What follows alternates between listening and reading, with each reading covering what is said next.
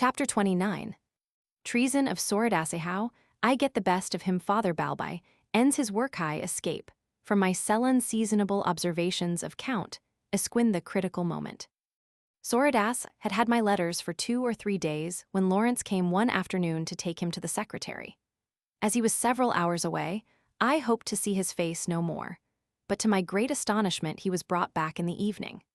As soon as Lawrence had gone, he told me that the secretary suspected him of having warned the chaplain, since that individual had never been near the ambassador, and no document of any kind was found upon him. He added that after a long examination he had been confined in a very small cell, and was then bound and brought again before the secretary, who wanted him to confess that he told someone at Isola that the priest would never return, but that he had not done so as he had said no such thing. At last the secretary got tired, called the guards, and had him brought back to my cell. I was distressed to hear his account, as I saw that the wretch would probably remain a long time in my company.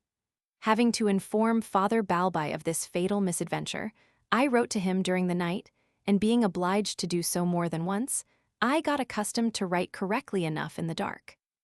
On the next day, to assure myself that my suspicions were well-founded, I told the spy to give me the letter I had written to M. de Bragadin, as I wanted to add something to it.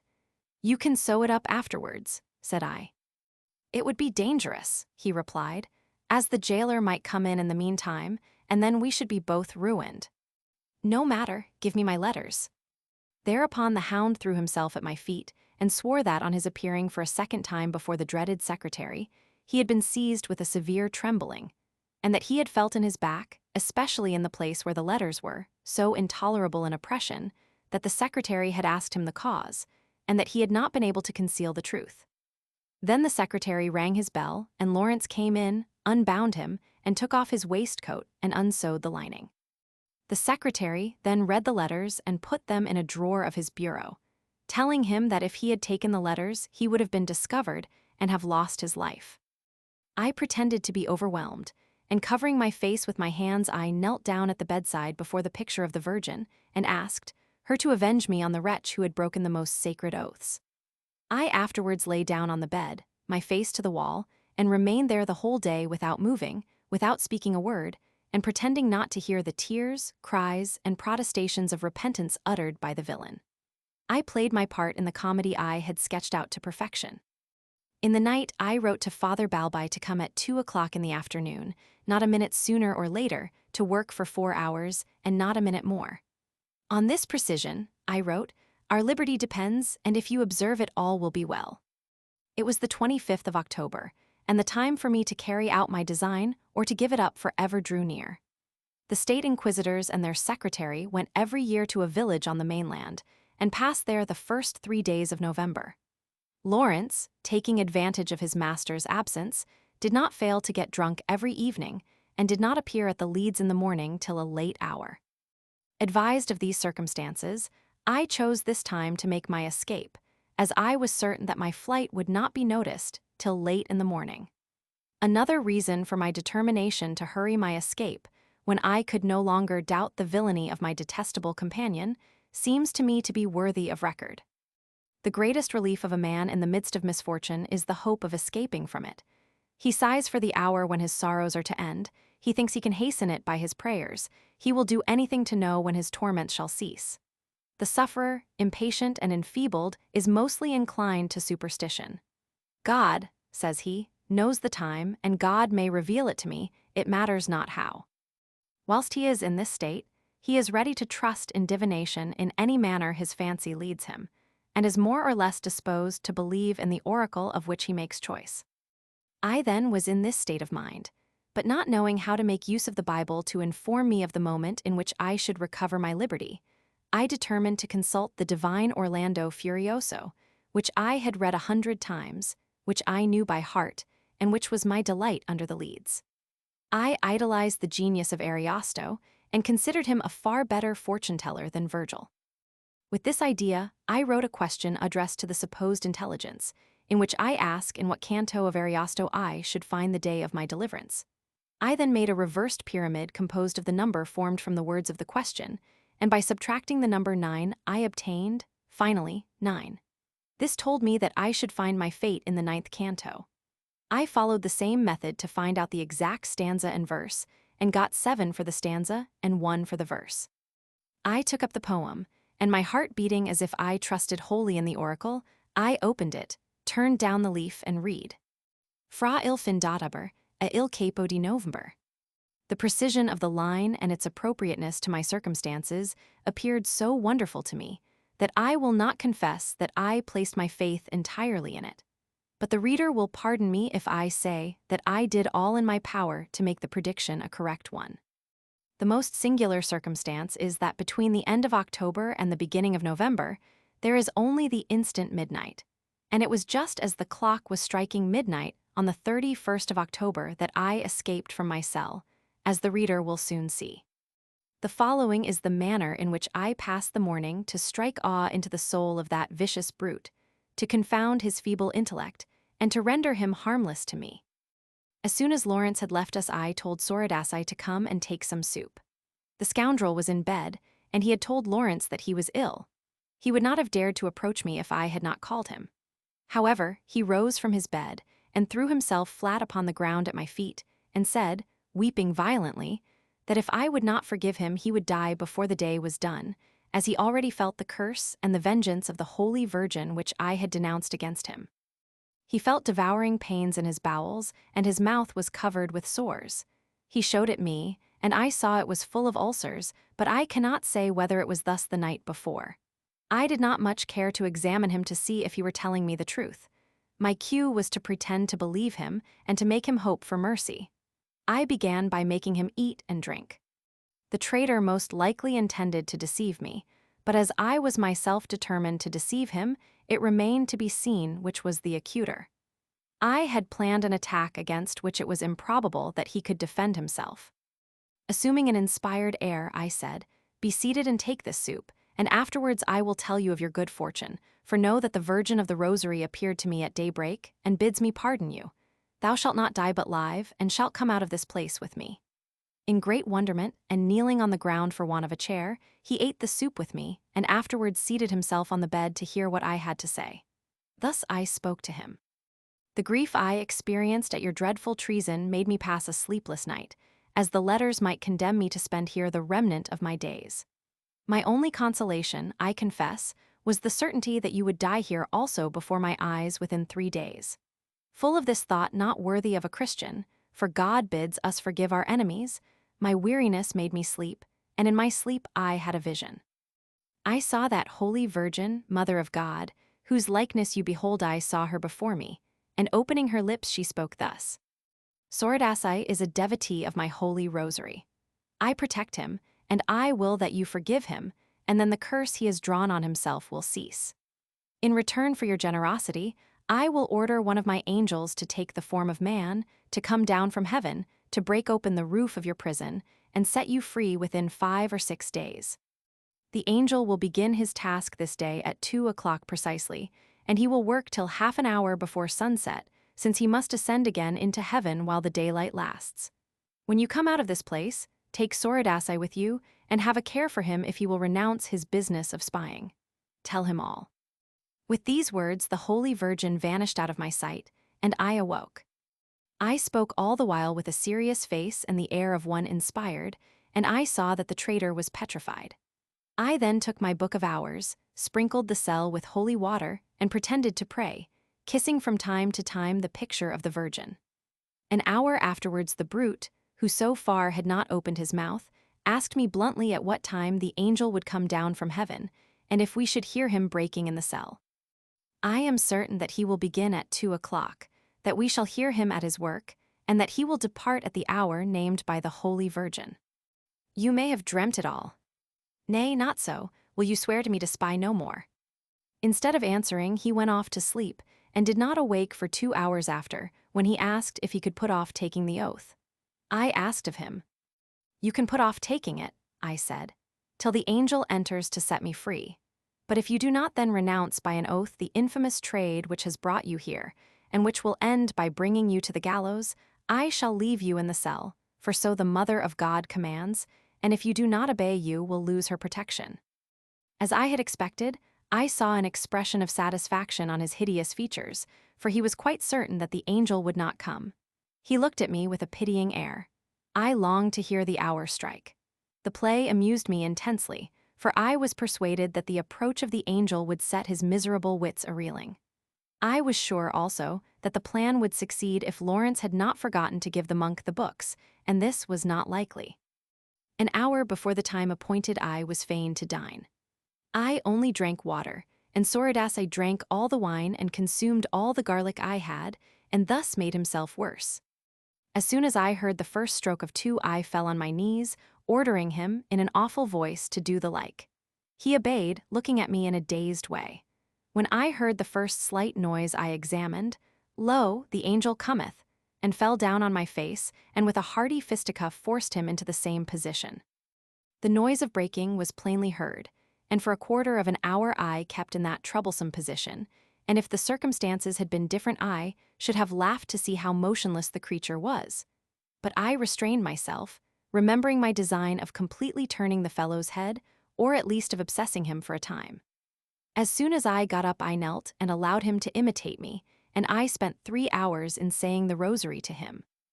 From time to time he dozed off, wearied rather by his position than by the monotony of the prayer, but during the whole time he never interrupted me. Now and again he dared to raise a furtive glance towards the ceiling. With a sort of stupor on his face, he turned his head in the direction of the Virgin, and the whole of his behavior was for me the highest comedy. When I heard the clock strike the hour for the work to cease, I said to him, "Prostrate thyself, for the angel departeth." Balbi returned to his cell, and we heard him no more. As I rose to my feet, fixing my gaze on the wretched fellow, I read fright on every feature and was delighted. I addressed a few words to him that I might see in what state of mind he was. He shed tears in abundance, and what he said was mostly extravagant, his ideas having no sequence or connection. He spoke of his sins, of his acts of devotion, of his zeal in the service of St. Mark, and of the work he had done for the Commonwealth, and to this attributed the special favors Mary had shewn him. I had to put up with a long story about the miracles of the rosary which his wife, whose confessor was a young Dominican, had told him. He said that he did not know what use I could make of an ignorant fellow like him. "I will take you into my service, and you shall have all that you need without being obliged to pursue the hazardous trade of a spy." "Shall we not be able to remain at Venice?" "Certainly not. The angel will take us to a land which does not belong to St. Mark. Will you swear to me that you will spy no more? And if you swear, will you become a perjurer a second time?" "If I take the oath, I will surely keep it, of that there can be no doubt. But you must confess that if I had not perjured myself, you would never have received such favor at the hands of the Virgin. My broken faith is the cause of your bliss. You ought, therefore, to love me and to be content with my treason. Dost love Judas who betrayed Jesus Christ?" "No." "You perceive, then, that one detests the traitor and at the same time adores the divine providence, which knows how to bring good out of evil. Up to the present time you have done wickedly. You have offended God and the Virgin his mother, and I will not receive your oath till you have expiated your sins." "What sin have I done?" "You have sinned by pride, Soradace, in thinking that I was under an obligation to you for betraying me and giving my letters to the secretary. How shall I expiate this sin? Thus, tomorrow, when Lawrence comes, you must lie on your bed, your face towards the wall, and without the slightest motion or a single glance at Lawrence. If he address you, you must answer, without looking at him, that you could not sleep and need rest. Do you promise me entirely to do this thing?" "I will do whatsoever you tell me." "Quick, then, take your oath before this holy picture." "I promise, Holy Mother of God, that when Lawrence comes I will not look at him, nor stir from my bed." "And I, most holy Virgin, swear by the bowels of your divine Son that if I see Soradace move in the least or look towards Lawrence, I will throw myself straightway upon him and strangle him without mercy, to your honor and glory." I counted on my threat having at least as much effect upon him as his oath. Nevertheless, as I was anxious to make sure, I asked him if he had anything to say against the oath, and after thinking for a moment he answered that he was quite content with it. Well pleased myself, I gave him something to eat, and told him to go to bed as I needed sleep. As soon as he was asleep, I began to write, and wrote on for 2 hours.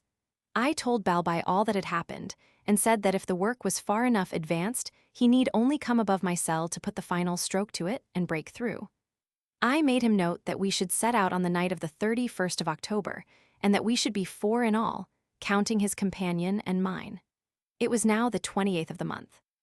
In the morning, the monk wrote me that the passage was made, and that he should only require to work at the ceiling of my cell to break through the last board, and this would be done in 4 minutes. Soridas observed his oath, pretending to sleep, and Lawrence said nothing to him. I kept my eyes upon him the whole time, and I verily believe I should have strangled him if he had made the slightest motion towards Lawrence, for a wink would have been enough to betray me. The rest of the day was devoted to high discourses and exalted expressions, which I uttered as solemnly as I could, and I enjoyed the sight of seeing him become more and more fanatical. To heighten the effect of my mystic exhortation, I dosed him heavily with wine, and did not let him go till he had fallen into a drunken sleep. Though a stranger to all metaphysical speculations, and a man who had never exercised his reasoning faculties except in devising some piece of spycraft, the fellow confused me for a moment by saying that he could not conceive how an angel should have to take so much trouble to break open our cell.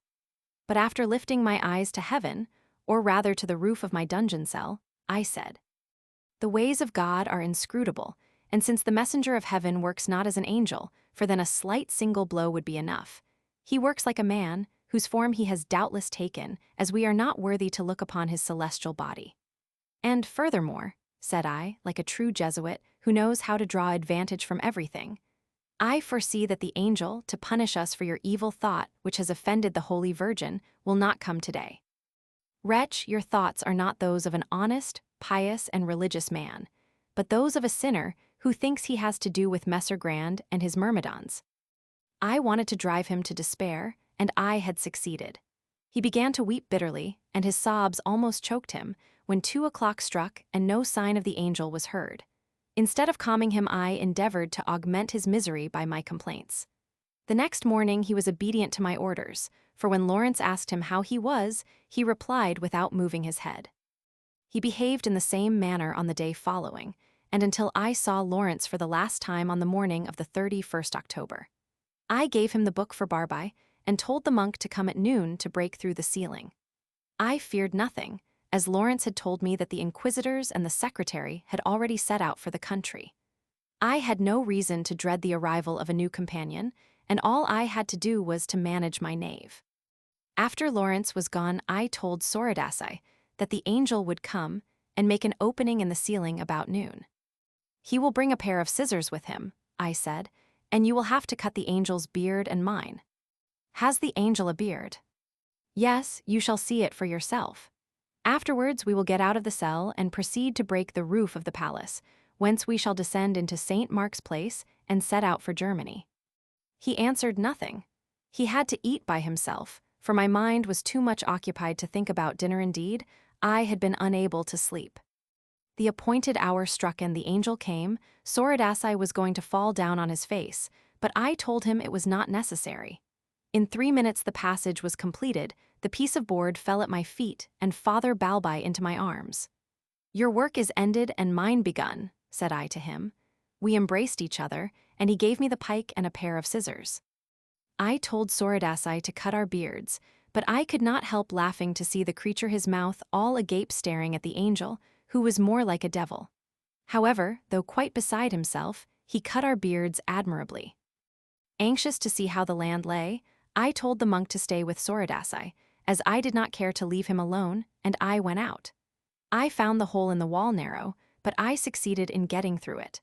I was above the count's cell, and I came in and greeted the worthy old man. The man before me was not fitted to encounter such difficulties as would be involved in an escape by a steep roof covered with plates of lead. He asked me what my plan was, and told me that he thought I had acted rather inconsiderately. "I only ask to go forward," said I, "till I find death or freedom." "If you intend," he answered, "to pierce the roof and to descend from thence, I see no prospect of success unless you have wings, and I at all events have not the courage to accompany you. I will remain here and pray to God on your behalf." I went out again to look at the roof, getting as close as I could to the sides of the loft. Touching the lower part of the roof, I took up a position between the beams, and feeling the wood with the end of the bar, I luckily found them to be half rotten.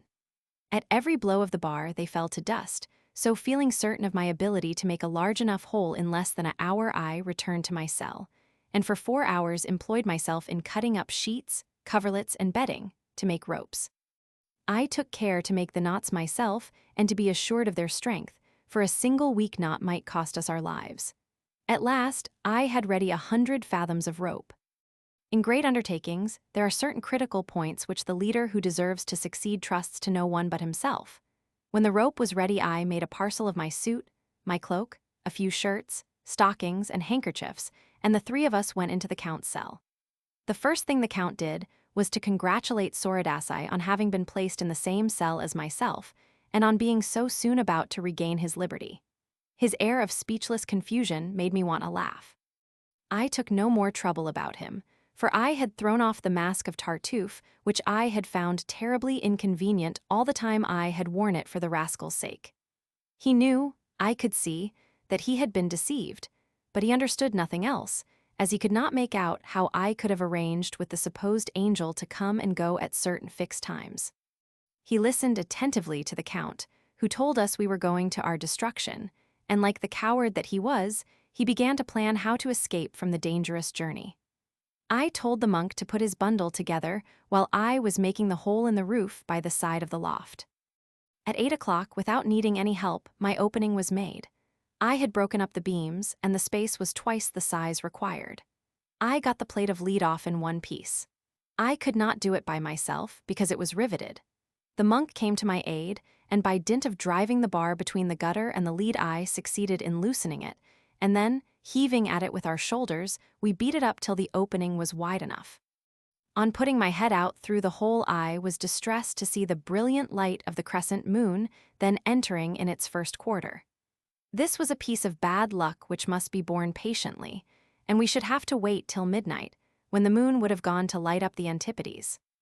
On such a fine night as this everybody would be walking in St. Mark's Place, and I dared not show myself on the roof, as the moonlight would have thrown a huge shadow of me on the place, and have drawn towards me all eyes, especially those of Messer Grand and his myrmidons, and our fine scheme would have been brought to nothing by their detestable activity. I immediately decided that we could not escape till after the moon set. In the meantime, I prayed for the help of God, but did not ask him to work any miracles for me.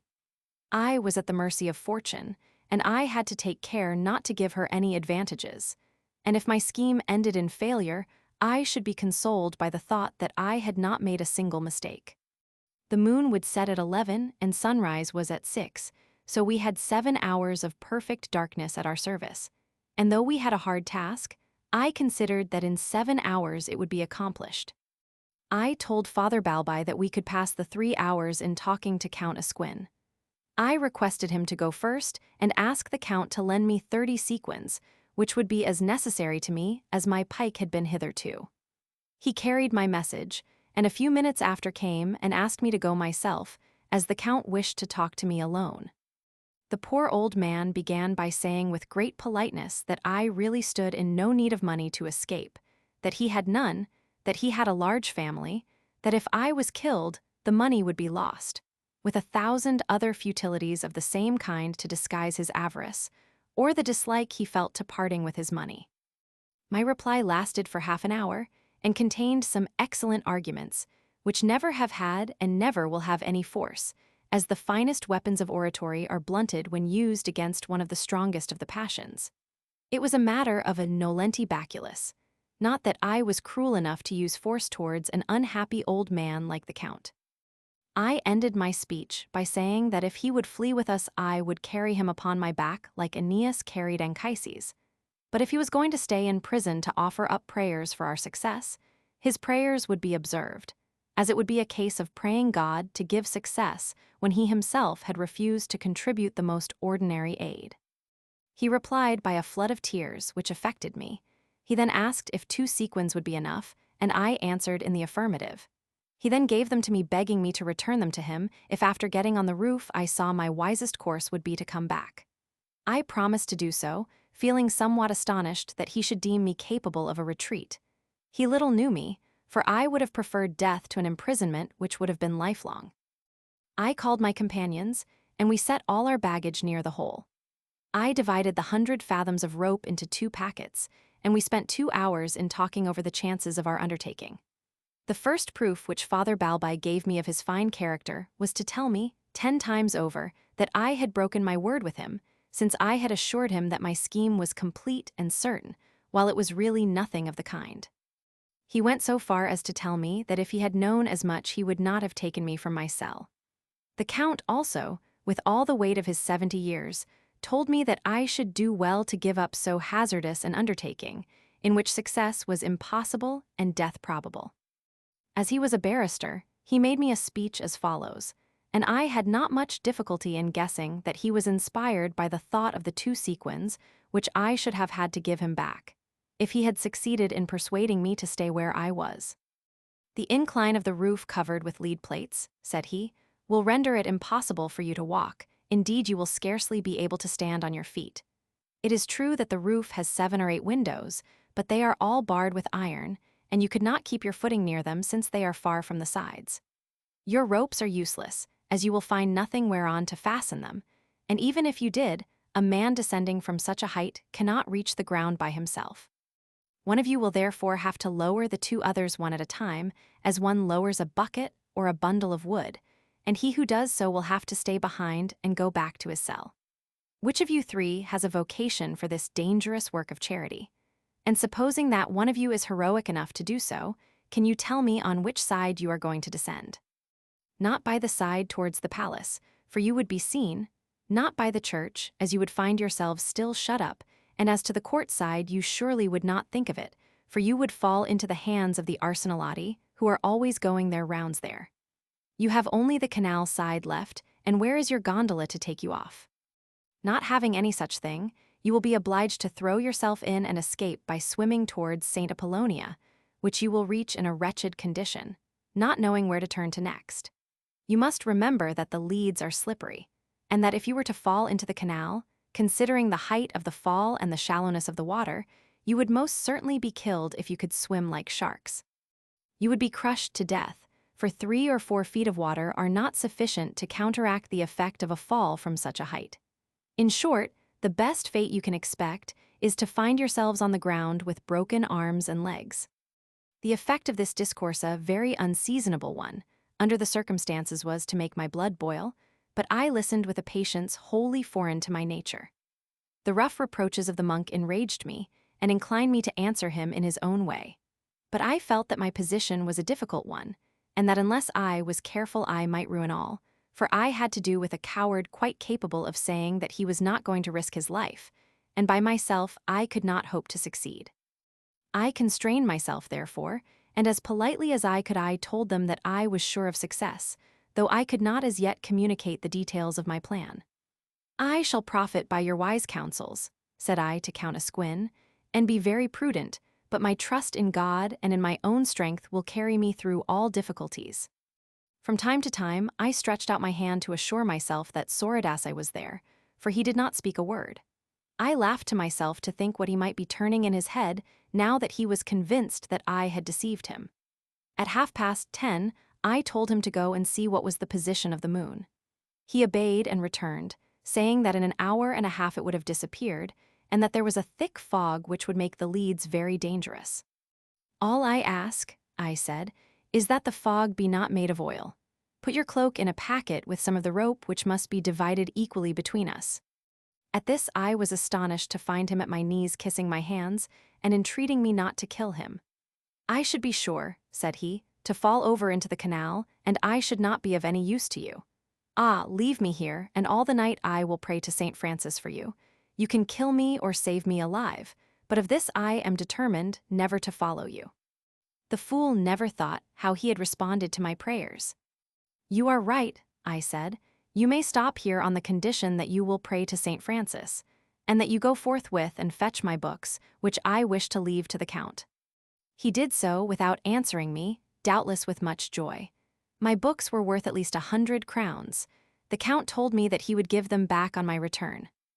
"You may be sure," I said, that you will never see me here again. The books will cover your expenditure of 2 sequins. As to this rascal, I am delighted, as he cannot muster sufficient courage to come with me. He would be in the way, and the fellow is not worthy of sharing with Father Balbi and myself the honors of so brave a flight."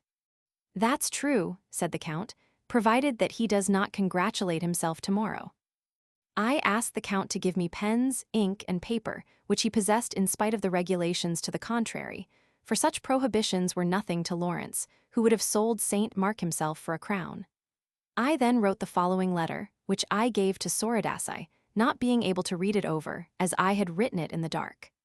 I began by a fine heading, which I wrote in Latin, and which in English would run thus: "I shall not die, but live and declare the works of the Lord." Our lords of state are bound to do all in their power to keep a prisoner under the leads, and on the other hand the prisoner, who is fortunately not on parole, is bound also to make his escape. Their right to act thus is founded on justice, while the prisoner follows the voice of nature. And since they have not asked him whether he will be put in prison, so he ought not to ask them leave to escape. Jacques Casanova, writing in the bitterness of his heart, knows that he may have the ill luck to be recaptured before he succeeds in leaving the Venetian territory and escaping to a friendly state. But if so, he appeals to the humanity of the judges not to add to the misery of the condition from which, yielding to the voice of nature, he is endeavoring to escape. He begs them, if he be taken, to return him whatever may be in his cell, but if he succeed he gives the whole to Francis Soradaci, who is still a captive for want of courage to escape, not like me preferring liberty to life. Casanova entreats their excellencies not to refuse the poor wretch this gift. Dated an hour before midnight, in the cell of Count Esquin, on October 31st, 1756. I warned Soradaci not to give this letter to Lawrence, but to the secretary in person, who, no doubt, would interrogate him if he did not go himself to the cell, which was the more likely course. The Count said my letter was perfect, but that he would give me back all my books if I returned. The fool said he wished to see me again to prove that he would return everything gladly. But our time was come. The moon had set. I hung the half of the ropes by Father Balbi's neck on one side and his clothes on the other. I did the same to myself, and with our hats on and our coats off we went to the opening. E quindi assimo, a rimere l'estelle Dante. Chapter 30. The escape. I nearly lose my life on the roof. I get out of the ducal palace, take a boat, and reach the mainland, danger to which I am exposed by Father Balbi, my scheme for ridding myself of him. I got out the first, and Father Balbi followed me. Soradaci, who had come as far as the opening, had orders to put the plate of lead back in its place, and then to go and pray to St. Francis for us. Keeping on my hands and knees, and grasping my pike firmly, I pushed it obliquely between the joining of the plates of lead, and then holding the side of the plate, which I had lifted, I succeeded in drawing myself up to the summit of the roof. The monk had taken hold of my waistband to follow me, and thus I was like a beast of burden who has to carry and draw along at the same time, and this on a steep and slippery roof. When we were halfway up, the monk asked me to stop, as one of his packets had slipped off, and he hoped it had not gone further than the gutter. My first thought was to give him a kick and to send him after his packet, but praised be to God, I had sufficient self-control not to yield to it, and indeed the punishment would have been too heavy for both of us, as I should have had no chance of escaping by myself. I asked him if it were the bundle of rope, and on his replying that it was a small packet of his own containing manuscript he had found in one of the garrets under the leads, I told him he must bear it patiently, as a single step might be our destruction. The poor monk gave a sigh, and he still clinging to my waist, we continued climbing. After having surmounted with the greatest difficulty 15 or 16 plates, we got to the top, on which I sat astride, Father Balbi imitating my example. Our backs were towards the little island of St. George the Greater, and about 200 paces in front of us were the numerous cupolas of St. Mark's Church, which forms part of the ducal palace. For St. Mark, S is really the Doge's private chapel, and no monarch in the world can boast of having a finer. My first step was to take off my bundle, and I told my companion to do the same. He put the rope as best he could upon his thighs, but wishing to take off his hat, which was in his way, he took hold of it awkwardly, and it was soon dancing from plate to join the packet of linen in the gutter. My poor companion was in despair. "A bad omen," he exclaimed. "Our task is but begun, and here am I deprived of shirt, hat, and a precious manuscript, containing a curious account of the festivals of the palace." I felt calmer now that I was no longer crawling on hands and knees, and I told him quietly that the 2 accidents which had happened to him had nothing extraordinary in them, and that not even a superstitious person would call them omens, that I did not consider them in that light, and that they were far from damping my spirits. "They ought rather," said I, "to warn you to be prudent, and to remind you that God is certainly watching over us, for if your hat had fallen to the left instead of to the right, we should have been undone. As in that case it would have fallen into the palace court, where it would have caught the attention of the guards, and have let them know that there was someone on the roof, and in a few minutes we should have been retaken." After looking about me for some time, I told the monk to stay still till I came back, and I set out, my pike in my hand, sitting astride the roof and moving along without any difficulty. For nearly an hour I went to this side and that, keeping a sharp lookout, but in vain, for I could see nothing to which the rope could be fastened, and I was in the greatest perplexity as to what was to be done. It was of no use thinking of getting down on the canal side or by the court of the palace, and the church offered only precipices which led to nothing. To get to the other side of the church towards the canonica, I should have had to climb roofs so steep that I saw no prospect of success. The situation called for hardihood, but not the smallest piece of rashness. It was necessary, however, either to escape, or to re-enter the prison, perhaps never again to leave it, or to throw myself into the canal. In such a dilemma it was necessary to leave a good deal to chance, and to make a start of some kind. My eye caught a window on the canal sides, and 2/3 of the distance from the gutter to the summit of the roof. It was a good distance from the spot I had set out from, so I concluded that the garret lighted by it did not form part of the prison I had just broken. It could only light a loft, inhabited or uninhabited, above some rooms in the palace, the doors of which would probably be opened by daybreak. I was morally sure that if the palace servants saw us they would help us to escape, and not deliver us over to the inquisitors, even if they recognized us as criminals of the deepest dye. So heartily was the state inquisition hated by everyone. It was thus necessary for me to get in front of the window, and letting myself slide softly down in a straight line, I soon found myself astride on top of the dormer roof.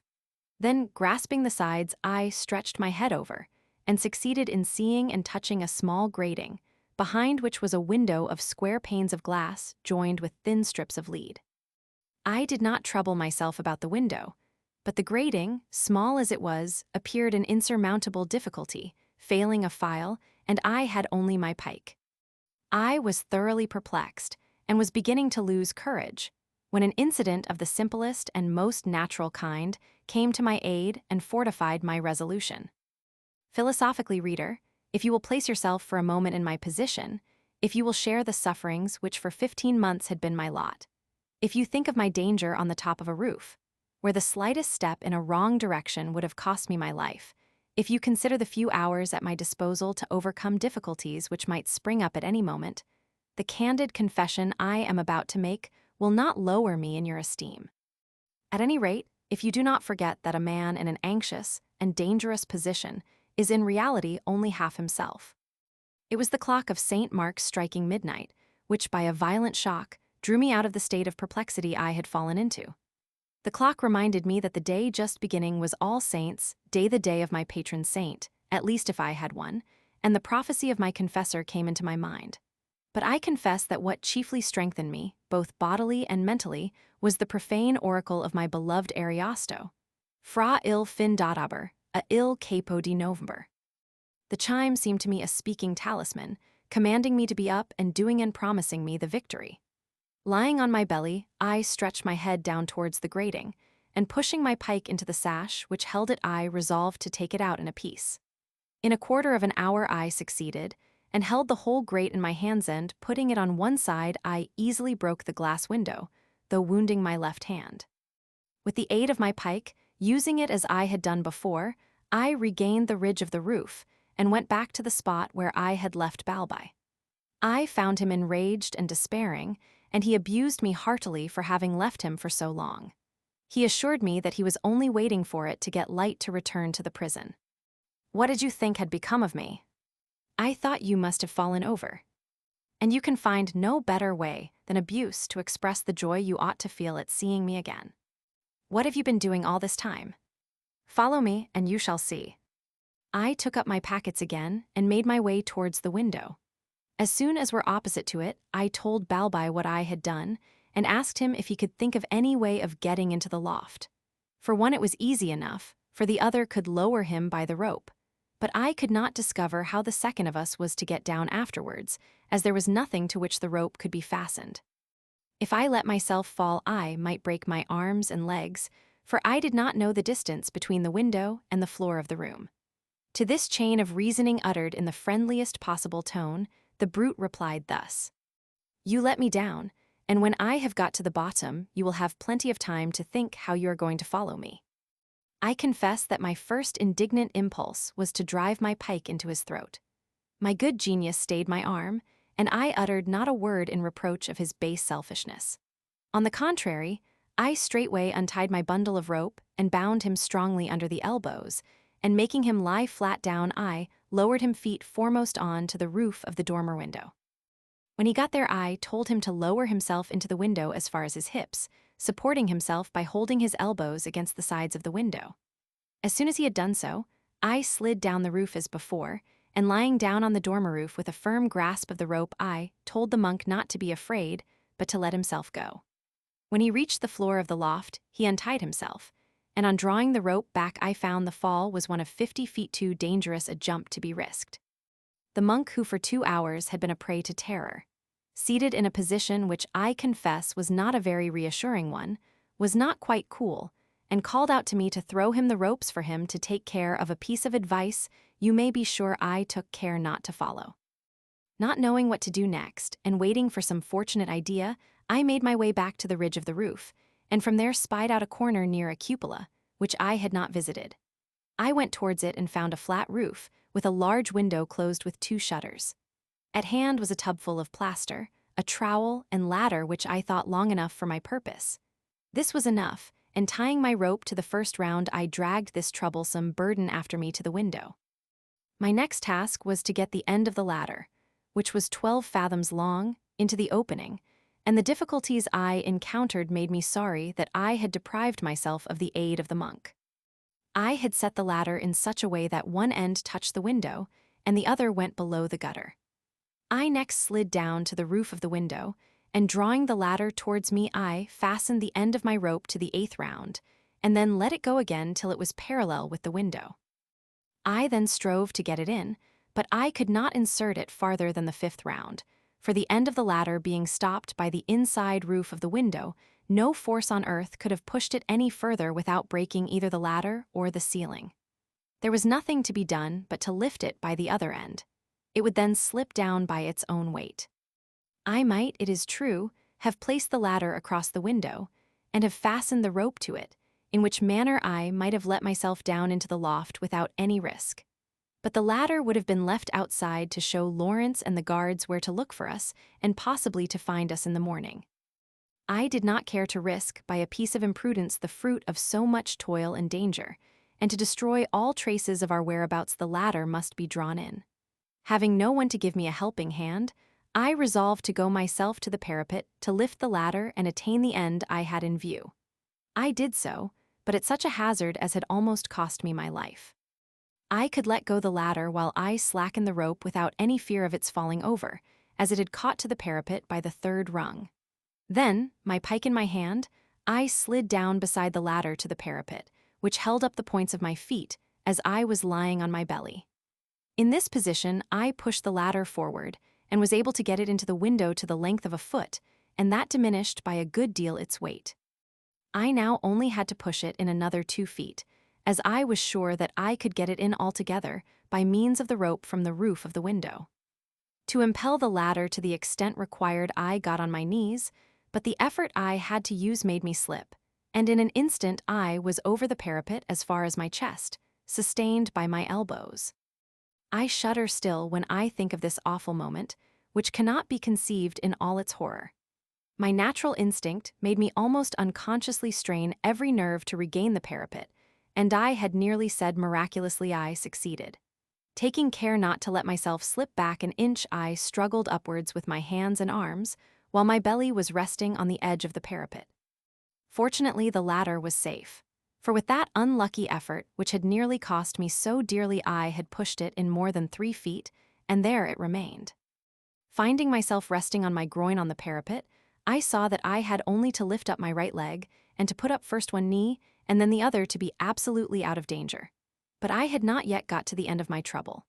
The effort I made gave me so severe a spasm that I became cramped and unable to use my limbs.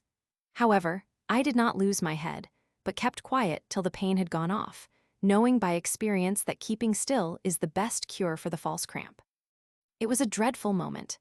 In 2 minutes, I made another effort and had the good fortune to get my 2 knees onto the parapet, and as soon as I had taken breath, I cautiously hoisted the ladder and pushed it halfway through the window. I then took my pike, and crawling up as I had done before, I reached the window, where my knowledge of the laws of equilibrium and leverage aided me to insert the ladder to its full length, my companion receiving the end of it. I then threw into the loft the bundles and the fragments that I had broken off the window, and I stepped down to the monk, who welcomed me heartily and drew in the ladder. Arm in arm, we proceeded to inspect the gloomy retreat in which we found ourselves, and judged it to be about 30 paces long by 20 wide. At one end were folding doors barred with iron. This looked bad, but putting my hand to the latch in the middle, it yielded to the pressure, and the door opened. The first thing we did was to make the tour of the room, and crossing it, we stumbled against a large table surrounded by stools and armchairs. Returning to the part where we had seen windows, we opened the shutters of one of them, and the light of the stars only showed us the cupolas and the depths beneath them. I did not think for a moment of lowering myself down, as I wished to know where I was going, and I did not recognize our surroundings. I shut the window up, and we returned to the place where we had left our packages. Quite exhausted, I let myself fall on the floor, and placing a bundle of rope under my head, a sweet sleep came to my relief. I abandoned myself to it without resistance, and indeed, I believe if death were to have been the result, I should have slept all the same, and I still remember how I enjoyed that sleep. It lasted for 3.5 hours, and I was awakened by the monks calling out and shaking me. He told me that it had just struck 5. He said it was inconceivable to him how I could sleep in the situation we were in. But that which was inconceivable to him was not so to me. I had not fallen asleep on purpose, but had only yielded to the demands of exhausted nature, and, if I may say so, to the extremity of my need. In my exhaustion, there was nothing to wonder at, since I had neither eaten nor slept for 2 days, and the efforts I had made, efforts almost beyond the limits of mortal endurance, might well have exhausted any man. In my sleep, my activity had come back to me, and I was delighted to see the darkness disappearing, so that we should be able to proceed with more certainty and quickness. Casting a rapid glance around, I said to myself, "This is not a prison, there ought therefore be some easy exit from it." We addressed ourselves to the end opposite to the folding doors, and in a narrow recess I thought I made out a doorway. I felt it over and touched a lock, into which I thrust my pike, and opened it with 3 or 4 heaves. We then found ourselves in a small room, and I discovered a key on a table, which I tried on a door opposite to us, which, however, proved to be unlocked. I told the monk to go for our bundles, and replacing the key, we passed out and came into a gallery containing presses full of papers. They were the state archives. I came across a short flight of stone stairs, which I descended, then another, which I descended also, and found a glass door at the end, on opening which I entered a hall well known to me. We were in the ducal chancery. I opened a window and could have got down easily, but the result would have been that we should have been trapped in the maze of little courts around St. Mark's Church. I saw on a desk an iron instrument, of which I took possession. It had a rounded point and a wooden handle, being used by the clerks of the chancery to pierce parchments for the purpose of affixing the leaden seals. On opening the desk, I saw the copy of a letter advising the Proveditore of Corfu of a grant of 3,000 sequins for the restoration of the old fortress. I searched for the sequins, but they were not there. God knows how gladly I would have taken them, and how I would have laughed the monk to scorn if he had accused me of theft. I should have received the money as a gift from heaven, and should have regarded myself as its master by conquest. Going to the door of the chancery, I put my bar in the keyhole, but finding immediately that I could not break it open, I resolved on making a hole in the door. I took care to choose the side where the wood had fewest knots, and working with all speed I struck as hard and as cleaving strokes as I was able.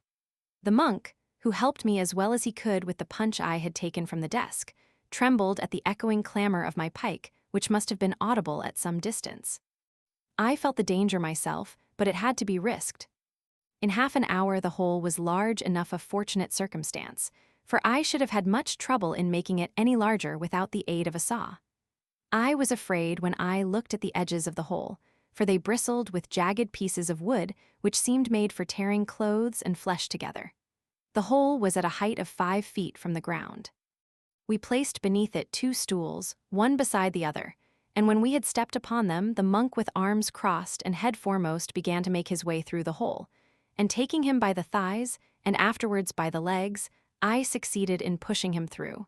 And though it was dark, I felt quite secure, as I knew the surroundings.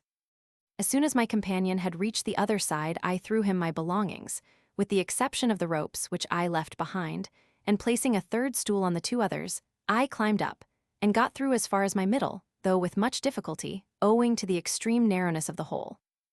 Then, having nothing to grasp with my hands, nor anyone to push me as I had pushed the monk, I asked him to take me and draw me gently and by slow degrees towards him. He did so, and I endured silently the fearful torture I had to undergo, as my thighs and legs were torn by the splinters of wood.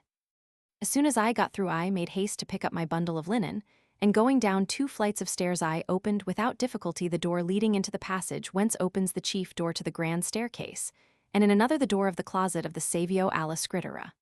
The chief door was locked, and I saw at once that, failing a catapult or a mine of gunpowder, I could not possibly get through. The bar I still held seemed to say, "Hic fines possut." My use is ended, and you can lay me down. It was dear to me as the instrument of freedom, and was worthy of being hung as an ex voto on the altar of liberty. I sat down with the utmost tranquillity, and told the monk to do the same.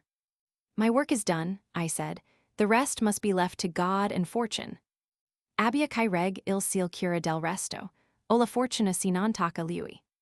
I do not know whether those who sweep out the palace will come here today, which is All Saints' Day, or tomorrow, All Souls' Day. If anyone comes, I shall run out as soon as the door opens, and you follow after me. But if nobody comes, I do not budge a step, and if I die of hunger, so much the worse for me. At this speech of mine he became beside himself. He called me a madman, seducer, deceiver, and a liar. I let him talk and took no notice. It struck 6. Only an hour had passed since I had my awakening in the loft. My first task was to change my clothes. Father Balbi looked like a peasant, but he was in better condition than I. His clothes were not torn to shreds or covered with blood.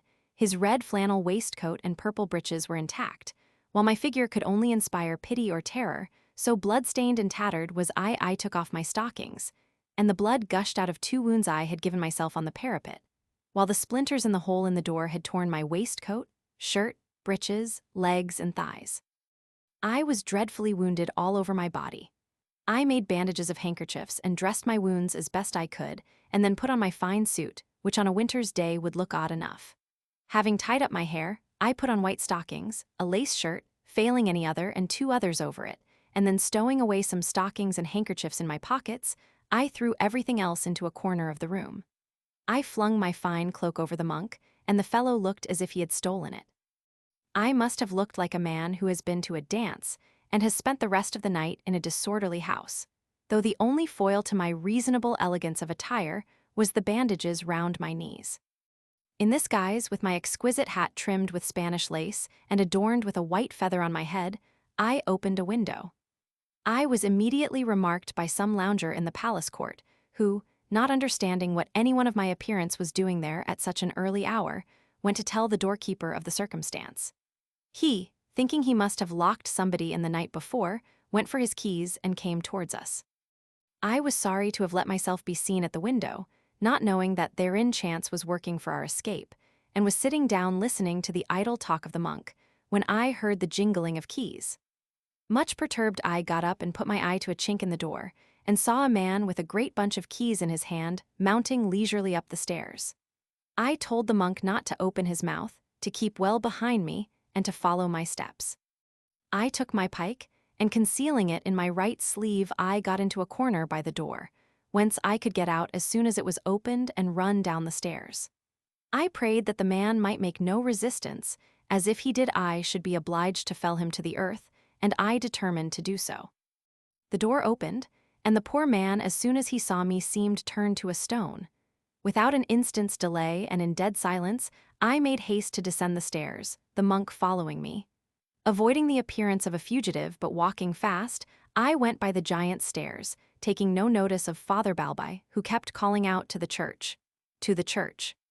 The church door was only about 20 paces from the stairs, but the churches were no longer sanctuaries in Venice, and no one ever took refuge in them. The monk knew this, but fright had deprived him of his faculties. He told me afterwards that the motive which impelled him to go to the church was the voice of religion bidding him seek the horns of the altar. "Why didn't you go by yourself?" said I. "I did not like to abandon you," but he should rather have said, "I did not like to lose the comfort of your company." The safety I sought was beyond the borders of the Republic, and thitherward I began to bend my steps. Already there in spirit, I must needs be there in body also. I went straight towards the chief door of the palace, and looking at no one that might be tempted to look at me, I got to the canal and entered the first gondola that I came across, shouting to the boatman on the poop, "I want to go to Fusina, be quick and call another gondolier." This was soon done, and while the gondola was being got off, I sat down on the seat in the middle and Balbi at the side. The odd appearance of the monk, without a hat and with a fine cloak on his shoulders, with my unseasonable attire, was enough to make people take us for an astrologer and his man. As soon as we had passed the custom house, the gondoliers began to row with a will along the Giudecca Canal, by which we must pass to go to Fusina or to Mestre, which latter place was really our destination. When we had traversed half the length of the canal, I put my head out and said to the waterman on the poop, "When do you think we shall get to Mestre?" "But you told me to go to Fusina." "You must be mad, I said Mestre." The other boatman said that I was mistaken, and the fool of a monk, in his capacity of zealous Christian and friend of truth, took care to tell me that I was wrong. I wanted to give him a hearty kick as a punishment for his stupidity, but reflecting that common sense comes not by wishing for it, I burst into a peal of laughter, and agreed that I might have made a mistake, but that my real intention was to go to Mestre. To that they answered nothing, but a minute after the master boatman said he was ready to take me to England if I liked. "Bravely spoken," said I, "and now for Mestre, ho! We shall be there in 3/4 of an hour, as the wind and tide are in our favor." Well pleased, I looked at the canal behind us, and thought it had never seemed so fair, especially as there was not a single boat coming our way. It was a glorious morning, the air was clear and glowing with the first rays of the sun, and my 2 young watermen rowed easily and well. And as I thought over the night of sorrow, the dangers I had escaped, the abode where I had been fast bound the day before, all the chances which had been in my favor, and the liberty of which I now began to taste the sweets, I was so moved in my heart and grateful to my God that, well nigh choked with emotion, I burst into tears. My nice companion, who had hitherto only spoken to back up the gondoliers, thought himself bound to offer me his consolations. He did not understand why I was weeping, and the tone he took made me pass from sweet affliction to a strange mirthfulness which made him go astray once more, as he thought I had got mad. The poor monk, as I have said, was a fool, and whatever was bad about him was the result of his folly. I had been under the sad necessity of turning him to account, but though without intending to do so, he had almost been my ruin. It was no use trying to make him believe that I had told the gondoliers to go to Fusina whilst I intended to go to Mestre. He said I could not have thought of that till I got on to the Grand Canal. In due course we reached Mestre. There were no horses to ride post, but I found men with coaches who did as well, and I agreed with one of them to take me to Trevisa in 1 hour and a quarter. The horses were put in 3 minutes, and with the idea that Father Balbi was behind me, I turned round to say, "Get up," but he was not there. I told an ostler to go and look for him, with the intention of reprimanding him sharply, even if he had gone for a necessary occasion, for we had no time to waste, not even thus. The man came back saying he could not find him, to my great rage and indignation. I was tempted to abandon him, but a feeling of humanity restrained me. I made inquiries all round. Everybody had seen him, but not a soul knew where he was. I walked along the high street, and some instinct prompting me to put my head in at the window of a cafe. I saw the wretched man standing at the bar drinking chocolate and making love to the girl. Catching sight of me, he pointed to the girl and said, "She's charming," and then invited me to take a cup of chocolate, saying that I must pay as he hadn't a penny. I kept back my wrath and answered, "I don't want any, and do you make haste," and caught hold of his arm in such sort that he turned white with pain. I paid the money and we went out. I trembled with anger. We got into our coach, but we had scarcely gone 10 paces before I recognized an inhabitant of Mester named Balbi Tomasi, a good sort of man, but reported to be one of the familiars of the Holy Office. He knew me, too, and coming up called out, "I am delighted to see you here. I suppose you have just escaped. How did you do it?" "I have not escaped, but have been set at liberty." No, that's not possible, as I was at M. Grimani's yesterday evening, and I should have heard of it. It will be easier for the reader to imagine my state of mind than for me to describe it. I was discovered by a man whom I believed to be a hired agent of the government, who only had to give a glance to one of the esbirri with whom Mester swarmed to have me arrested. I told him to speak softly, and getting down I asked him to come to one side. I took him behind a house, and seeing that there was nobody in sight, a ditch in front, beyond which the open country extended, I grasped my pike and took him by the neck. At this he gave a struggle, slipped out of my hands, leapt over the ditch, and without turning round set off to run at full speed. As soon as he was some way off he slackened his course, turned round and kissed his hand to me, in token of wishing me a prosperous journey. And as soon as he was out of my sight, I gave thanks to God that this man, by his quickness, had preserved me from the commission of a crime, for I would have killed him. And he, as it turned out, bore me no ill will. I was in a terrible position. In open war with all the powers of the Republic, everything had to give way to my safety, which made me neglect no means of attaining my ends. With the gloom of a man who has passed through a great peril, I gave a glance of contempt towards the monk, who now saw to what danger he had exposed us, and then got up again into the carriage. We reached Trevisa without further adventure, and I told the posting-master to get me a carriage and 2 horses ready by 10 o'clock, though I had no intention of continuing my journey along the highway, both because I lacked means and because I feared pursuit. The innkeeper asked me if I would take any breakfast, of which I stood in great need, for I was dying with hunger, but I did not dare to accept his offer, as a quarter of an hour's delay might prove fatal. I was afraid of being retaken, and of being ashamed of it for the rest of my life, for a man of sense ought to be able to snap his fingers at 400,000 men in the open country, and if he cannot escape capture, he must be a fool. I went out by St. Thomas's Gate as if I was going for a short walk, and after walking for a mile on the highway, I struck into the fields, resolving not to leave them as long as I should be within the borders of the Republic. The shortest way was by Bassano, but I took the longer path, thinking I might possibly be expected on the more direct road, while they would never think of my leaving the Venetian territory by way of Felter, which is the longest way of getting into the state subject to the Bishop of Trent. After walking for 3 hours I let myself drop to the ground, for I could not move a step further. I must either take some food or die there, so I told the monk to leave the cloak with me and go to a farm I saw, there to buy something to eat. I gave him the money, and he set off, telling me that he thought I had more courage. The miserable man did not know what courage was, but he was more robust than myself, and he had doubtless taken in provisions before leaving the prison. Besides, he had had some chocolate. He was thin and wiry, and a monk, and mental anxieties were unknown to him. Although the house was not an inn, the good farmer's wife sent me a sufficient meal which only cost me 30 Venetian sous. After satisfying my appetite, feeling that sleep was creeping on me, I set out again on the tramp, well braced up. In 4 hours' time I stopped at a hamlet and found that I was 24 miles from Trevisa. I was done up, my ankles were swollen, and my shoes were in holes. There was only another hour of daylight before us. Stretching myself out beneath a grove of trees, I made Father Balbi sit by me, and discoursed to him in the manner following. We must make for Borgo di Valsugano. It is the first town beyond the borders of the Republic. We shall be as safe there as if we were in London, and we can take our ease for a while. But to get there, we must go carefully to work, and the first thing we must do is to separate. You must go by Mantello Woods, and I by the mountains, you by the easiest and shortest way, and I by the longest and most difficult, you with money and I without a penny.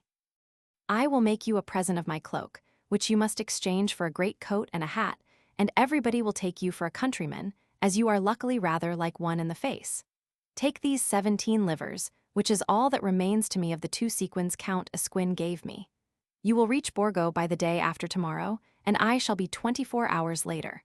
Wait for me in the first inn on the left-hand side of the street, and be sure I shall come in due season. I require a good night's rest in a good bed, and Providence will get me one somewhere, but I must sleep without fear of being disturbed, and in your company that would be out of the question. I am certain that we are being sought for on all sides, and that our descriptions have been so correctly given that if we went into any inn together, we should be certain to be arrested. You see the state I am in, and my urgent necessity for a 10 hours' rest. Farewell, then, do you go that way, and I will take this, and I will find somewhere near here a rest for the sole of my foot. I have been expecting you to say as much, said Father Balbi, and for answer I will remind you of the promise you gave me when I let myself be persuaded to break into your cell. You promised me that we should always keep company, and so don't flatter yourself that I shall leave you. Your fate and mine are linked together. We shall be able to get a good refuge for our money, we won't go to the inns, and no one will arrest us. You are determined, are you, not to follow the good advice I have given you? I am. We shall see about that. I rose to my feet, though with some difficulty, and taking the measure of his height I marked it out upon the ground, then drawing my pike from my pocket, I proceeded with the utmost coolness to excavate the earth, taking no notice of the questions the monk asked me. After working for a quarter of an hour I set myself to gaze sadly upon him, and I told him that I felt obliged as a Christian to warn him to commend his soul to God, since I am about to bury you here, alive or dead, and if you prove the stronger, you will bury me. You can escape if you wish to, as I shall not pursue you.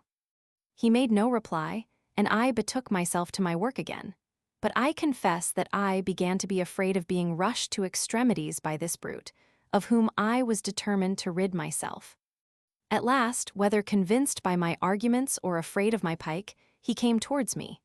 Not guessing what he was about, I presented the point of my pike towards him, but I had nothing to fear. I will do what you want, said he. I straightway gave him all the money I had, and promising to rejoin him at Borgo, I bade him farewell. Although I had not a penny in my pocket and had 2 rivers to cross over, I congratulated myself on having got rid of a man of his character, for by myself I felt confident of being able to cross the bounds of the Republic. Chapter 31. I find a lodging in the house of the chief of the Esperii, pass a good night there, and recover my strength. I go to mass a disagreeable meeting. I am obliged to take 6 sequins by force out of danger. Arrived at Munich Balbi, I set out for Paris. My arrival attempt on the life of Louis XV. As soon as I saw Father Balbi far enough off, I got up, and seeing at a little distance a shepherd keeping his flock on the hillside, I made my way towards him to obtain such information as I needed. What is the name of this village, my friend? Said I. Valdepiadine, signor, he answered, to my surprise, for I found I was much farther on my way than I thought. I next asked him the owners of 5 or 6 houses which I saw scattered around, and the persons he mentioned chanced to be all known to me, but were not the kind of men I should have cared to trouble with my presence. On my asking him the name of a palace before me, he said it belonged to the Gramanis, the chief of whom was a state inquisitor, and then resident at the palace, so I had to take care not to let him see me. Finally, and my inquiring the owner of a red house in the distance, he told me, much to my surprise, that it belonged to the chief of the Esperii. Bidding farewell to the kindly shepherd, I began to go down the hill mechanically, and I am still puzzled to know what instinct directed my steps towards that house, which common sense and fear also should have made me shun. I steered my course for it in a straight line, and I can say with truth that I did so quite unwittingly.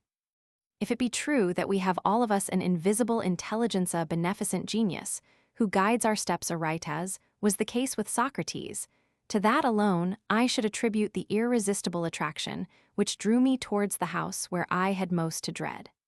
However that may be, it was the boldest stroke I have played in my whole life. I entered with an easy and unconstrained air, and asked a child who was playing at top in the courtyard where his father was. Instead of replying, the child went to call his mother, and directly afterwards appeared a pretty woman in the family way, who politely asked me my business with her husband, apologizing for his absence. "I am sorry," I said, "to hear that my gossip is not in, though at the same time I am delighted to make the acquaintance of his charming wife." "Your gossip? You will be M. Vettery then?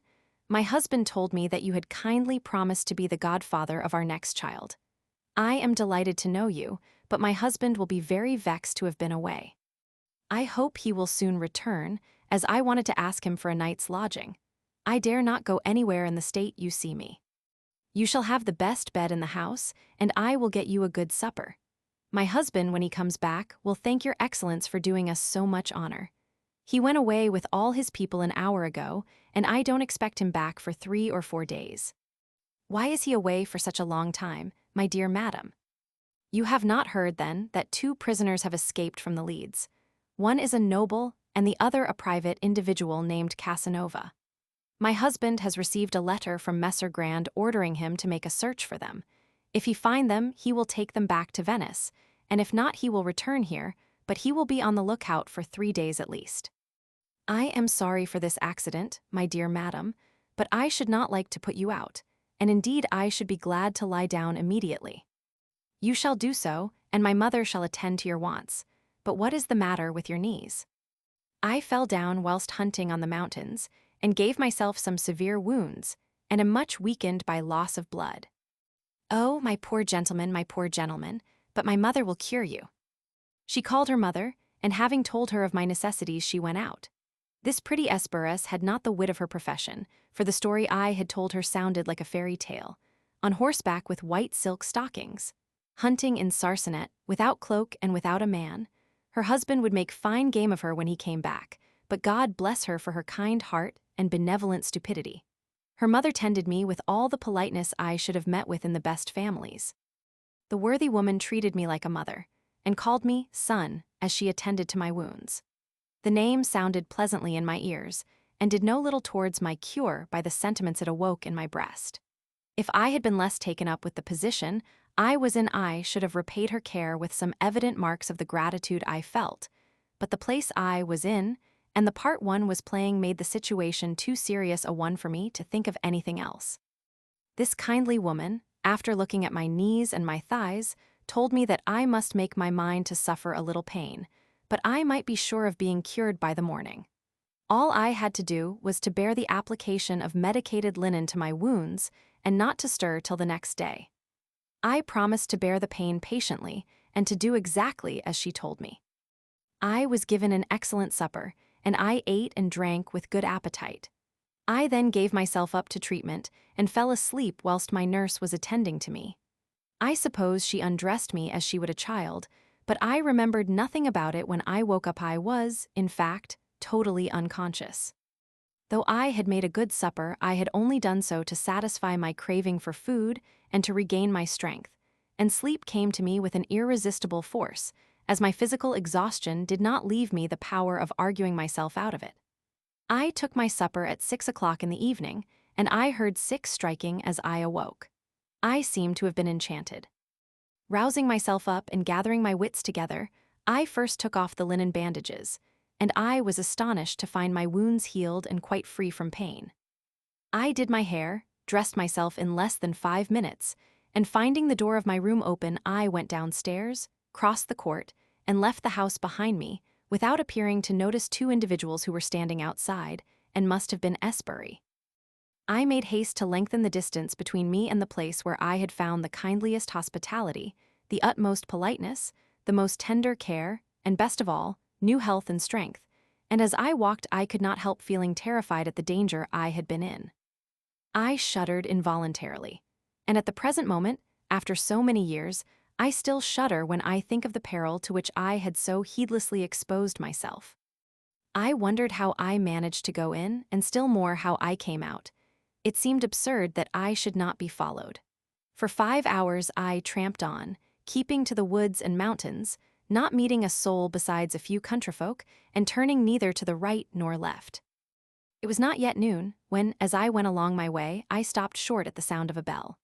I was on high ground, and looking in the direction from which the sound came I saw a little church in the valley, and many people going towards it to hear Mass. My heart desired to express thankfulness for the protection of Providence, and though all nature was a temple worthy of its creator, custom drew me to the church. When men are in trouble, every passing thought seems an inspiration. It was All Souls' Day. I went down the hill and came into the church, and saw, to my astonishment, M. Marc Anton Grimani, the nephew of the State Inquisitor, with Madame Marie Visani, his wife. I made my bow, which was returned, and after I had heard Mass I left the church. M. Grimani followed me by himself, and when he had got near me, called me by name, saying, "What are you doing here, Casanova, and what has become of your friend?" I have given him what little money I had for him to escape by another road, whilst I, without a penny in my pocket, am endeavoring to reach a place of safety by this way. If your Excellence would kindly give me some help, it would speed my journey for me. I can't give you anything, but you will find recluses on your way who won't let you die of hunger. But tell me how you contrived to pierce the roof of the Leads. The story is an interesting one, but it would take up too much time, and in the meanwhile the recluses might eat up the food which is to keep me from dying of hunger. With this sarcasm, I made him a profound bow, and went upon my way. In spite of my great want, his refusal pleased me, as it made me think myself a better gentleman than the Excellence who had referred me to the charity of recluses. I heard at Paris afterwards that when his wife heard of it, she reproached him for his hard-hearted behavior. There can be no doubt that kindly and generous feelings are more often to be found in the hearts of women than of men. I continued my journey till sunset. Weary and faint with hunger, I stopped at a good-looking house which stood by itself. I asked to speak to the master, and the porter told me that he was not in as he had gone to a wedding on the other side of the river and would be away for 2 days, but that he had bidden him to welcome all his friends while he was away. Providence, luck, chance, whichever you like. I went in and was treated to a good supper and a good bed. I found by the addresses of some letters which were lying about that I was being entertained in the house of M. Rementia Consul, of what nation I know not. I wrote a letter to him and sealed it to await his return. After making an excellent supper and having had a good sleep, I rose, and dressing myself carefully set out again without being able to leave the porter any mark of my gratitude, and shortly afterwards crossed the river, promising to pay when I came back. After walking for 5 hours I dined in a monastery of Capuchins, who are very useful to people in my position. I then set out again, feeling fresh and strong, and walked along at a good pace till 3 o'clock. I halted at a house which I found from a countryman belonged to a friend of mine. I walked in, asked if the master was at home, and was shewn into a room where he was writing by himself. I stepped forward to greet him, but as soon as he saw me, he seemed horrified and bid me be gone forthwith, giving me idle and insulting reasons for his behavior. I explained to him how I was situated, and asked him to let me have 60 sequins on my note of hand, drawn on M. de Bragadin. He replied that he could not so much as give me a glass of water, since he dreaded the wrath of the tribunal for my very presence in his house. He was a stockbroker, about 60 years old, and was under great obligations to me. His inhuman refusal produced quite a different effect on me than that of M. Grimani. Whether from rage, indignation, or nature, I took him by the collar, I showed him my pike, and raising my voice threatened to kill him. Trembling all over, he took a key from his pocket, and showing me a bureau told me he kept money there, and I had only to open it and take what I wanted. I told him to open it himself. He did so, and on his opening a drawer containing gold, I told him to count me out 6 sequins. "You asked me for 60. "Yes, that was when I was asking a loan of you as a friend. But since I owe the money to force, I require 6 only, and I will give you no note of hand. You shall be repaid at Venice, where I shall write of the past to which you forced me, you cowardly wretch. I beg your pardon, take the 60 sequins, I entreat you. No, no more. I am going on my way, and I advise you not to hinder me, lest in my despair I come back and burn your house about your ears. I went out and walked for 2 hours, until the approach of night and weariness made me stop short at the house of a farmer, where I had a bad supper and a bed of straw.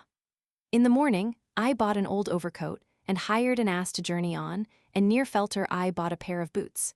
In this guise I passed the hut called the Scala. There was a guard there who, much to my delight, as the reader will guess, did not even honor me by asking my name. I then took a 2-horse carriage and got to Borgo de Valsugano in good time, and found Father Balbi at the inn I had told him of. If he had not greeted me first, I should not have known him. A great overcoat, a low hat over a thick cotton cap, disguised him to admiration. He told me that a farmer had given him these articles in exchange for my cloak, that he had arrived without difficulty, and was faring well. He was kind enough to tell me that he did not expect to see me, as he did not believe my promise to rejoin him was made in good faith. Possibly, I should have been wise not to undeceive him on this account.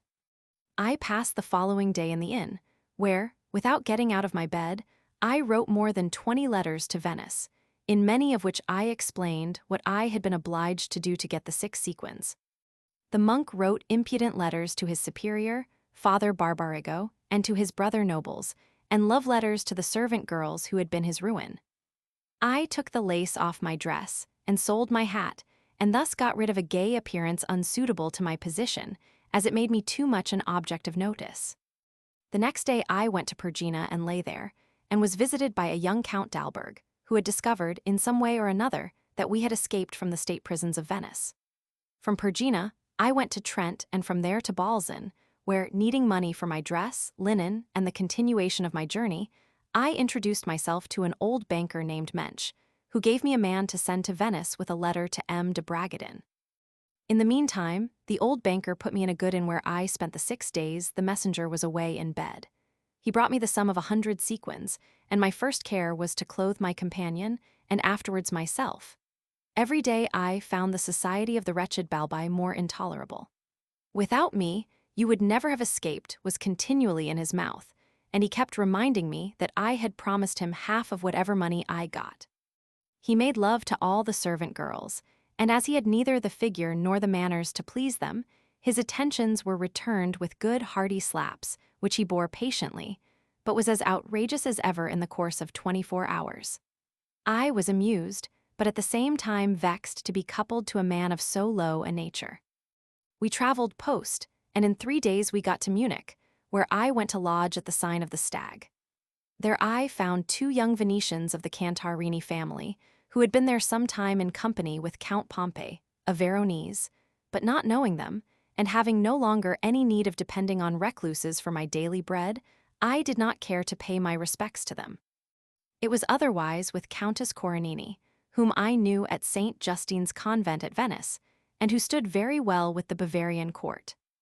This illustrious lady, then 70 years old, gave me a good reception and promised to speak on my behalf to the elector, with a view to his granting me an asylum in his country.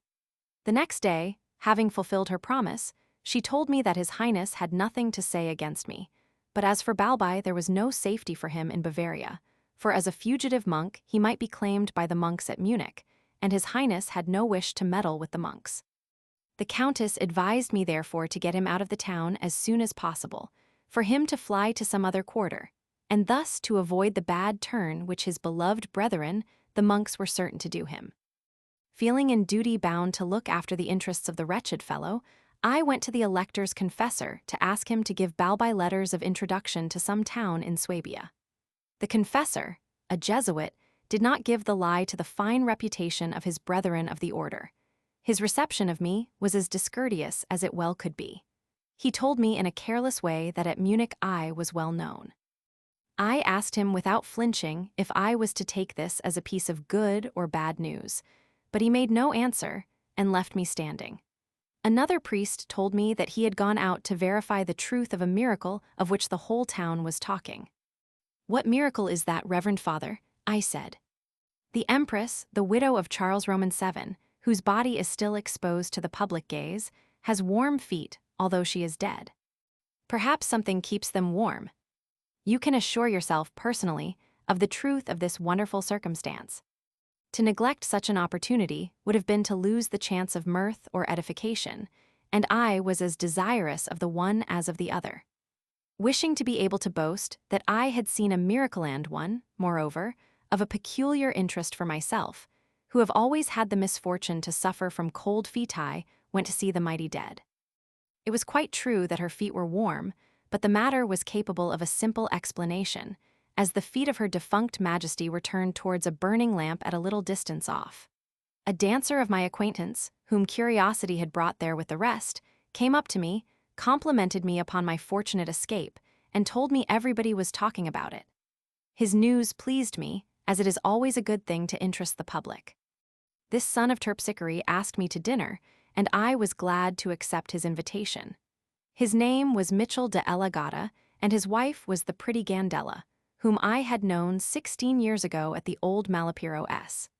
The Gandella was enchanted to see me, and to hear from my own lips the story of my wondrous escape.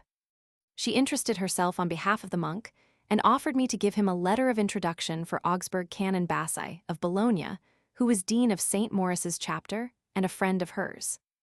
I took advantage of the offer, and she forthwith wrote me the letter, telling me that I need not trouble myself any more about the monk, as she was sure that the dean would take care of him and even make it all right at Venice.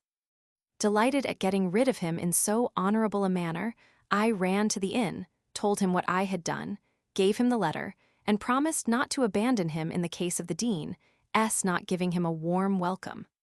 I got him a good carriage and started him off the next day at daybreak.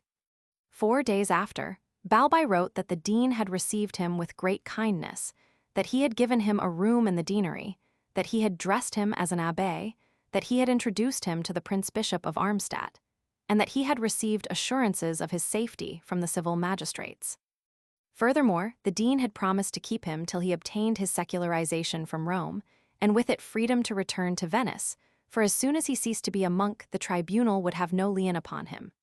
Father Balbi finished by asking me to send him a few sequins for pocket money, as he was too much of a gentleman to ask the dean who, quoth the ungrateful fellow, is not gentleman enough to offer to give me anything. I gave him no answer. As I was now alone in peace and quietness, I thought seriously of regaining my health, for my sufferings had given me nervous spasms which might become dangerous.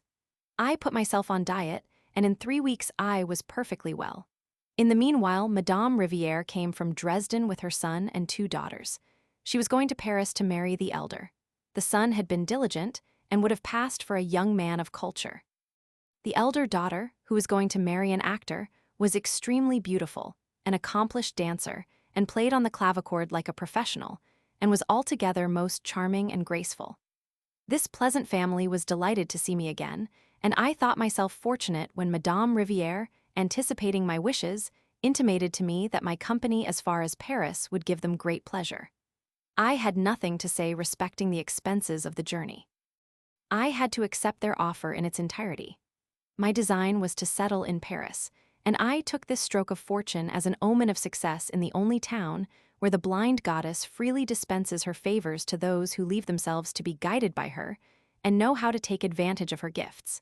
And, as the reader will see by and by, I was not mistaken, but all the gifts of fortune were of no avail, since I abused them all by my folly.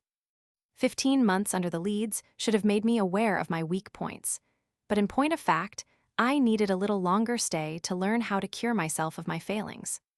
Madame Rivière wished to take me with her, but she could not put off her departure, and I required a week's delay to get money and letters from Venice. She promised to wait a week in Strasbourg, and we agreed that if possible I would join her there. She left Munich on the 18th of December. 2 days afterwards, I got from Venice the bill of exchange for which I was waiting. I made haste to pay my debts, and immediately afterwards I started for Augsburg, not so much for the sake of seeing Father Balbi, as because I wanted to make the acquaintance of the kindly dean who had rid me of him. I reached Augsburg in 7 hours after leaving Munich, and I went immediately to the house of the good ecclesiastic. He was not in, but I found Balbi in an abbé's dress, with his hair covered with white powder, which set off in a new but not a pleasing manner the beauties of his complexion of about the same color as a horse chestnut.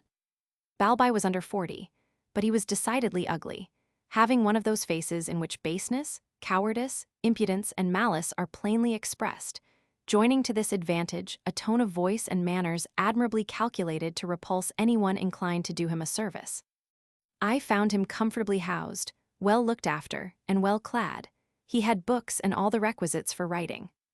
I complimented him upon his situation, calling him a fortunate fellow, and applying the same epithet to myself for having gained him all the advantages he enjoyed, and the hope of one day becoming a secular priest.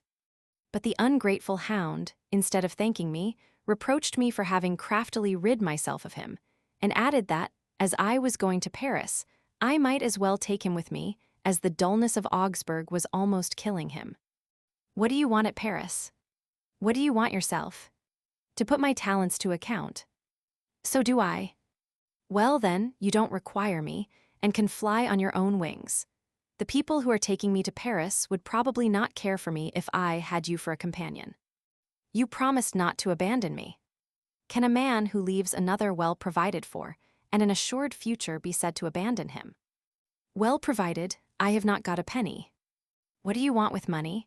You have a good table, a good lodging, clothes, linen, attendants, and so forth. And if you want pocket money, why don't you ask your brethren the monks? Ask monks for money, they take it but they don't give it. Ask your friends then. I have no friends. You are to be pitied, but the reason probably is that you have never been a friend to anyone. You ought to say masses, that is a good way of getting money. I am unknown. You must wait then, till you are known, and then you can make up for lost time. Your suggestions are idle, you will surely give me a few sequins. I can't spare any. Wait for the dean, he will be back tomorrow. You can talk to him and persuade him to lend me some money. You can tell him that I will pay it back. I cannot wait, for I am setting out on my journey directly, and were he here this moment, I should not have the face to tell him to lend you money after all his generous treatment of you, and when he or anyone can see that you have all you need. After this sharp dialogue I left him, and traveling post I set out, displeased with myself for having given such advantages to a man wholly unworthy of them. In the March following I had a letter from the good Dean Bassai, in which he told me how Balbai had run away, taking with him one of his servant girls, a sum of money, a gold watch, and a dozen silver spoons and forks. He did not know where he was gone. Towards the end of the same year I learnt at Paris that the wretched man had taken refuge at Coire, the capital of the Grisons, where he asked to be made a member of the Calvinistic Church, and to be recognized as lawful husband of the woman with him. But in a short time, the community discovered that the new convert was no good, and expelled him from the bosom of the Church of Calvin.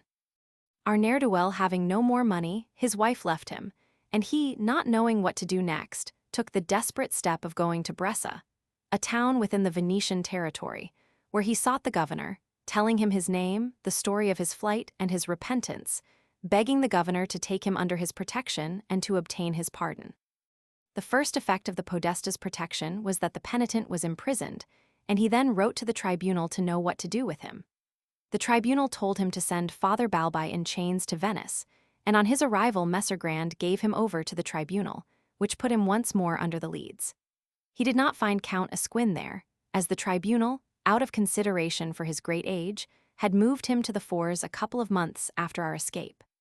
5 or 6 years later, I heard that the tribunal, after keeping the unlucky monk for 2 years under the Leads, had sent him to his convent. There, his superior, fearing lest his flock should take contagion from the scabby sheep, sent him to their original monastery near Felter, a lonely building on a height. However, Balbai did not stop there 6 months.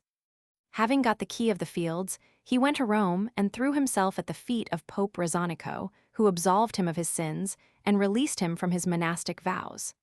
Balbai, now a secular priest, returned to Venice, where he lived a dissolute and wretched life. In 1783, he died the death of Diogenes, minus the wit of the cynic. At Strasbourg, I rejoined Madame Rivière and her delightful family, from whom I received a sincere and hearty welcome. We were staying at the Hôtel de l'Esprit, and we passed a few days there most pleasurably, afterwards setting out in an excellent traveling carriage for Paris the only, Paris the universal. During the journey, I thought myself bound to the expense of making it a pleasant one, as I had not to put my hand in my pocket for other expenses. The charms of Deal. Riviere enchanted me, but I should have esteemed myself wanting in gratitude and respect to this worthy family if I had darted at her a single amorous glance, or if I had let her suspect my feelings for her by a single word. In fact, I thought myself obliged to play the heavy father, though my age did not fit me for the part, and I lavished on this agreeable family all the care which can be given in return for pleasant society: a seat in a comfortable traveling carriage, an excellent table, and a good bed. We reached Paris on the 5th of January, 1757, and I went to the house of my friend Balletti, who received me with open arms, and assured me that though I had not written he had been expecting me, since he judged that I would strive to put the greatest possible distance between myself and Venice, and he could think of no other retreat for me than Paris. The whole house kept holiday when my arrival became known, and I have never met with more sincere regard than in that delightful family. I greeted with enthusiasm the father and mother, whom I found exactly the same as when I had seen them last in 1752, but I was struck with astonishment at the daughter whom I had left a child, for she was now a tall and well-shaped girl. Deal. Balletti was 15 years old, and her mother had brought her up with care, had given her the best masters, virtue, grace, talents, a good manner, tact, a knowledge of society, in short, all that a clever mother can give to a dear daughter. After finding a pleasant lodging near the Balletti's, I took a coach and went to the Hotel de Bourbon with the intention of calling on M. de Bernis, who was then Chief Secretary for Foreign Affairs. I had good reasons for relying on his assistance. He was out. He had gone to Versailles. At Paris one must go sharply to work, and, as it is vulgarly but forcibly said, strike while the iron's hot. As I was impatient to see what kind of a reception I should get from the liberal-minded lover of my fair M.M., I went to the Pont Royal, took a hackney coach, and went to Versailles. Again, bad luck. Our coaches crossed each other on the way, and my humble equipage had not caught His Excellency's eye. M. de Bernis had returned to Paris with Count de Castellana, the ambassador from Naples, and I determined to return also. But when I got to the gate, I saw a mob of people running here and there in the greatest confusion, and from all sides I heard the cry, "The king is assassinated! The king is assassinated!" My frightened coachman only thought of getting on his way, but the coach was stopped. I was made to get out and taken to the guardroom, where there were several people already, and in less than 3 minutes there were 20 of us, all under arrest, all astonished at the situation, and all as much guilty as I was. We sat glum and silent, looking at each other without daring to speak. I knew not what to think, and not believing in enchantment, I began to think I must be dreaming. Every face expressed surprise, as everyone, though innocent, was more or less afraid. We were not left in this disagreeable position for long, as in 5 minutes an officer came in, and after some polite apologies told us we were free. "The king is wounded," he said, "and he has been taken to his room. The assassin, whom nobody knows, is under arrest. M. de la Martiniere is being looked for everywhere." As soon as I had got back to my coach, and was thinking myself lucky for being there, a gentlemanly-looking young man came up to me and besought me to give him a seat in my coach, and he would gladly pay half the fare. But in spite of the laws of politeness, I refused his request. I may possibly have been wrong. On any other occasion, I should have been most happy to give him a place, but there are times when prudence does not allow one to be polite. I was about 3 hours on the way, and in this short time I was overtaken every minute by at least 200 couriers riding at a breakneck pace. Every minute brought a new courier, and every courier shouted his news to the winds. The first told me what I already knew. Then I heard that the king had been bled, that the wound was not mortal, and finally, that the wound was trifling, and that His Majesty could go to the Trianon if he liked. Fortified with this good news, I went to Sylvia's and found the family at table. I told them I had just come from Versailles. "The king has been assassinated." "Not at all. He is able to go to the Trianon or the Parcoq Surfs if he likes. M. de la Martiniere has bled him and found him to be in no danger. The assassin has been arrested, and the wretched man will be burnt, drawn with red-hot pincers, and quartered." This news was soon spread abroad by Sylvia's servants, and a crowd of the neighbors came to hear what I had to say, and I had to repeat the same thing 10 times over. At this period, the Parisians fancied that they loved the king. They certainly acted the part of loyal subjects to admiration. At the present day, they are more enlightened, and would only love the sovereign whose sole desire is the happiness of his people. And such a king, the first citizens of a great nation, not Paris and its suburbs, but all France, will be eager to love and obey. As for kings like Louis Roman 15, they have become totally impracticable. But if there are any such, however much they may be supported by interested parties, in the eyes of public opinion, they will be dishonored and disgraced before their bodies are in a grave and their names are written in the book of history. Chapter 32. The Minister of Foreign Affairs, M. de Boulogne, the Comptroller M. le Duc de Choiseul, Paris du Verne, establishment of the lottery, my brother's arrival at Paris, his reception by the Academy. Once more, then, I was in Paris, which I ought to regard as my fatherland, since I could return no more to that land which gave me birth. An unworthy country, yet in spite of all, ever dear to me, possibly on account of early impressions and early prejudices, or possibly because the beauties of Venice are really unmatched in the world. But mighty Paris is a place of good luck or ill, as one takes it, and it was my part to catch the favoring gale. Paris was not wholly new to me, as my readers know. I had spent 2 years there, but I must confess that, having then no other aim than to pass the time pleasantly, I had merely devoted myself to pleasure and enjoyment. Fortune, to whom I had paid no court, had not opened to me her golden doors, but I now felt that I must treat her more reverently and attach myself to the throng of her favored sons whom she loads with her gifts. I understood now that the nearer one draws to the sun, the more one feels the warmth of its rays. I saw that to attain my end, I should have to employ all my mental and physical talents, that I must make friends of the great, and take cue from all whom I found it to be my interest to please.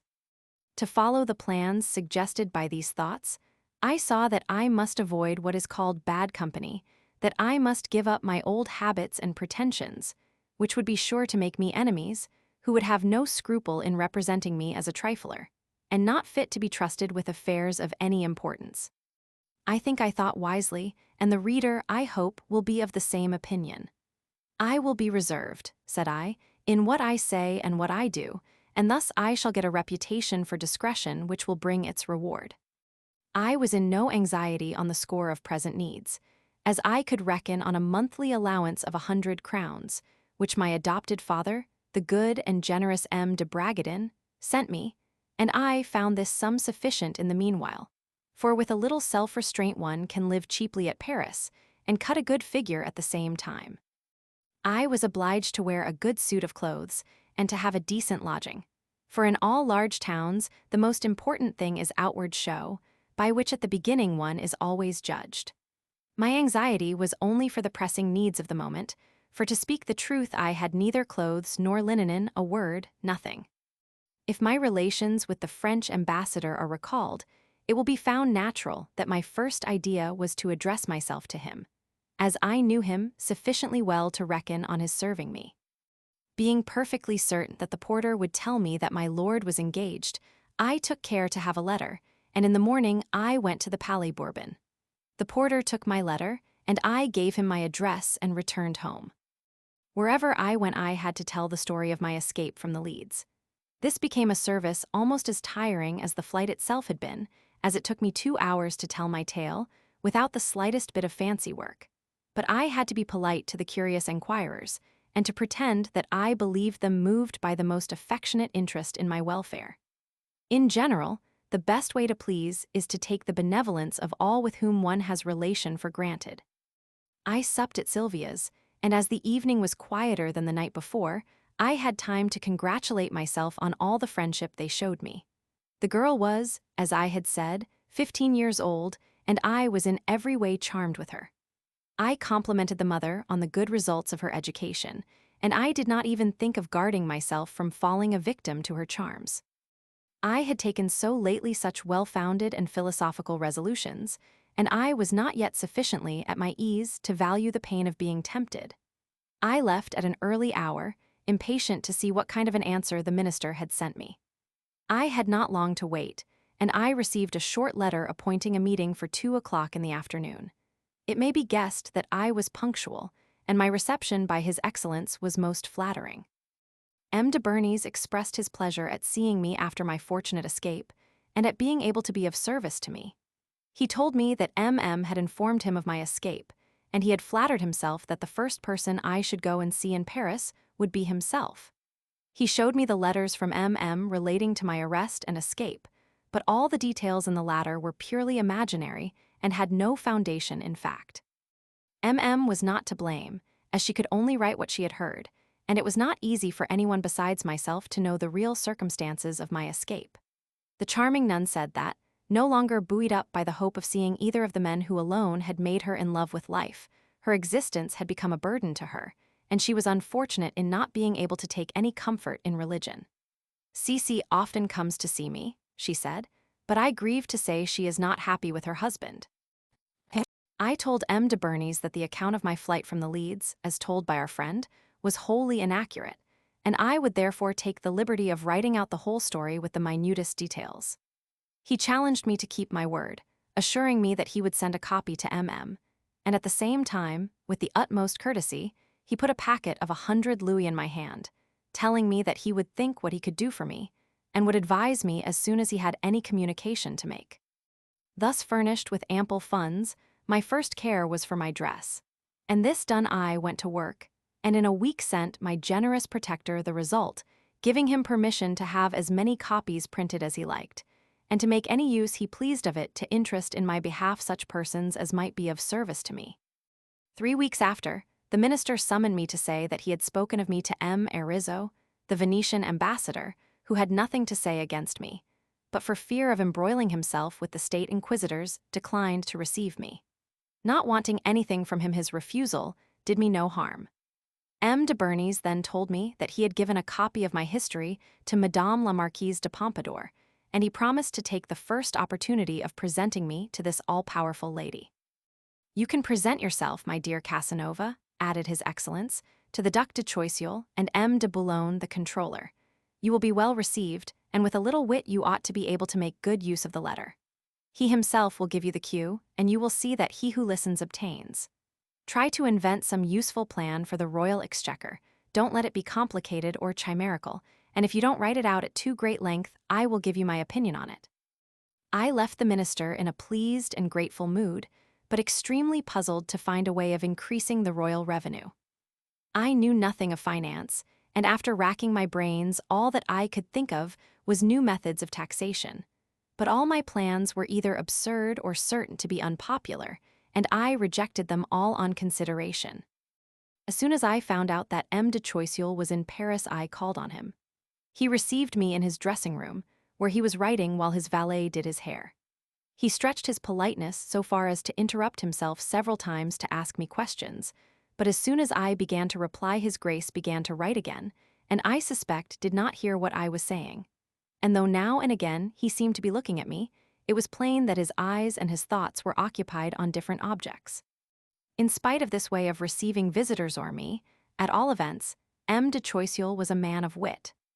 When he had finished writing, he said in Italian that M. de Bernis had told him of some circumstances of my escape, and he added, "Tell me how you succeeded." "My lord, it would be too long a story. It would take me at least 2 hours, and your Grace seems busy." "Tell me briefly about it." "However much I speak to the point, I shall take 2 hours. You can keep the details for another time." "The story is devoid of interest without the details." Well, well, you can tell me the whole story in brief, without losing much of the interest." "Very good, after that I can say no more. I must tell your lordship, then, that the state inquisitors shut me up under the Leads, that after 15 months and 5 days of imprisonment I succeeded in piercing the roof, that after many difficulties I reached the chancery by a window and broke open the door. Afterwards I got to St. Mark's Place, whence, taking a gondola which bore me to the mainland, I arrived at Paris and have had the honor to pay my duty to your lordship." "But what are the Leads?" "My lord, I should take a quarter of an hour at least to explain." "How did you pierce the roof?" "I could not tell your lordship in less than half an hour." "Why were you shut up?"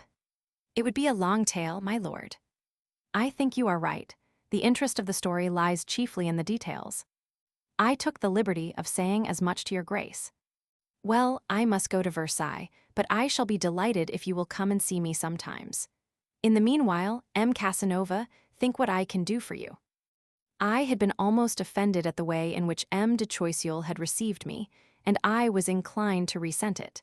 But the end of our conversation, and above all the kindly tone of his last words, quieted me, and I left him, if not satisfied, at least without bitterness in my heart. From him I went to M. de Boulogne, S., and found him a man of quite a different stamp to the Duke in manners, dress, and appearance. He received me with great politeness, and began by complimenting me on the high place I enjoyed in the opinion of M. de Bernis, and on my skill in matters of finance. I felt that no compliment had been so ill-deserved, and I could hardly help bursting into laughter. My good angel, however, made me keep my countenance. M. de Boulogne had an old man with him, every feature bore the imprint of genius, and who inspired me with respect. "Give me your views," said the controller, "either on paper or viva voce. You will find me willing to learn and ready to grasp your ideas. Here is M. Paris du Vernai, who wants 20 millions for his military school, and he wishes to get this sum without a charge on the state or emptying the treasury. It is God alone, sir, who has the creative power." "I am not a god," said M. du Vernai, "but for all that I have now and then created, but the times have changed." "Everything," I said, "is more difficult than it used to be, but in spite of difficulties, I have a plan which would give the king the interest of 100 millions. What expense would there be to the crown? Merely the cost of receiving. The nation, then, would furnish the sum in question. Undoubtedly, but voluntarily. I know what you are thinking of. You astonish me, sir, as I have told nobody of my plan. If you have no other engagement, do me the honor of dining with me tomorrow, and I will tell you what your project is. It is a good one, but surrounded, I believe, with insuperable difficulties. Nevertheless, we will talk it over and see what can be done. Will you come?" "I will do myself that honor." "Very good, I will expect you at Plaisance." After he had gone, M. de Boulogne praised his talents and honesty. He was the brother of M. de Montmartre, whom secret history makes the father of Madame de Pompadour, for he was the lover of Madame Poisson at the same time as M. Lenormand. I left the controllers and went to walk in the Tuileries, thinking over the strange stroke of luck which had happened to me. I had been told that 20 millions were wanted, and I had boasted of being able to get 100, without the slightest idea of how it was to be done. And on that, a well-known man experienced in the public business had asked me to dinner to convince me that he knew what my scheme was. There was something odd and comic about the whole affair, but that corresponded very well with my modes of thought and action. "If he thinks he is going to pump me," said I, "he will find himself mistaken. When he tells me what the plan is, it will rest with me to say he has guessed it or he is wrong as the inspiration of the moment suggests. If the question lies within my comprehension, I may, perhaps, be able to suggest something new, and if I understand nothing, I will wrap myself up in a mysterious silence, which sometimes produces a good effect. At all events, I will not repulse fortune when she appears to be favorable to me." M. de Bernis had only told M. de Boulogne that I was a financier to get me a hearing, as otherwise he might have declined to see me. I was sorry not to be master, at least, of the jargon of the business, as in that way men have got out of a similar difficulty, and by knowing the technical terms and nothing more have made their mark. No matter, I was bound to the engagement. I must put a good face on a bad game, and if necessary pay with the currency of assurance. The next morning I took a carriage, and in a pensive mood, I told the coachman to take me to M. du Vernai S., at Plaisance, a place a little beyond Vincennes. I was set down at the door of the famous man who, 40 years ago, had rescued France on the brink of the precipice down which law had almost precipitated her. I went in and saw a great fire burning on the hearth, which was surrounded by 7 or 8 persons, to whom I was introduced as a friend of the Minister for Foreign Affairs and of the Controller. Afterwards, he introduced these gentlemen to me, giving to each his proper title, and I noted that 4 of them were Treasury officials. After making my bow to each, I gave myself over to the worship of Harpocrates, and without too great an air of listening, was all ears and eyes. The conversation at first was of no special interest as they were talking of the Seine being frozen over, the ice being a foot thick. Then came the recent death of M. de Fontenelle, then the case of Damien, who would confess nothing, and of the 5 millions his trial would cost the crown. Then coming to war, they praised M. de Soubise, who had been chosen by the king to command the army. Hence the transition was easy to the expenses of the war and how they were to be defrayed. I listened and was weary, for all they said was so full of technicalities that I could not follow the meaning. And if silence can ever be imposing, my determined silence of an hour and a half's duration ought to have made me seem a very important personage in the eyes of these gentlemen. At last, just as I was beginning to yawn, dinner was announced, and I was another hour and a half without opening my mouth, except to do honor to an excellent repast. Directly the dessert had been served, M. du Vernai asked me to follow him into a neighboring apartment and to leave the other guests at the table. I followed him, and we crossed a hall where we found a man of good aspect, about 50 years old, who followed us into a closet and was introduced to me by M. du Vernai under the name of Calsabigi. Directly after, 2 superintendents of the treasury came in, and M. du Vernai smilingly gave me a folio book, saying, "That, I think, M. Casanova, is your plan." I took the book and read lottery consisting of 90 tickets, to be drawn every month, only 1 in 18 to be a winning number. I gave him back the book and said, with the utmost calmness, "I confess, sir, that is exactly my idea." "You have been anticipated, then. The project is by M. de Calsabigi here." "I am delighted, not at being anticipated, but to find that we think alike. But may I ask you why you have not carried out the plan?" "Several very plausible reasons have been given against it, which have had no decisive answers." "I can only conceive one reason against it," said I, coolly. "Perhaps the king would not allow his subjects to gamble." "Never mind that. The king will let his subjects gamble as much as they like. The question is, will they gamble? I wonder how anyone can have any doubt on that score, as the winners are certain of being paid. Let us grant, then, that they will gamble. How is the money to be found?"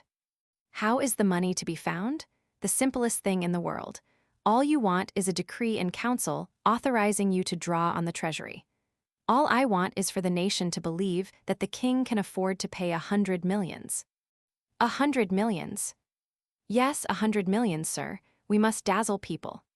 But if France is to believe that the crown can afford to pay 100 millions, it must believe that the crown can afford to lose 100 millions, and who is going to believe that? Do you?" "To be sure I do, for the crown, before it could lose 100 millions, would have received at least 150 millions, and so there need be no anxiety on that score. I am not the only person who has doubts on the subject. You must grant the possibility of the crown losing an enormous sum at the first drawing." "Certainly, sir, but between possibility and reality is all the region of the infinite. Indeed, I may say that it would be a great piece of good fortune if the crown were to lose largely on the first drawing." "A piece of bad fortune, you mean, surely?" "A bad fortune to be desired. You know that all the insurance companies are rich. I will undertake to prove before all the mathematicians in Europe that the king is bound to gain 1 in 5 in this lottery. That is the secret. You will confess that the reason ought to yield to a mathematical proof." "Yes, of course, but how is it that the Casaletto cannot guarantee the crown a certain gain?" "Neither the Casaletto nor anybody in the world can guarantee absolutely that the king shall always win. What guarantees us against any suspicion of sharp practice is the drawing once a month, as then the public is sure that the holder of the lottery may lose. Will you be good enough to express your sentiments on the subject before the council?" "I will do so with much pleasure." "You will answer all objections." "I think I can promise as much." "Will you give me your plan?" "Not before it is accepted, and I am guaranteed a reasonable profit." "But your plan may possibly be the same as the one before us." "I think not. I see M. de Calsabigi for the first time, and as he has not shewn me his scheme, and I have not communicated mine to him, it is improbable, not to say impossible, that we should agree in all respects. Besides, in my plan I clearly show how much profit the crown ought to get per annum. It might, therefore, be formed by a company who would pay the crown a fixed sum." "I think not." "Why?" For this reason, the only thing which would make the lottery pay would be an irresistible current of public opinion in its favor. I should not care to have anything to do with it in the service of a company, who, thinking to increase their profits, might extend their operations a course which would entail certain loss. I don't see how. In 1,000 ways which I will explain to you another time, and which I am sure you can guess for yourself. In short, if I am to have any voice in the matter, it must be a government lottery or nothing. M. de Calsabigi thinks so too. I am delighted to hear it, but not at all surprised, for thinking on the same lines, we are bound to arrive at the same results. Have you anybody ready for the Casaletto? I shall only want intelligent machines, of whom there are plenty in France. I went out for a moment and found them in groups on my return, discussing my project with great earnestness. M. Calsabigi, after asking me a few questions, took my hand, which he shook heartily, saying he should like to have some further conversation with me. And returning the friendly pressure, I told him that I should esteem it as an honor to be numbered amongst his friends.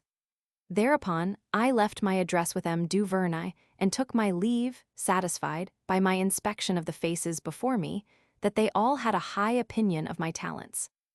3 days after, M. de Calsabigi called on me, and after receiving him in my best style, I said that if I had not called on him, it was only because I did not wish to be troublesome. He told me that my decisive way of speaking had made a great impression, and he was certain that if I cared to make interest with the controller, we could set up the lottery and make a large profit. I think so, too, said I, but the financiers will make a much larger profit, and yet they do not seem anxious about it. They have not communicated with me, but it is their lookout, as I shall not make it my chief aim. You will undoubtedly hear something about it today, for I know for a fact that M. de Boulogne has spoken of you to M. de Courtuil. Very good, but I assure you I did not ask him to do so. After some further conversation, he asked me, in the most friendly manner possible, to come and dine with him, and I accepted his invitation with a great pleasure. And just as we were starting, I received a note from M. de Bernis, in which he said that if I could come to Versailles the next day, he would present me to Madame de Pompadour, and that I should have an opportunity of seeing M. de Boulogne. In high glee at this happy chance, less from vanity than policy, I made M. de Calsabigi read the letter, and I was pleased to see him opening his eyes as he read it. You can force du Vernai himself to accept the lottery, he said, and your fortune is made if you are not too rich already to care about such matters.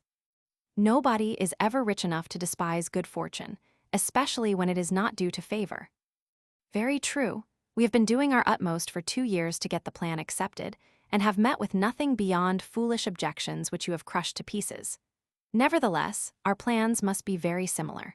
Believe me, it will be best for us to work in concert, for by yourself you would find insuperable difficulties in the working, and you will find no intelligent machines in Paris. My brother will do all the work, and you will be able to reap the advantages at your ease. Are you, then, not the inventor of the scheme which has been shewn me? No, it is the work of my brother.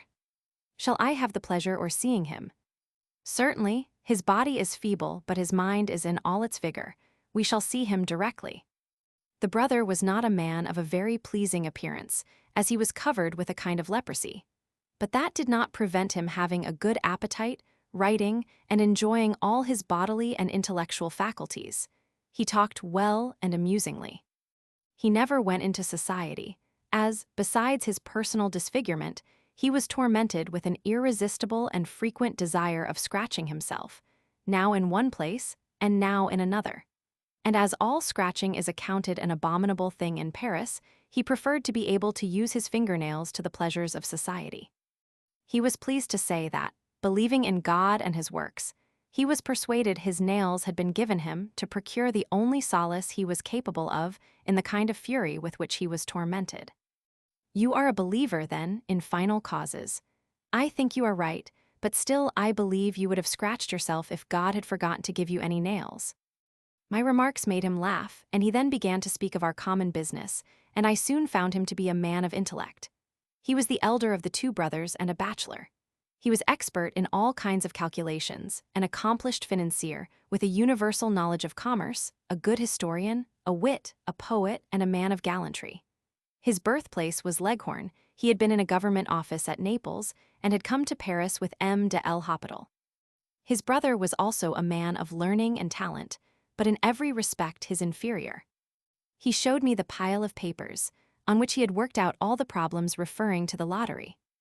"If you think you can do without me," said he, "I must compliment you on your abilities, but I think you will find yourself mistaken, for if you have no practical knowledge of the matter and no businessmen to help you, your theories will not carry you far. What will you do after you have obtained the decree? When you speak before the council, if you take my advice, you will fix a date after which you are not to be held responsible, that is to say, after which you will have nothing more to do with it. Unless you do so, you will be certain to encounter trifling and procrastination, which will defer your plan to the Greek kalends. On the other hand, I can assure you that M. du Vernai would be very glad to see us join hands. Very much inclined to take these gentlemen into partnership, for the good reason that I could not do without them, but taking care that they should suspect nothing, I went down with the younger brother, who introduced me to his wife before dinner. I found present an old lady well known at Paris under the name of General Lamoth, famous for her former beauty and her gout, another lady somewhat advanced in years, who was called Baroness Blanche, and was still the mistress of M. de Vaux, another styled the President's lady, and a fourth, fair as the dawn, Madame Rossetti, from Piedmont, the wife of one of the violin players at the opera, and said to be courted by M. de Fontpertuis, the superintendent of the opera.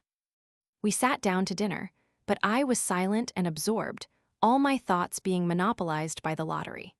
In the evening, at Sylvia's, I was pronounced absent and pensive, and so I was, in spite of the sentiment with which Mademoiselle Baletti inspired me, a sentiment which every day grew in strength. I set out for Versailles next morning 2 hours before daybreak, and was welcomed by M. de Bernis, who said he would bet that, but for him, I should never have discovered my talent for finance. M. de Boulogne tells me you astonished M. du Vernai, who is generally esteemed one of the acutest men in France. If you will take my advice, Casanova, you will keep up that acquaintance and pay him assiduous court. I may tell you that the lottery is certain to be established, that it will be your doing, and that you ought to make something considerable out of it.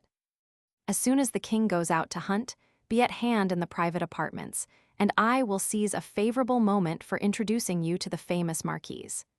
Afterwards go to the office for foreign affairs and introduce yourself in my name to the Abbé de la Ville. He is the chief official there and will give you a good reception.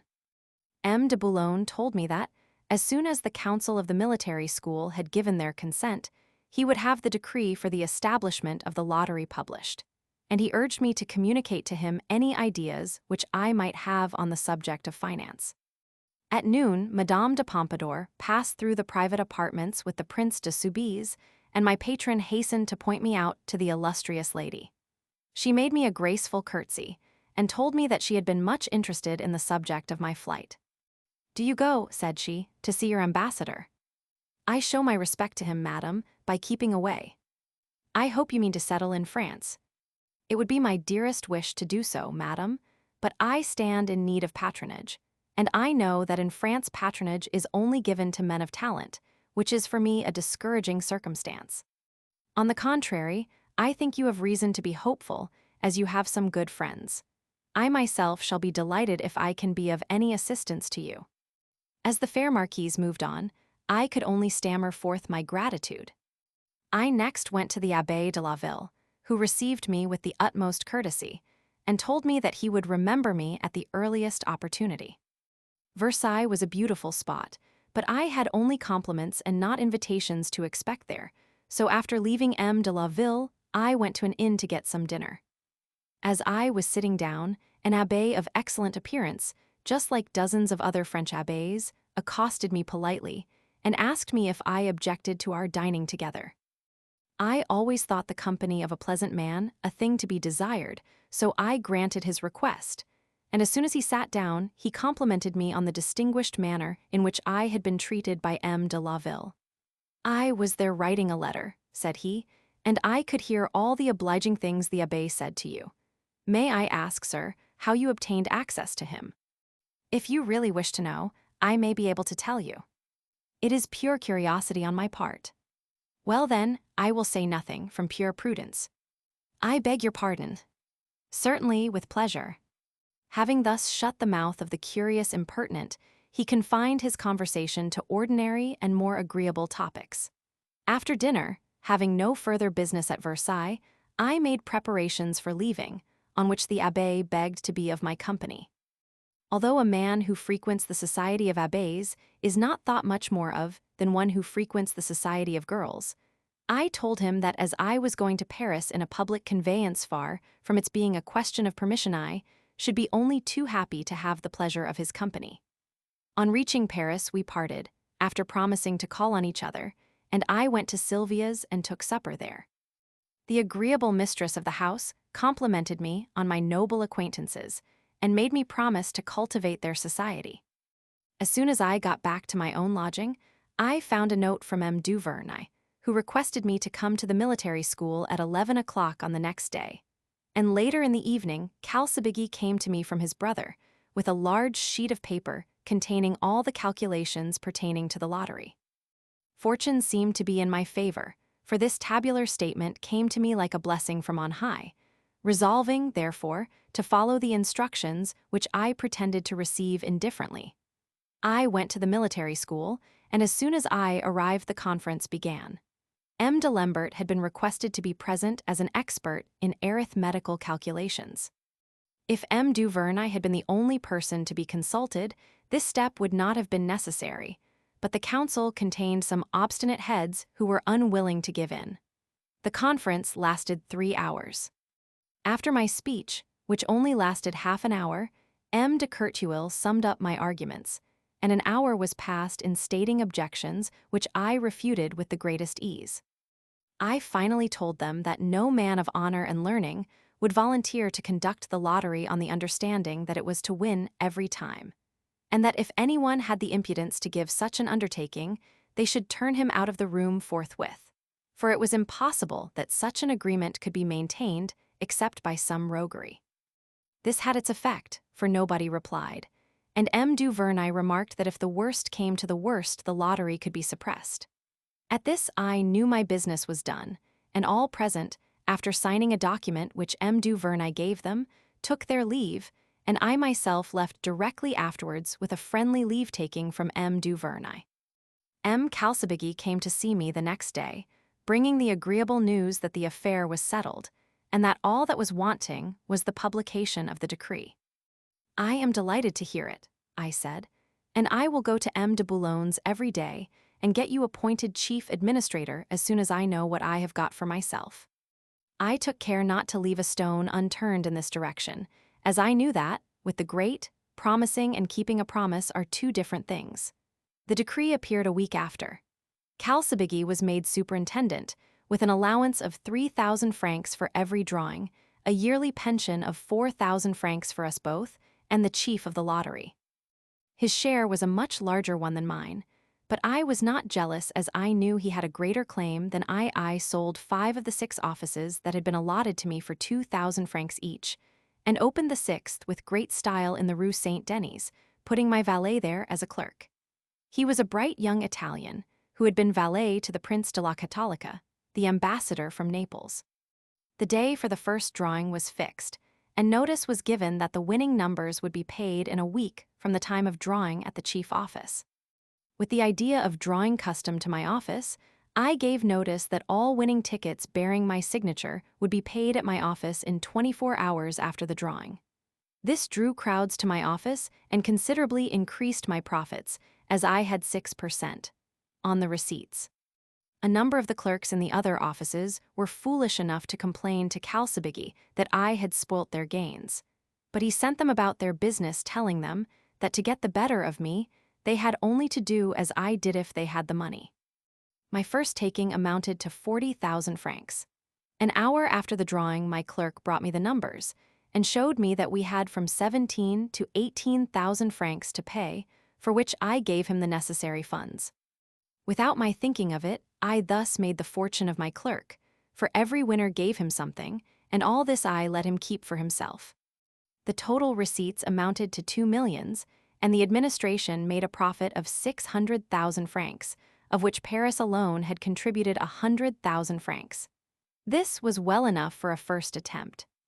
On the day after the drawing, I dined with Calsabigi at M. du Vernay's, and I had the pleasure of hearing him complain that he had made too much money. Paris had 18 or 20 turns, and although they were small, they increased the reputation of the lottery, and it was easy to see that the receipts at the next drawing would be doubled. The mock assaults that were made upon me put me in a good humor, and Calsabigi said that my idea had ensured me an income of 100,000 francs a year, though it would ruin the other receivers. "I have played similar strokes myself," said M. du Vernay, "and have mostly succeeded. And as for the other receivers, they are at perfect liberty to follow M. Casanova's example, and it all tends to increase the repute of an institution which we owe to him and to you." At the second drawing, a turn of 40,000 francs obliged me to borrow money. My receipts amounted to 60,000, but being obliged to deliver over my chest on the evening before the drawing, I had to pay out of my own funds and was not repaid for a week. In all the great houses I went to, and at the theaters, as soon as I was seen, everybody gave me money, asking me to lay it out as I liked and to send them the tickets, as, so far, the lottery was strange to most people. I thus got into the way of carrying about me tickets of all sorts, or rather of all prices, which I gave to people to choose from, going home in the evening with my pockets full of gold. This was an immense advantage to me, as kind of privilege which I enjoyed to the exclusion of the other receivers who were not in society, and did not drive a carriage like myself no small point in one's favor, in a large town where men are judged by the state they keep. I found I was thus able to go into any society, and to get credit everywhere. I had hardly been a month in Paris when my brother Francis, with whom I had parted in 1752, arrived from Dresden with Madame Sylvester. He had been at Dresden for 4 years, taken up with the pursuit of his art, having copied all the battle pieces in the Elector's galley. We were both of us glad to meet once more, but on my offering to see what my great friends could do for him with the academicians, he replied with all an artist's pride that he was much obliged to me, but would rather not have any other patrons than his talents. "The French," said he, "have rejected me once, and I am far from bearing them ill will on that account, for I would reject myself now if I were what I was then. But with their love of genius I reckon on a better reception this time." His confidence pleased me, and I complimented him upon it, for I have always been of the opinion that true merit begins by doing justice to itself. Francis painted a fine picture, which on being exhibited at the Louvre was received with applause. The Academy bought the picture for 12,000 francs, my brother became famous, and in 26 years he made almost 1,000,000 of money. But in spite of that foolish expenditure, his luxurious style of living and 2 bad marriages were the ruin of him. Volume 3, The Eternal Quest. Episode 11, Paris and Holland. Chapter 1. Count Tirda of Trevisa Abbé Coslambertini, the Pope's niece, her nickname for Tirda the Aunt and niece Artok, by the fireside punishment of Damien Tirda's mistake anger of Madame, ****, their reconciliation my happiness with M. Deal. De la Mura Sylvia's daughter M. Deal. De la Mura marries my despair and jealousy a change for the better. In the beginning of March, 1757, I received a letter from my friend Madame Manzoni, which she sent to me by a young man of good appearance, with a frank and high-born air, whom I recognized as a Venetian by his accent. He was young Count Tirda de Trevisa, recommended to my care by Madame Manzoni, who said that he would tell me his story, which I might be sure would be a true one. The kind woman sent to me by him a small box in which she told me I should find all my manuscripts, as she did not think she would ever see me again. I gave Tirda the heartiest of welcomes, telling him that he could not have found a better way to my favor than through a woman to whom I was under the greatest obligations. And now, that you may be at your ease with me, I should like to know in what manner I can be of service to you. I have need of your friendship, perhaps of your purse, but at any rate of your protection. You have my friendship and my protection already, and my purse is at your service." After expressing his gratitude to me, Tirda said, "A year ago the Supreme Council of my country entrusted me with an employment dangerous to one of my years. I was made, with some other young gentlemen of my own age, a keeper of the Mont de Piet. The pleasures of the carnival having put us to a good deal of expense, we were short of money, and borrowed from the till hoping to be able to make up the money before balancing day, but hoping all in vain. The fathers of my two companions, richer than mine, paid the sums they had taken, and I, not being able to pay, took the part of escaping by flight from the shame and the punishment I should have undergone. Madame Manzoni advised me to throw myself on your mercy, and she gave me a little box which you shall have today. I only got to Paris yesterday, and have only 2 louis, a little linen, and the clothes on my back. I am 25, have an iron constitution, and a determination to do all in my power to make an honest living, but I can do nothing. I have not cultivated any one talent in a manner to make use of it now. I can play on the flute, but only as an amateur. I only know my own language, and I have no taste for literature. So what can you make of me? I must add that I have not a single expectation, least of all from my father, for to save the honor of the family he will be obliged to sell my portion of the estate, to which I shall have to bid an eternal farewell. If the Count's story had surprised me, the simplicity with which he told it had given me pleasure, and I was resolved to do honor to Madame Manzoni's introduction, feeling that it was my duty to serve a fellow countryman who was really guilty of nothing worse than gross thoughtlessness. "Begin," said I, "by bringing your small belongings to the room next to mine, and get your meals there. I will pay for everything while I am looking out for something which may do for you. We will talk of business tomorrow, for as I never dine here I rarely if ever come home till late, and I do not expect to have the honor of seeing you again today. Leave me for the present, as I have got some work to do, and if you go out to walk, beware of bad company, and whatever you do keep your own counsel. You are fond of gaming, I suppose. I hate it, as it has been the cause of half my troubles. And the other half, I'll wager, was caused by women. You have guessed arighto, those women. Well, don't be angry with them, but make them pay for the ill they have done you. I will, with the greatest pleasure, if I can. If you are not too particular in your goods, you will find Paris rich in such commodities. What do you mean by particular? I would never be a prince's pathic. No, I was not thinking of that. I mean by particular a man who cannot be affectionate unless he is in love, the man who... I see what you mean, and I can lay no claim to such a character. Any hag with golden eyes will always find me as affectionate as a celadon. Well said, I shall soon be able to arrange matters for you. I hope you will. Are you going to the ambassador, S? Good God, no. What should I do when I got there? Tell him my story. He might make things unpleasant for me.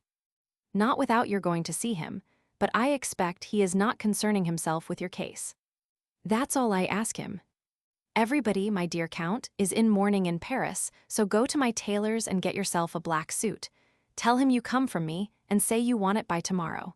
Goodbye. I went out soon after, and did not come back till midnight. I found the box which Madame Manzoni had sent me in my room, and in it my manuscripts and my beloved portraits, for I never pawned a snuff-box without taking the portrait out. Next day Tirta made his appearance all in black, and thanked me for his transformation. They are quick, you see, at Paris. It would have taken a week at Trevisa. Trevisa, my dear fellow, is not Paris. As I said this, the Abbé de la Coste was announced. I did not know the name, but I gave orders for him to be admitted, and there presently appeared the same little priest with whom I had dined at Versailles after leaving the Abbé de la Ville. After the customary greetings, he began by complimenting me on the success of my lottery, and then remarked that I had distributed tickets for more than 6,000 francs. Yes, I said, and I have tickets left for several thousands more. Very good, then I will invest 1,000 crowns in it. Whenever you please. If you call at my office, you can choose the numbers. No, I don't think I'll trouble to do so. Give me any numbers just as they come. Very good, here is the list you can choose from. He chose numbers to the amount of 3,000 francs, and then asked me for a piece of paper to write an acknowledgement. Why so? I can't do business that way, as I only dispose of my tickets for cash. But you may be certain that you will have the money tomorrow. I am quite sure I should, but you ought to be certain that you will have the tickets tomorrow. They are registered at my office, and I can dispose of them in no other manner. Give me some which are not registered. Impossible, I could not do it. Why not? Because if they prove to be winning numbers, I should have to pay out of my own pocket, an honor I do not desire. Well, I think you might run the risk. I think not, if I wish to remain an honest man, at all events. The abbé, who saw he could get nothing out of me, turned to Tyrta and began to speak to him in bad Italian, and at last offered to introduce him to Madame de Lambertini, the widow of one of the Pope's nephews. Her name, her relationship to the Pope, and the abbé's spontaneous offer made me curious to know more, so I said that my friend would accept his offer, and that I would have the honor to be of the party, whereupon we set out. We got down at the door of the supposed niece of the Holy Father in the Rue Christine, and we proceeded to go upstairs. We saw a woman who, despite her youthful air, was, I am sure, not a day under 40. She was rather thin, had fine black eyes, a good complexion, lively but giddy manners, was a great laugher, and still capable of exciting a passing fancy. I soon made myself at home with her, and found out, when she began to talk, that she was neither a widow nor the niece of the Pope. She came from Modena, and was a mere adventuress. This discovery showed me what sort of a man the abbé was. I thought from his expression that the Count had taken a fancy to her, and when she asked us to dinner, I refused on the plea of an engagement, but Tyrta, who took my meaning, accepted. Soon after I went away with the abbé, whom I dropped at the Quai de la Ferraille, and I then went to beg a dinner at Calsabigui. After dinner, Calsabigui took me on one side, and told me that M. du Vernai had commissioned him to warn me that I could not dispose of tickets on account. Does M. du Vernai take me for a fool or a knave? As I am neither, I shall complain to M. de Boulogne. You will be wrong, he merely wanted to warn you and not offend you. You offend me very much yourself, sir, in talking to me in that fashion, and you may make up your mind that no one shall talk to me thus a second time. Calsabigui did all in his power to quiet me down, and at last persuaded me to go with him to M. du Vernai's. The worthy old gentleman, seeing the rage I was in, apologized to me for what he had said, and told me that a certain Abbé de la Coste had informed him that I did so. At this I was highly indignant, and I told him what had happened that morning, which let M. du Vernai know what kind of a man the abbé was. I never saw him again, either because he got wind of my discovery, or because a happy chance kept him out of my way. But I heard, 3 years after, that he had been condemned to the hulks for selling tickets of a Trevaux lottery which was non-existent, and in the hulks he died. Next day Tyrta came in, and said he had only just returned. You have been sleeping out, have you, Master Profligate?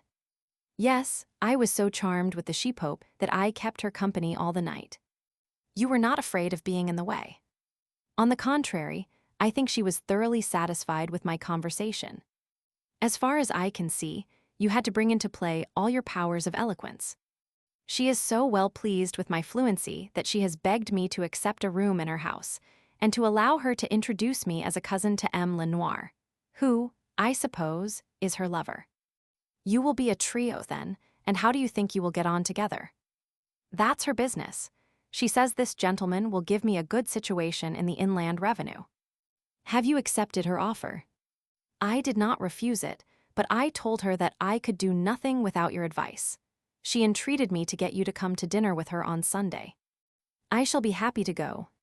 I went with my friend, and as soon as the harebrain saw us she fell on Tyrta's neck, calling him dear Count 6 times, a name which stuck to him all the time he was at Paris. What has gained my friend so fine a title, madam? His erotic achievements.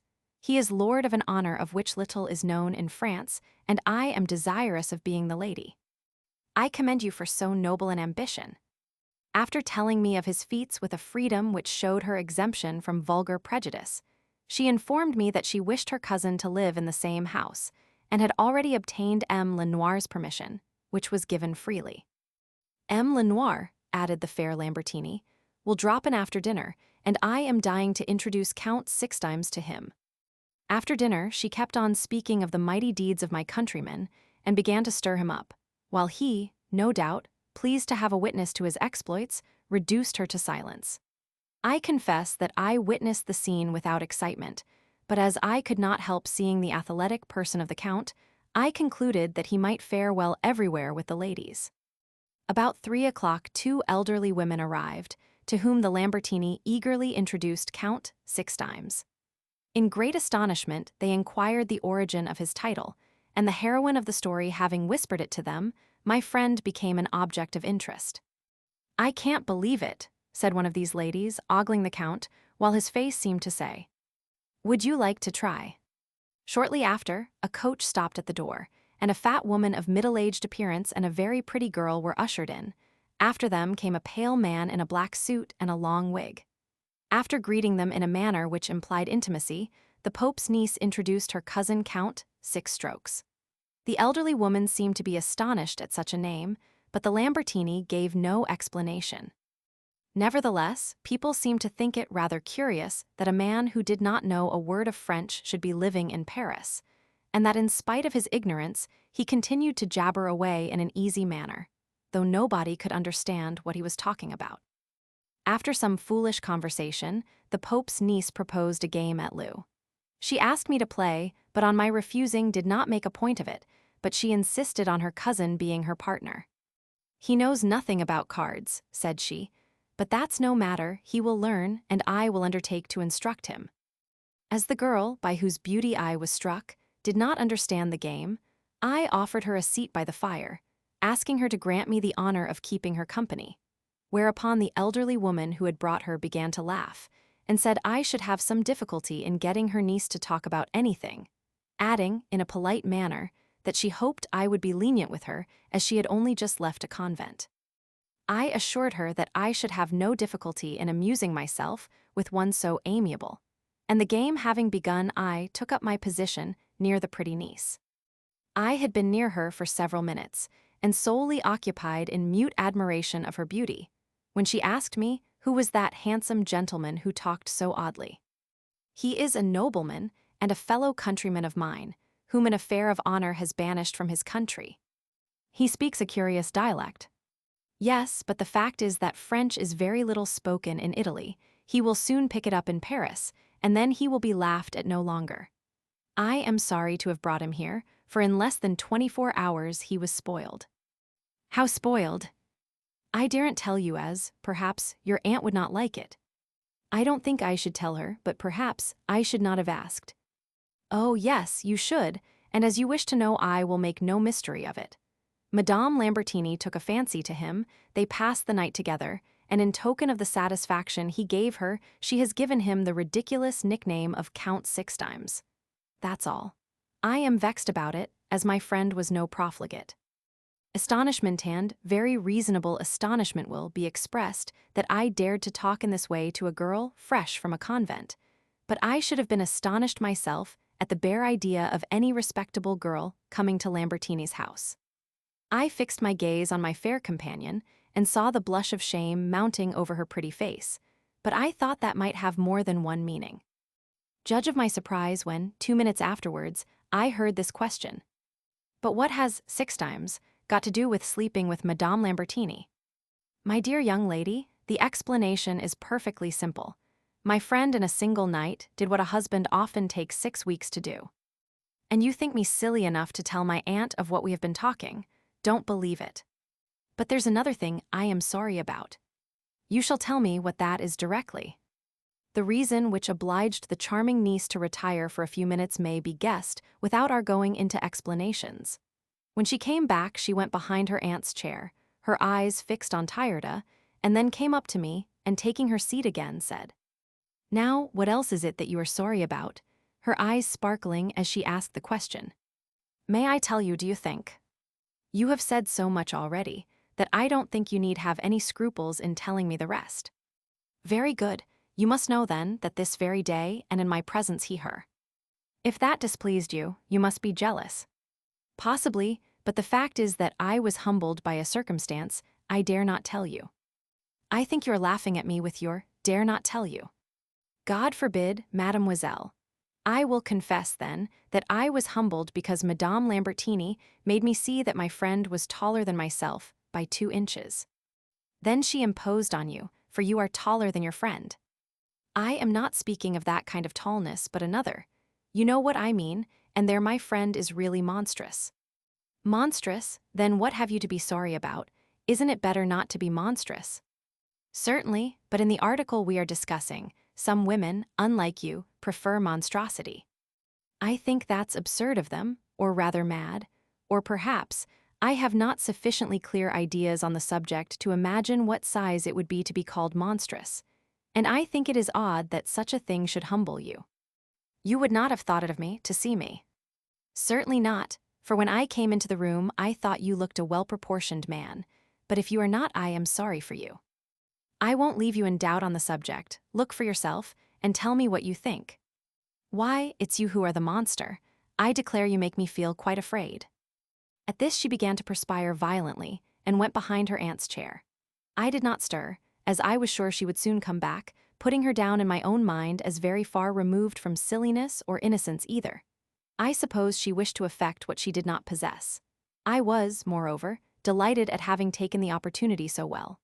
I had punished her for having tried to impose on me, and as I had taken a great fancy to her, I was pleased that she seemed to like her punishment. As for her possession of wit, there could be no doubt on that point, for it was she who had sustained the chief part in our dialogue, and my sayings and doings were all prompted by her questions and the persevering way in which she kept to the subject. She had not been behind her aunt's chair for 5 minutes when the latter was lewd. She, not knowing whom to attack, turned on her niece and said, "Get you gone, little silly, you are bringing me bad luck. Besides, it is bad manners to leave the gentleman who so kindly offered to keep you company all by himself." The amiable niece made no answer and came back to me smiling. "If my aunt knew," said she, "what you had done to me, she would not have accused me of bad manners. I can't tell you how sorry I am. I want you to have some evidence of my repentance, but all that I can do is to go. Will you be offended if I do? If you leave me, my aunt will call me a dreadful stupid, and will say that I have tired you out.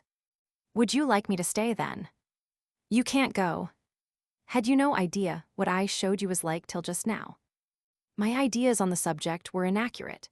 My aunt only took me out of the convent a month ago, and I had been there since I was 7. How old are you now? 17. They tried to make me take the veil, but not having any relish for the fooleries of the cloister, I refused. Are you vexed with me? I ought to be very angry with you, but I know it was my fault, so I will only ask you to be discreet. Don't be afraid. If I were indiscreet, I should be the first to suffer. You have given me a lesson which will come in useful. Stop, or I will go away. No, keep quiet, it's done now." I had taken her pretty hand, with which she let me do as I liked, and at last when she drew it back, she was astonished to find it wanted wiping. "What is that?" "The most pleasant of substances, which renovates the world. I see you are an excellent master. Your pupils make rapid progress, and you give your lessons with such a learned air. Now don't be angry with me for what has happened. I should never have dared to go so far if your beauty had not inspired me. Am I to take that speech as a declaration of love? Yes, it is bold, sweetheart, but it is sincere. If it were not, I should be unworthy both of you and of myself. Can I believe you? Yes, with all your heart, but tell me if I may hope for your love. I don't know. All I know at present is that I ought to hate you, for in the space of a quarter of an hour you have taught me what I thought I should never know till I was married. Are you sorry? I ought to be, although I feel that I have nothing more to learn on a matter which I never dared to think about. But how is it that you have got so quiet? Because we are talking reasonably, and after the rapture love requires some repose. But look at this. What, again, is that the rest of the lesson? It is the natural result of it. How is it that you don't fright me now? The soldier gets used to fire. I see our fire is going out. With these words, she took up a stick to poke the fire, and as she was stooping down in a favorable position, my rash hand dared to approach the porch of the temple, and found the door closed in such sort that it would be necessary to break it open if one wished to enter the sanctuary. She got up in a dignified way, and told me in a polite and feeling manner that she was a well-born girl and worthy of respect. Pretending to be confused, I made 1,000 excuses, and I soon saw the amiable expression return to the face which it became so well. I said that in spite of my repentance, I was glad to know that she had never made another man happy. "Believe me," she said, that if I make anyone happy it will be my husband, to whom I have given my hand and heart. I took her hand, which she abandoned to my rapturous kisses. I had reached this pleasant stage in the proceedings when M. Lenoir was announced, he having come to inquire what the Pope's niece had to say to him. M. Lenoir, a man of a certain age and of a simple appearance, begged the company to remain seated. The Lambertini introduced me to him, and he asked if I were the artist. But on being informed that I was his elder brother, he congratulated me on my lottery and the esteem in which M. du Vernai held me. But what interested him most was the cousin whom the fair niece of the Pope introduced to him under his real name of Tyrda, thinking, doubtless, that his new title would not carry much weight with M. Lenoir. Taking up the discourse, I told him that the Count was commanded to me by a lady whom I greatly esteemed, and that he had been obliged to leave his country for the present on account of an affair of honor. The Lambertini added that she wished to accommodate him, but had not liked to do so till she had consulted M. Lenoir. "Madam," said the worthy man, "you have sovereign power in your house, and I shall be delighted to see the Count in your society." As M. Lenoir spoke Italian very well, Tyrta left the table, and we sat down all four of us by the fire, where my fresh conquest had an opportunity of showing her wit. M. Lenoir was a man of much intelligence and great experience. He made her talk of the convent where she had been, and as soon as he knew her name he began to speak of her father, with whom he had been well acquainted. He was a councillor of the Parliament of Rouen, and had enjoyed a great reputation during his lifetime. My sweetheart was above the ordinary height, her hair was a fine golden color, and her regular features, despite the brilliance of her eyes, expressed candor and modesty. Her dress allowed me to follow all the lines of her figure, and the eyes dwelt pleasantly on the beauty of her form, and on the two spheres which seemed to lament their too close confinement. Although M. Lenoir said nothing of all this, it was easy to see that in his own way he admired her perfections no less than he left us at 8 o'clock, and half an hour afterwards the fat aunt went away followed by her charming niece and the pale man who had come with them. I lost no time in taking leave with Tyrta, who promised the Pope's niece to join her on the morrow, which he did. 3 or 4 days later I received at my office a letter from M. de la Mure, the pretty niece. It ran as follows: "Madame, my aunt, my late mother's sister, is a devotee, fond of gaming, rich, stingy, and unjust. She does not like me, and not having succeeded in persuading me to take the veil, she wants to marry me to a wealthy Dunkirk merchant, whom I do not know, but mark this, whom she does not know any more than I do." The matrimonial agent has praised him very much, and very naturally, as a man must praise his own goods. This gentleman is satisfied with an income of 1,200 francs per annum, but he promises to leave me in his will no less than 150,000 francs. You must know that by my mother, my aunt is obliged to pay me on my wedding day 25,000 crowns. If what has taken place between us has not made me contemptible in your sight, I offer you my hand and heart with 65,000 francs, and as much more on my aunt's death. Don't send me any answer, as I don't know how or by whom to receive your letter. You can answer me in your own person next Sunday at Madame Lambertini's. You will thus have 4 days whereon to consider this most important question. I do not exactly know whether I love you, but I am quite sure that I prefer you to any other man. I know that each of us has still to gain the other's esteem, but I am sure you would make my life a happy one, and that I should be a faithful wife. If you think that the happiness I seek can add to your own, I must warn you that you will need the aid of a lawyer, as my aunt is miserly, and will stick at trifles. If you decide in the affirmative, you must find a convent for me to take refuge in before I commit myself to anything, as otherwise I should be exposed to the harsh treatment I wish to avoid. If, on the other hand, my proposal does not meet your views, I have one favor to ask by granting which you will earn my everlasting gratitude. This is that you will endeavor to see me no more, and will take care not to be present in any company in which you think I am to be found. Thus you will help me to forget you, and this is the least you can do for me. You may guess that I shall never be happy till I have become your wife or have forgotten you. Farewell. I reckon upon seeing you on Sunday. This letter affected me. I felt that it was dictated by prudent, virtuous, and honorable feelings, and I found even more merit in the intellectual endowments of the girl than in her beauty. I blushed at having in a manner led her astray, and I should have thought myself worthy of punishment if I had been capable of refusing the hand offered to me with so much nobility of feeling. And a second, but still a powerful consideration made me look complacently upon a fortune larger than I could reasonably expect to win. Nevertheless, the idea of the marriage state, for which I felt I had no vocation, made me tremble. I knew myself too well not to be aware that as a married man I should be unhappy, and, consequently, with the best intentions I should fail in making the woman's life a happy one. My uncertainty in the 4 days which she had wisely left me convinced me that I was not in love with her. In spite of that, so weak was I that I could not summon up courage to reject her offer still less to tell her so frankly, which would have made her esteem me. During these 4 days I was entirely absorbed in this one subject. I bitterly repented of having outraged her modesty, for I now esteemed and respected her, but yet I could not make up my mind to repair the wrong I had done her. I could not bear to incur her dislike, but the idea of tying myself down was dreadful to me, and such is the condition of a man who has to choose between 2 alternatives and cannot make up his mind. Fearing lest my evil genius should take me to the opera or elsewhere, and in spite of myself make me miss my appointment, I resolved to dine with the Lambertini without having come to any decision. The pious niece of the Pope was at Mass when I reached her house. I found Tyrta engaged in playing on the flute, but as soon as he saw me, he dropped the instrument, ran up to me, embraced me, and gave me back the money his suit had cost me. "I see you are in cash, old fellow. I congratulate you. It's a grievous piece of luck to me, for the money is stolen, and I am sorry I have got it, though I was an accomplice in the theft." "What, the money is stolen?" "Yes, sharping is done here, and I have been taught to help.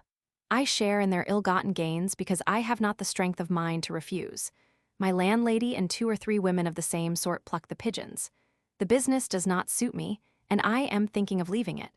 Sooner or later I shall kill or be killed, and either event will be the death of me, so I am thinking of leaving this cutthroat place as soon as possible.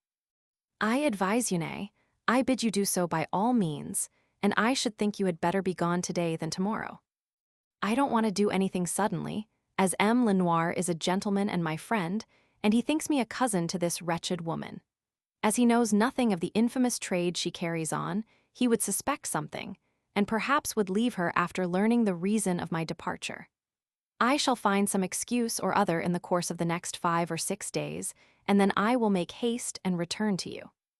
The Lambertini thanked me for coming to dinner in a friendly manner, and told me that we should have the company of M. Deal, de la Mura, and her aunt.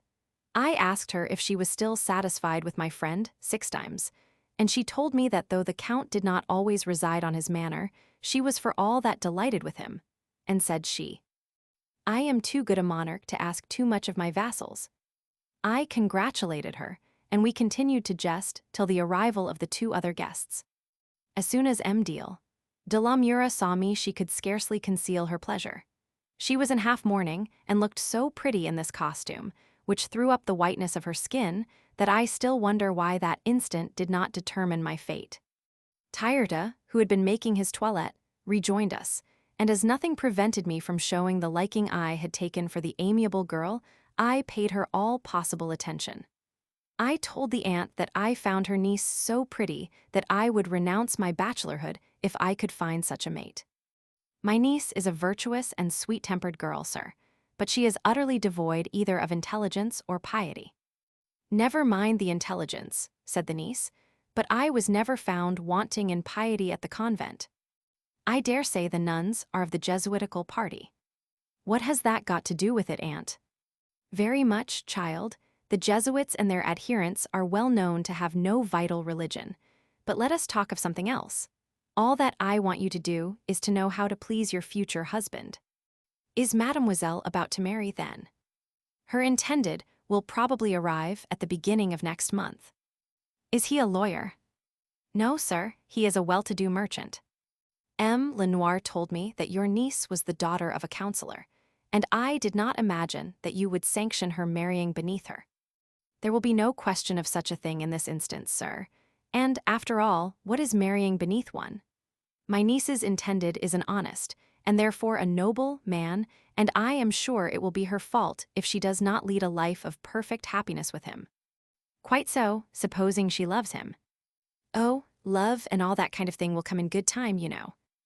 As these remarks could only give pain to the young lady, who listened in silence, I changed the conversation to the enormous crowd which would be present at the execution of Damien, and finding them extremely desirous of witnessing this horrible sight, I offered them a large window with an excellent view.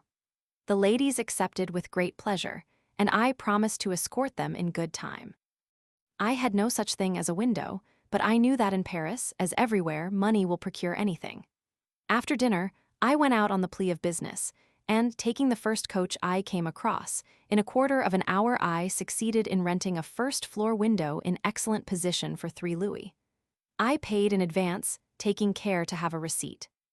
My business over, I hastened to rejoin the company and found them engaged in piquet. M. Deal. De la Mura, who knew nothing about it, was tired of looking on. I came up to her, and having something to say, we went to the other end of the room. Your letter, dearest, has made me the happiest of men. You have displayed in it such intelligence and such admirable characteristics as would win you the fervent adoration of every man of good sense. I only want one man's love. I will be content with the esteem of the rest. My angel, I will make you my wife, and I shall bless till my latest breath the lucky audacity to which I owe my being chosen before other men who would not have refused your hand, even without the 50,000 crowns, which are nothing in comparison with your beauty and your wit. I am very glad you like me so much. Could I do otherwise, and now that you know my heart, do nothing hastily, but trust in me. You will not forget how I am placed. I will bear it in mind.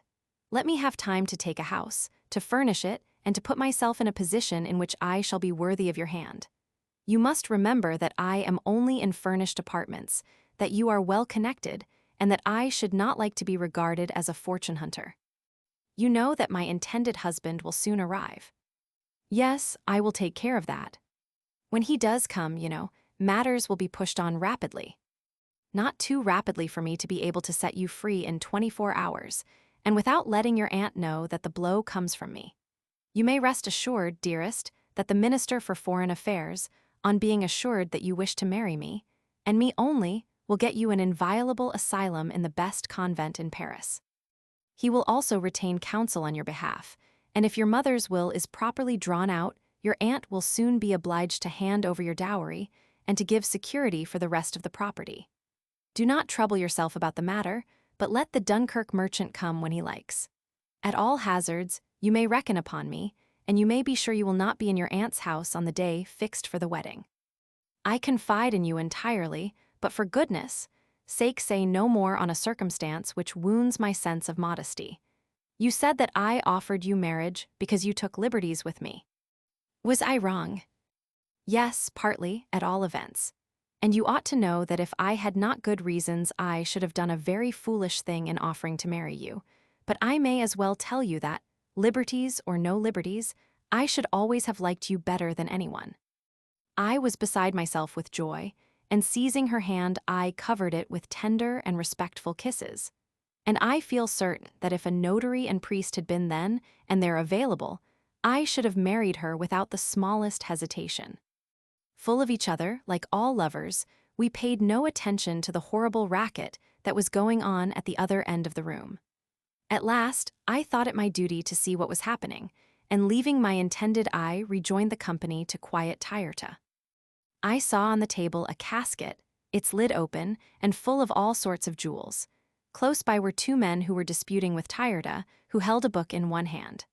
I saw at once that they were talking about a lottery, but why were they disputing? Tyrta told me they were a pair of knaves who had won 30 or 40 louis of him by means of the book, which he handed to me. Sir, said one of the gamesters, this book treats of a lottery in which all the calculations are made in the fairest manner possible. It contains 1,200 leaves, 200 being winning leaves, while the rest are blanks. Anyone who wants to play has only to pay a crown, and then to put a pin's point at random between 2 leaves of the closed book. The book is then opened at the place where the pin is, and if the leaf is blank, the player loses. But if, on the other hand, the leaf bears a number, he is given the corresponding ticket, and an article of the value indicated on the ticket is then handed to him.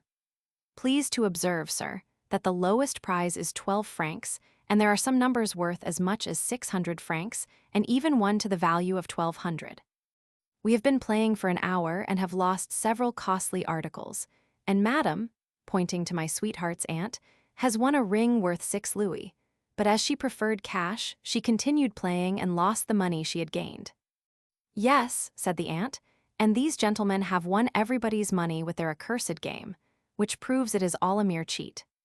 It proves they are rogues, said Tyrta. But gentlemen, answered one of them, in that case the receivers of the government lottery are rogues too, whereon Tyrta gave him a box on the ear. I threw myself between the two combatants and told them not to speak a word.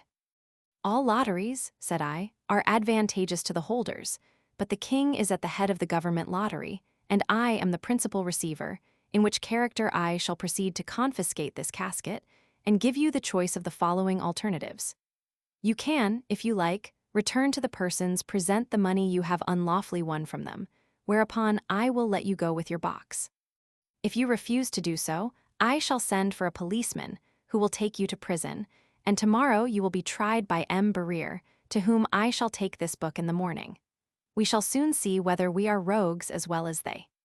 Seeing that they had to do with a man of determination, and that resistance would only result in their losing all, they resolved with as good a grace as they could muster to return all their winnings, and for all I know double the sum, for they were forced to return 40 louis, though they swore they had only won 20. The company was too select for me to venture to decide between them. In point of fact, I was rather inclined to believe the rascals, but I was angry with them, and I wanted them to pay a good price for having made a comparison, quite right in the main, but odious to me in the extreme. The same reason, doubtless, prevented me from giving them back their book, which I had no earthly right to keep, and which they asked me in vain to return to them. My firmness and my threats, and perhaps also the fear of the police, made them think themselves lucky to get off with their jewel box. As soon as they were gone, the ladies, like the kindly creatures they were, began to pity them. You might have given them back their book, they said to me. And you, ladies, might have let them keep their money. But they cheated us of it. Did they? Well, their cheating was done with the book, and I have done them a kindness by taking it from them. They felt the force of my remarks, and the conversation took another turn. Early next morning, the two gamesters paid me a visit, bringing with them as a bribe a beautiful casket containing 24 lovely pieces of Dresden china. I found this argument irresistible, and I felt obliged to return them the book, threatening them at the same time with imprisonment if they dared to carry on their business in Paris for the future. They promised me to abstain from doing so, no doubt with a mental reservation, but I cared nothing about that. I resolved to offer this beautiful gift to M. de la Mura, and I took it to her the same day. I had a hearty welcome, and the aunt loaded me with thanks. On March the 28th, the day of Damien's martyrdom, I went to fetch the ladies in good time. And as the carriage would scarcely hold us all, no objection was made to my taking my sweetheart on my knee, and in this order we reached the place to grieve. The three ladies, packing themselves together as tightly as possible, took up their positions at the window, leaning forward on their elbows, so as to prevent us seeing from behind. The window had 2 steps to it, and they stood on the second, and in order to see, we had to stand on the same step, for if we had stood on the first, we should not have been able to see over their heads. I have my reasons for giving these minutiae, as otherwise the reader would have some difficulty in guessing at the details, which I am obliged to pass over in silence. We had the courage to watch the dreadful sight for 4 hours. The circumstances of Damien's execution are too well known to render it necessary for me to speak of them. Indeed, the account would be too long a one, and in my opinion such horrors are an offense to our common humanity. Damien was a fanatic, who, with the idea of doing a good work and obtaining a heavenly reward, had tried to assassinate Louis Roman XV. And though the attempt was a failure, and he only gave the king a slight wound, he was torn to pieces as if his crime had been consummated. While this victim of the Jesuits was being executed, I was several times obliged to turn away my face and to stop my ears as I heard his piercing shrieks, half of his body having been torn from him, but the Lambertini and the fat aunt did not budge an inch. Was it because their hearts were hardened? They told me, and I pretended to believe them, that their horror at the wretch's wickedness prevented them feeling that compassion which his unheard-of torments should have excited.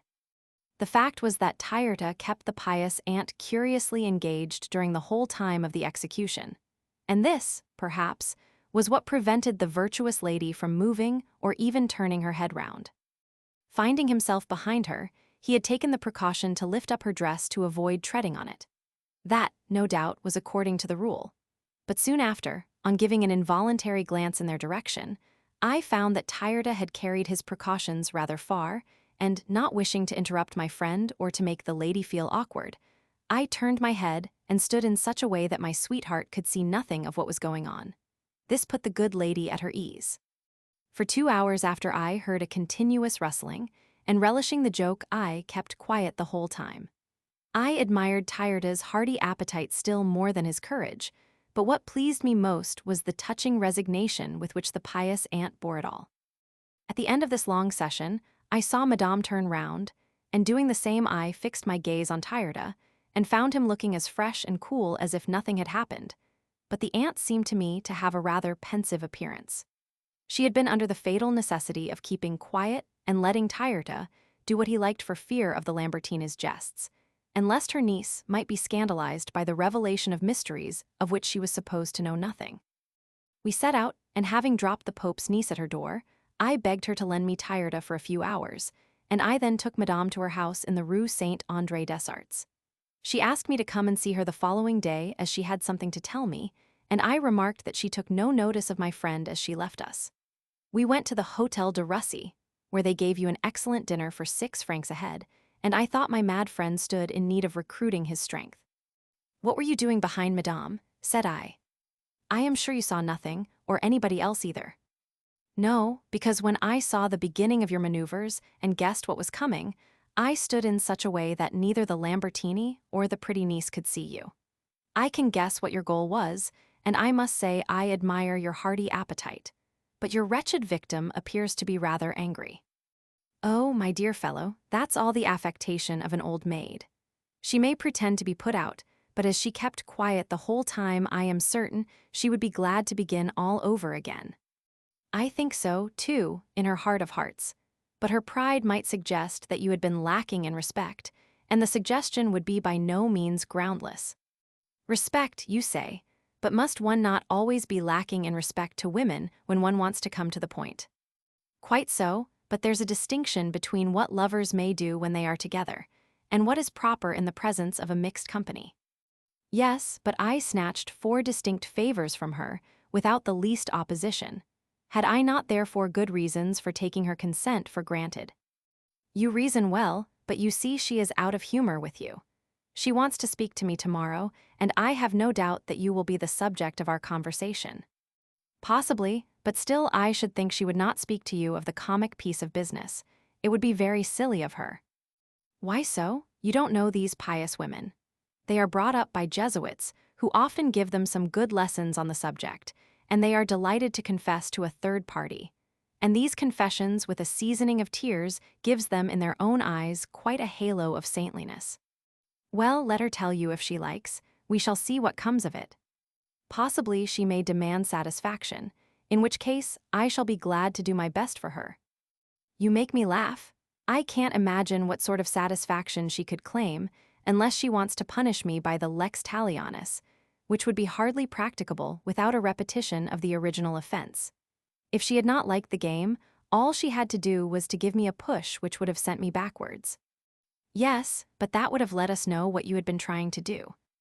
"Well, if it comes to that, the slightest movement would have rendered the whole process null and void.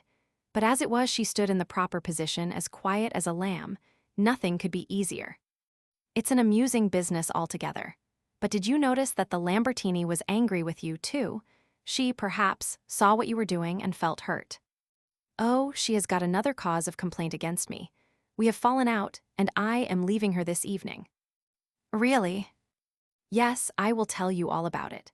Yesterday evening, a young fellow in the Inland Revenue who had been seduced to sup with us by a hussy of Genoa, after losing 40 louis, threw the cards in the face of my landlady and called her a thief. On the impulse of the moment, I took a candle and put it out on his face. I might have destroyed one of his eyes, but I fortunately hit him on the cheek. He immediately ran for his sword, mine was ready, and if the Genoese had not thrown herself between us, murder might have been committed. When the poor wretch saw his cheek in the glass, he became so furious that nothing short of the return of all his money would appease him. They gave it him back, in spite of my advice, for in doing so they admitted, tacitly at all events, that it had been won by cheating. This caused a sharp dispute between the Lambertini and myself after he had gone. She said we should have kept the 40 louis, and nothing would have happened except for my interference, that it was her and not me whom the young man had insulted. The Genoese added that if we had kept cool, we should have had the plucking of him, but that God alone knew what he would do now with the mark of the burn on his face. Tired of the talk of these infamous women, I was about to leave them, but my landlady began to ride the high horse and went so far as to call me a beggar. If M. Lenoir had not come in just then, she would have had a bad time of it, as my stick was already in my hand. As soon as they saw him, they told me to hold my tongue, but my blood was up. And turning towards the worthy man, I told him that his mistress had called me a beggar, that she was a common prostitute, that I was not her cousin, nor in any way related to her, and that I should leave her that very day. As soon as I had come to the end of this short and swift discourse, I went out and shut myself up in my room. In the course of the next 2 hours, I shall go and fetch my linen, and I hope to breakfast with you tomorrow. Tyrta did well. His heart was in the right place, and he was wise not to allow the foolish impulses of youth to plunge him in the sink of corruption. As long as a man has not committed a dishonorable action, as long as his heart is sound, though his head may go astray, the path of duty is still open to him. I should say the same of women if prejudice were not so strong in their case, and if they were not much more under the influence of the heart than the head. After a good dinner washed down by some delicious Sillery, we parted, and I spent the evening in writing. Next morning I did some business, and at noon went to see the distressed devotee, whom I found at home with her charming niece. We talked a few minutes about the weather, and she then told my sweetheart to leave us as she wanted to speak to me. I was prepared for what was coming, and I waited for her to break the silence which all women of her position observe. You will be surprised, sir, at what I am going to tell you, for I have determined to bring before you a complaint of an unheard-of character. The case is really of the most delicate nature, and I am impelled to make a confidant of you by the impression you made on me when I first saw you. I consider you to be a man of discretion, of honor, and above all a moral man. In short, I believe you have experienced religion, and if I am making a mistake, it will be a pity, for though I have been insulted, I don't lack means of avenging myself, and as you are his friend, you will be sorry for him. Is Tyrta the guilty party, madam? The same. And what is his crime?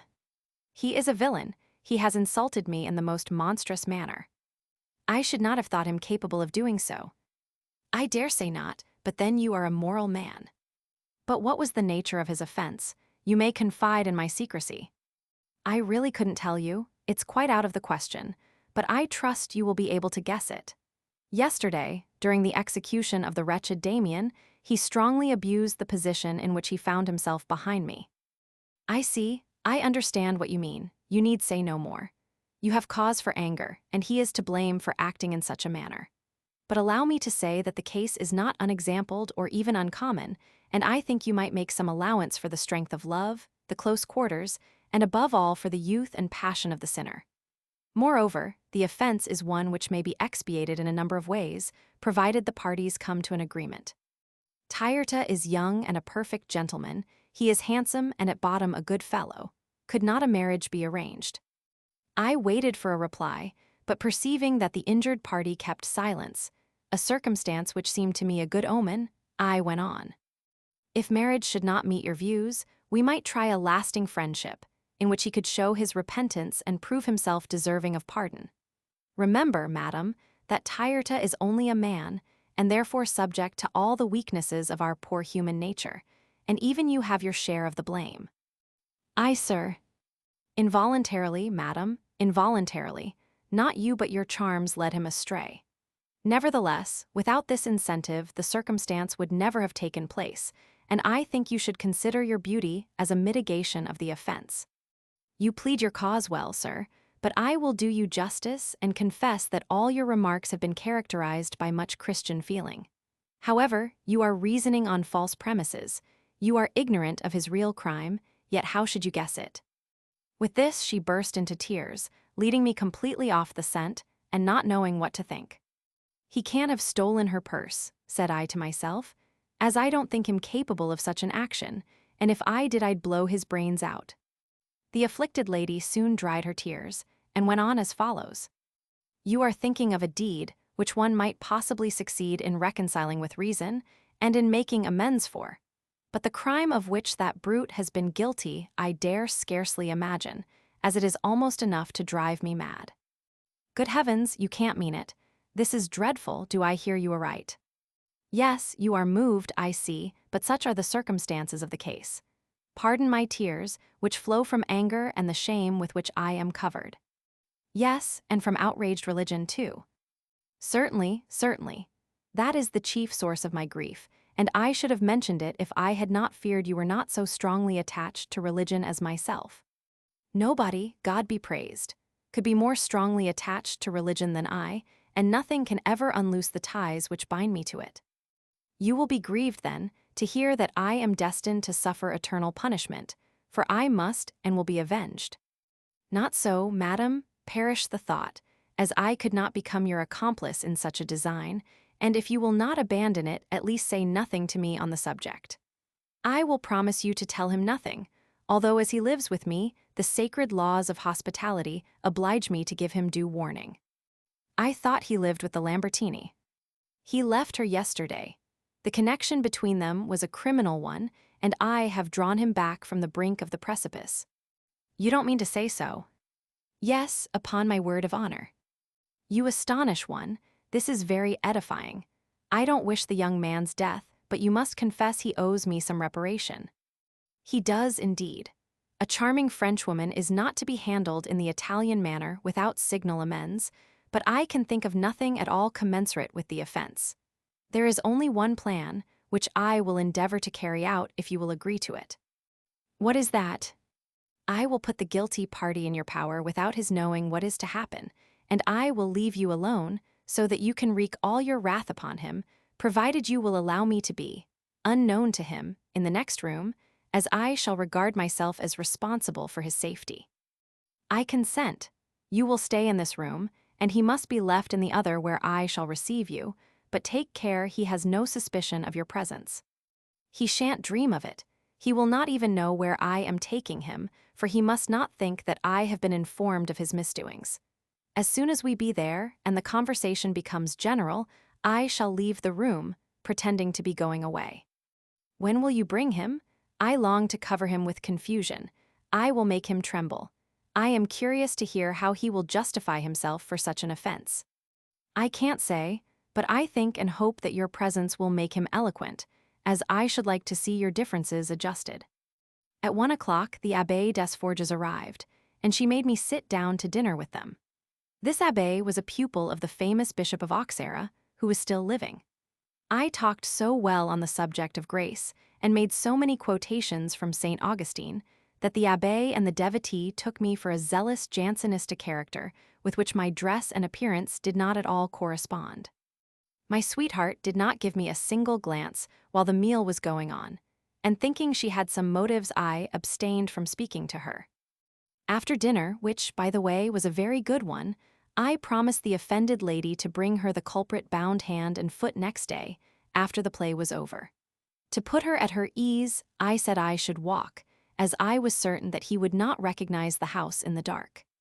As soon as I saw Tyrta, I began with a serio-comic air to reproach him for the dreadful crime he had committed on the body of a lady in every way virtuous and respectable. But the mad fellow began to laugh, and it would have been waste of time for me to try to stop him. What, said he, she has had the courage to tell you all. You don't deny the fact, then? If she says it is so, I don't think I can give her the lie, but I am ready to swear that I don't know how the land lay. In the position I was in, it was impossible for me to say where I took up my dwelling. However, I will quiet her indignation, as I shall come to the point quickly and not let her wait. You will ruin the business if you don't take care. Be as long as you can. She will like that best, and it will be to your interest. Don't hurry yourself, and never mind me, as I am sure to get on all right while you are changing anger into a softer passion. Remember not to know that I am in the house, and if you only stay with her a short time, which I don't think will be the case, take a coach and be off. You know the least a pious woman like her can do will be to provide me with fire and company. Don't forget that she is well born like yourself. These women of quality are, no doubt, as immoral as any other women since they are constructed of the same material, but they like to have their pride flattered by certain attentions. She is rich, a devote, and what is more, inclined to pleasure. Strive to gain her friendship, facem ad facem, as the King of Prussia says. You may perhaps make your fortune. If she asks you why you have left the Pope's niece, take care not to tell her the reason. She will be pleased with your discretion. In short, do your best to expiate the enormity of your offense. I have only to speak the truth. I went in the dark. That's an odd reason, but it may seem convincing to a Frenchwoman. I need not tell the reader that I gave Tyrta a full account of my conversation with the lady. If any complain of this breach of honor, I must tell them that I had made a mental reservation not to keep my promise, and those who are acquainted with the morality of the children of Ignatius will understand that I was completely at my ease. Next day we went to the opera, and afterwards, our plans made out, we walked to the house of the insulted and virtuous lady. She received us with great dignity, but yet there was an agreeable undercurrent in her voice and manner which I thought very promising. I never take supper, she said, but if you had forewarned me of your visit, I should have got something for you. After telling her all the news I had heard in the theater, I pretended to be obliged to go, and begged her to let me leave the Count with her for a few minutes. If I am more than a quarter of an hour, said I to the Count, don't wait. Take a coach home, and we shall see each other tomorrow. Instead of going downstairs, I went into the next room, and 2 minutes after who should enter but my sweetheart, who looked charmed and yet puzzled at my appearance. I think I must be dreaming, said she, but my aunt has charged me not to leave you alone, and to tell her woman not to come upstairs unless she rings the bell. Your friend is with her, and she told me to speak low as he is not to know that you are here. What does it all mean? You are curious, are you? I confess I am in this instance, for all this mystery seems designed to excite curiosity. Dearest, you shall know all, but how cold it is. My aunt has told me to make a good fire. She has become liberal or rather lavish all of a sudden. Look at the wax candles. That's a new thing, is it? Oh, quite new. As soon as we were seated in front of the fire, I began to tell her the story, to which she listened with all the attention a young girl can give to such a matter. But as I had thought it well to pass over some of the details, she could not properly understand what crime it was that Tyrta had committed. I was not sorry to be obliged to tell her the story in plain language, and to give more expression I employed the language of gesture, which made her blush and laugh at the same time.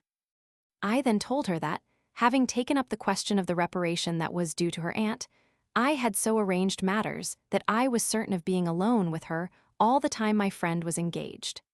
Thereupon, I began to cover her pretty face with kisses, and as I allowed myself no other liberties, she received my caresses as a proof of the greatness of my love and the purity of my feelings. Dearest, she said, what you say puzzles me. There are 2 things which I can't understand. How could Tyrta succeed in committing this crime with my aunt, which I think would only be possible with the consent of the party attacked, but quite impossible without it? And this makes me believe that if the thing was done, it was done with her hearty good will. Very true, for if she did not like it, she had only to change her position. Not so much as that, she need only have kept the door shut. There, sweetheart, you are wrong, for a properly made man only asks you to keep still, and he will overcome all obstacles. Moreover, I don't expect that your aunt's door is so well shut as yours. I believe that I could defy all the Tyrtas in the world.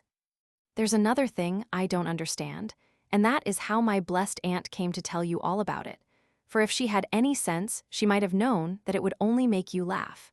And what satisfaction does she expect to get from a brute like that, who possibly thinks the affair a matter of no consequence?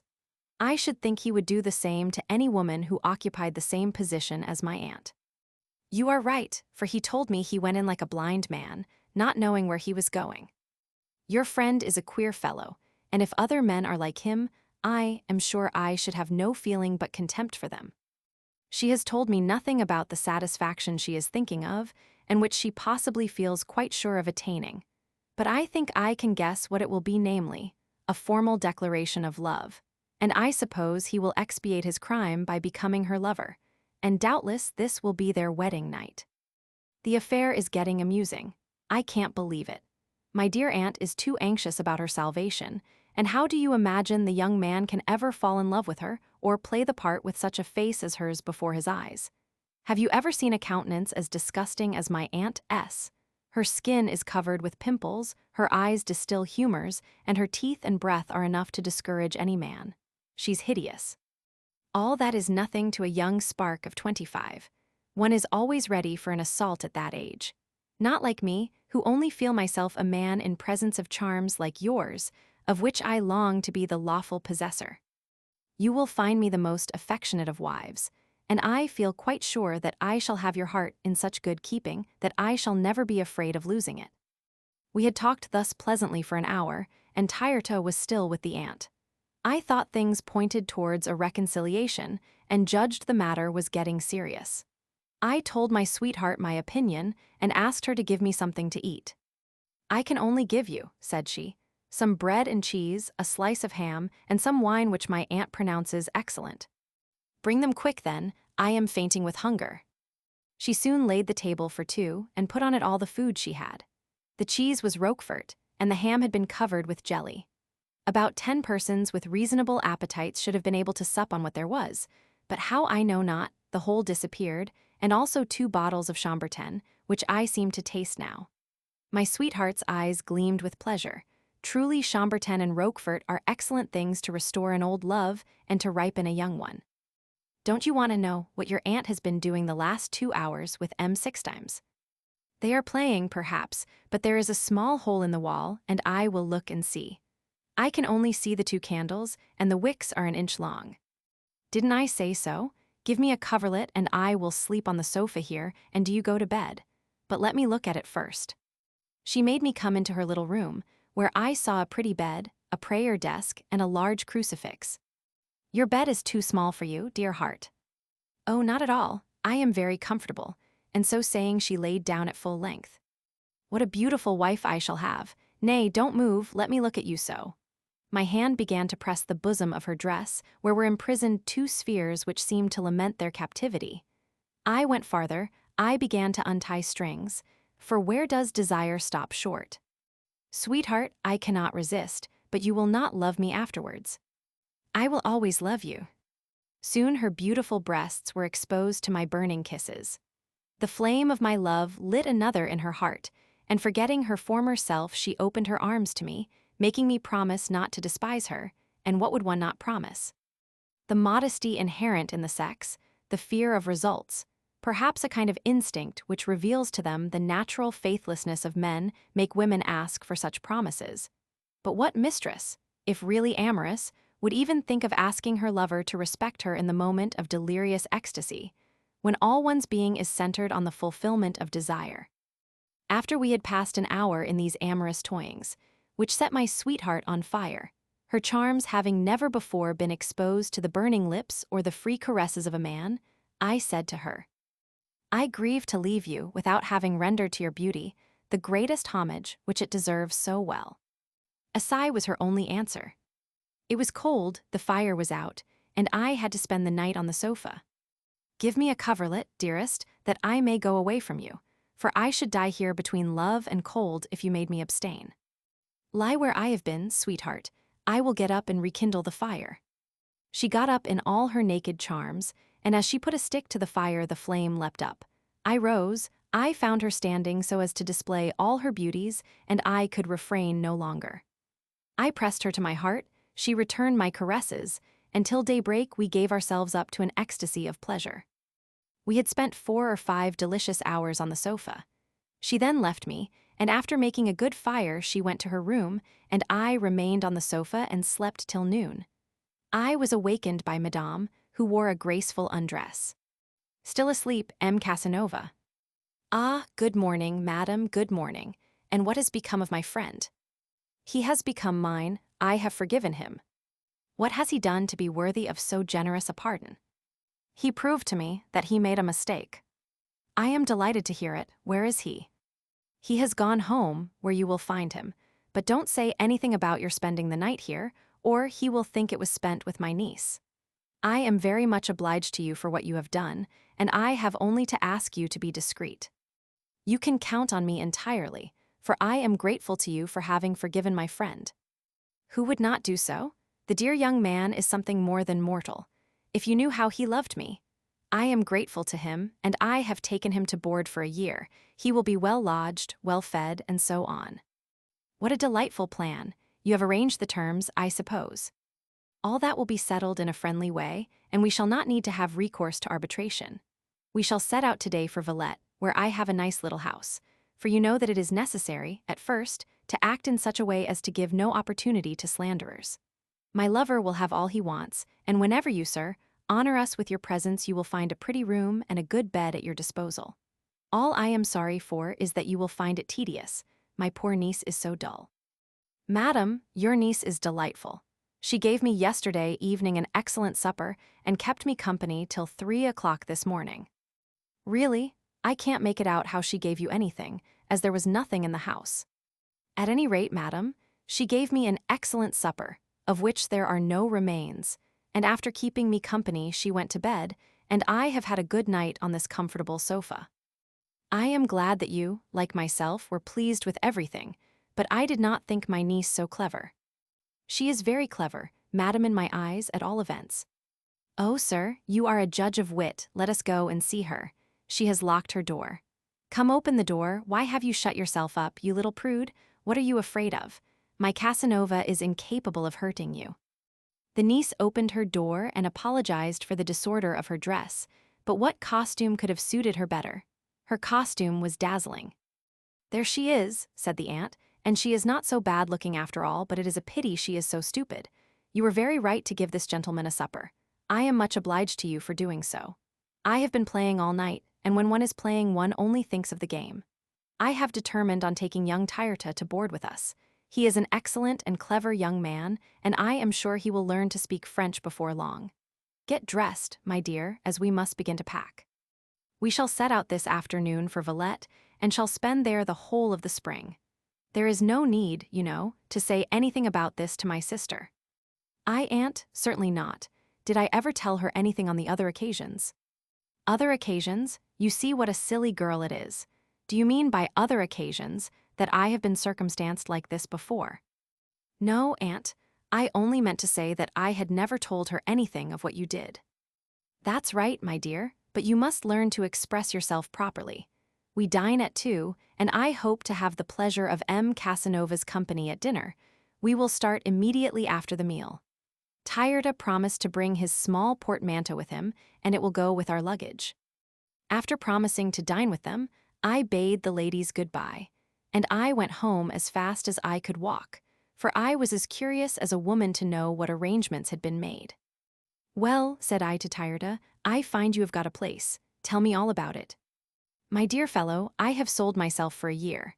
My pay is to be 25 louis a month, a good table, good lodging, etc., etc. I congratulate you. Do you think it is worth the trouble? There's no rose without a thorn. She told me you were something more than mortal. I worked hard all night to prove it to her, but I am quite sure your time was better employed than mine. I slept like a king. Dress yourself, as I am coming to dinner, and I want to see you set out for Villette. I shall come and see you there now and then, as your sweetheart has told me that a room shall be set apart for my convenience. We arrived at 2 o'clock. Madame, dressed in a girlish style, presented a singular appearance, but de la Mura's beauty shone like a star. Love and pleasure had given her a new life, a new being. We had a capital dinner, as the good lady had made the repast dainty like herself, but in the dishes there was nothing absurd, while her whole appearance was comic in the highest degree. At 4 they all set out, and I spent my evening at the Italian comedy. I was in love with de la Mura, but Sylvia's daughter, whose company at supper was all I had of her, weakened a love which now left nothing more to desire.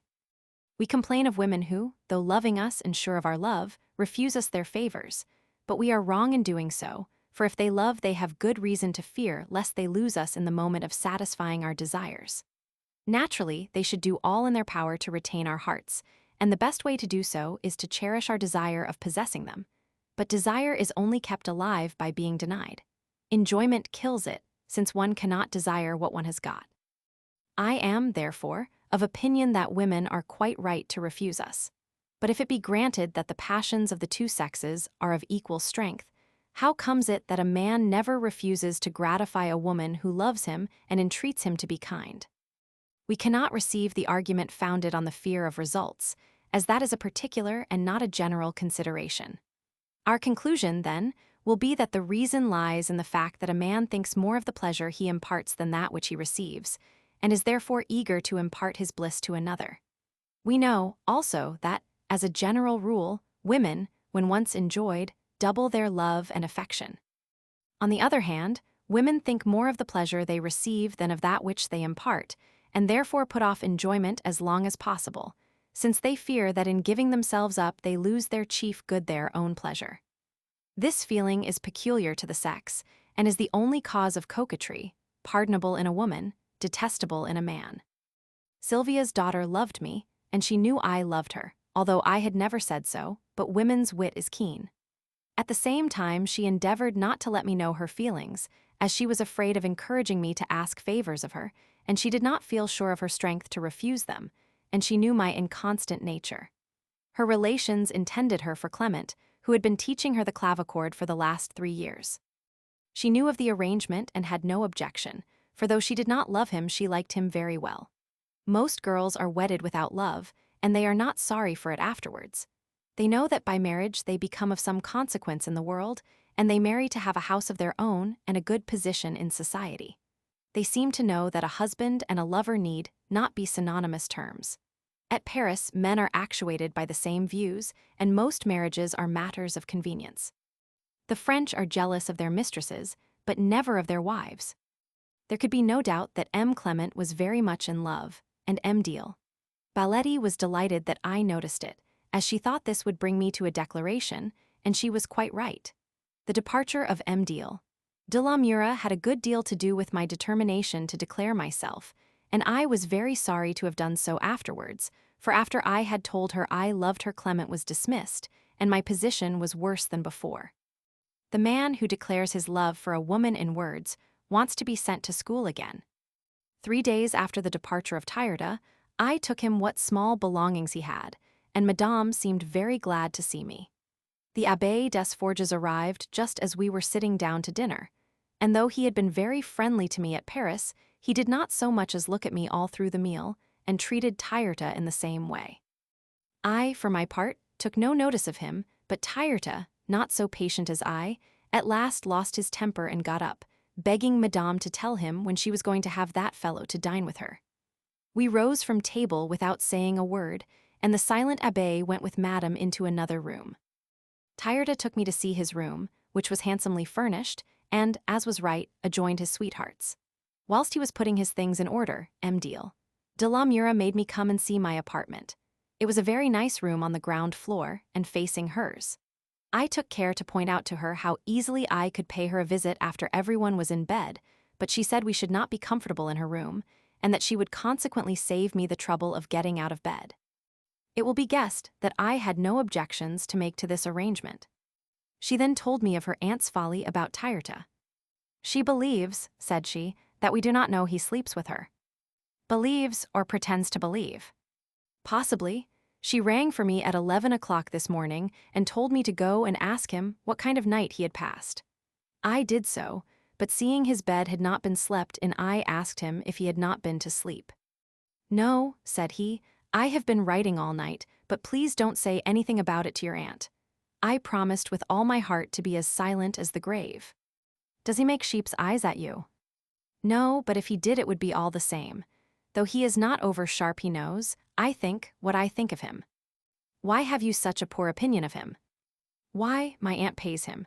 I think selling one's self is a dreadful idea. But you pay me. Yes, but in the same coin as you give me. The old aunt was always calling her niece stupid, but on the contrary, I thought her very clever, and as virtuous as clever. I should never have seduced her if she had not been brought up in a convent.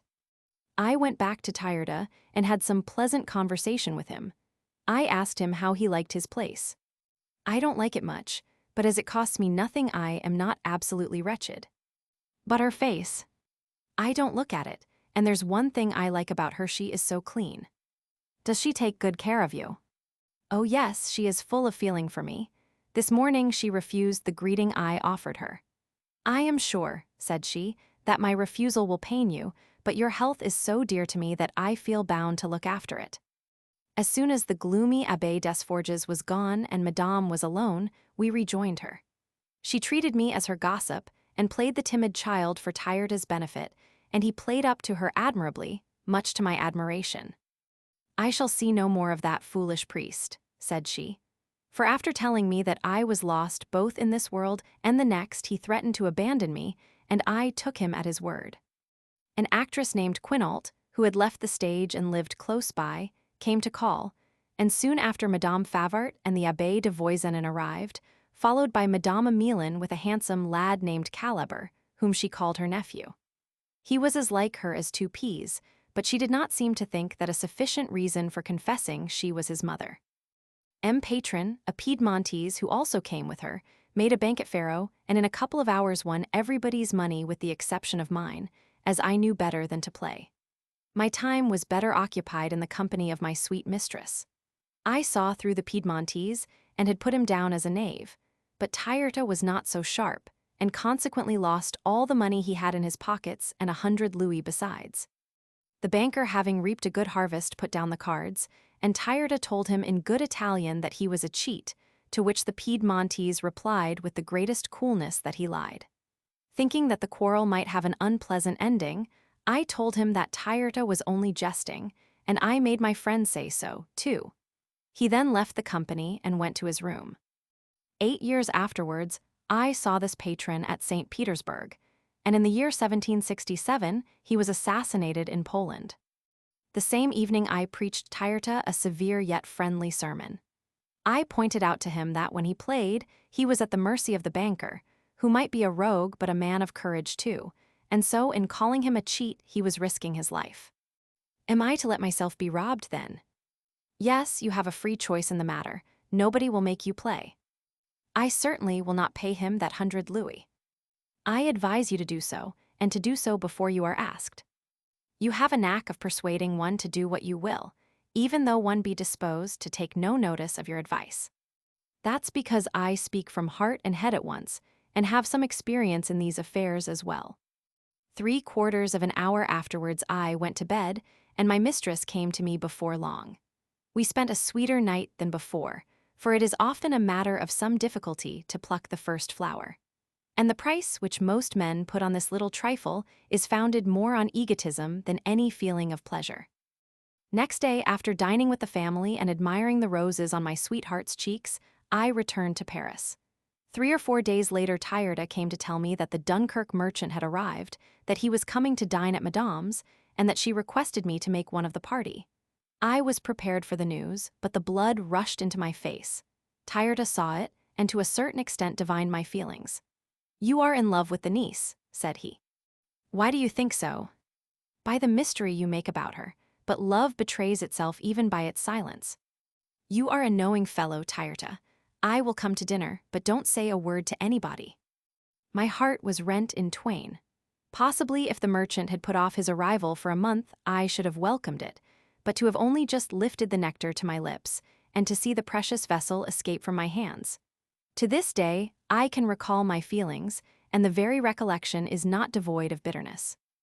I was in a fearful state of perplexity, as I always was whenever it was necessary for me to resolve, and I felt that I could not do so.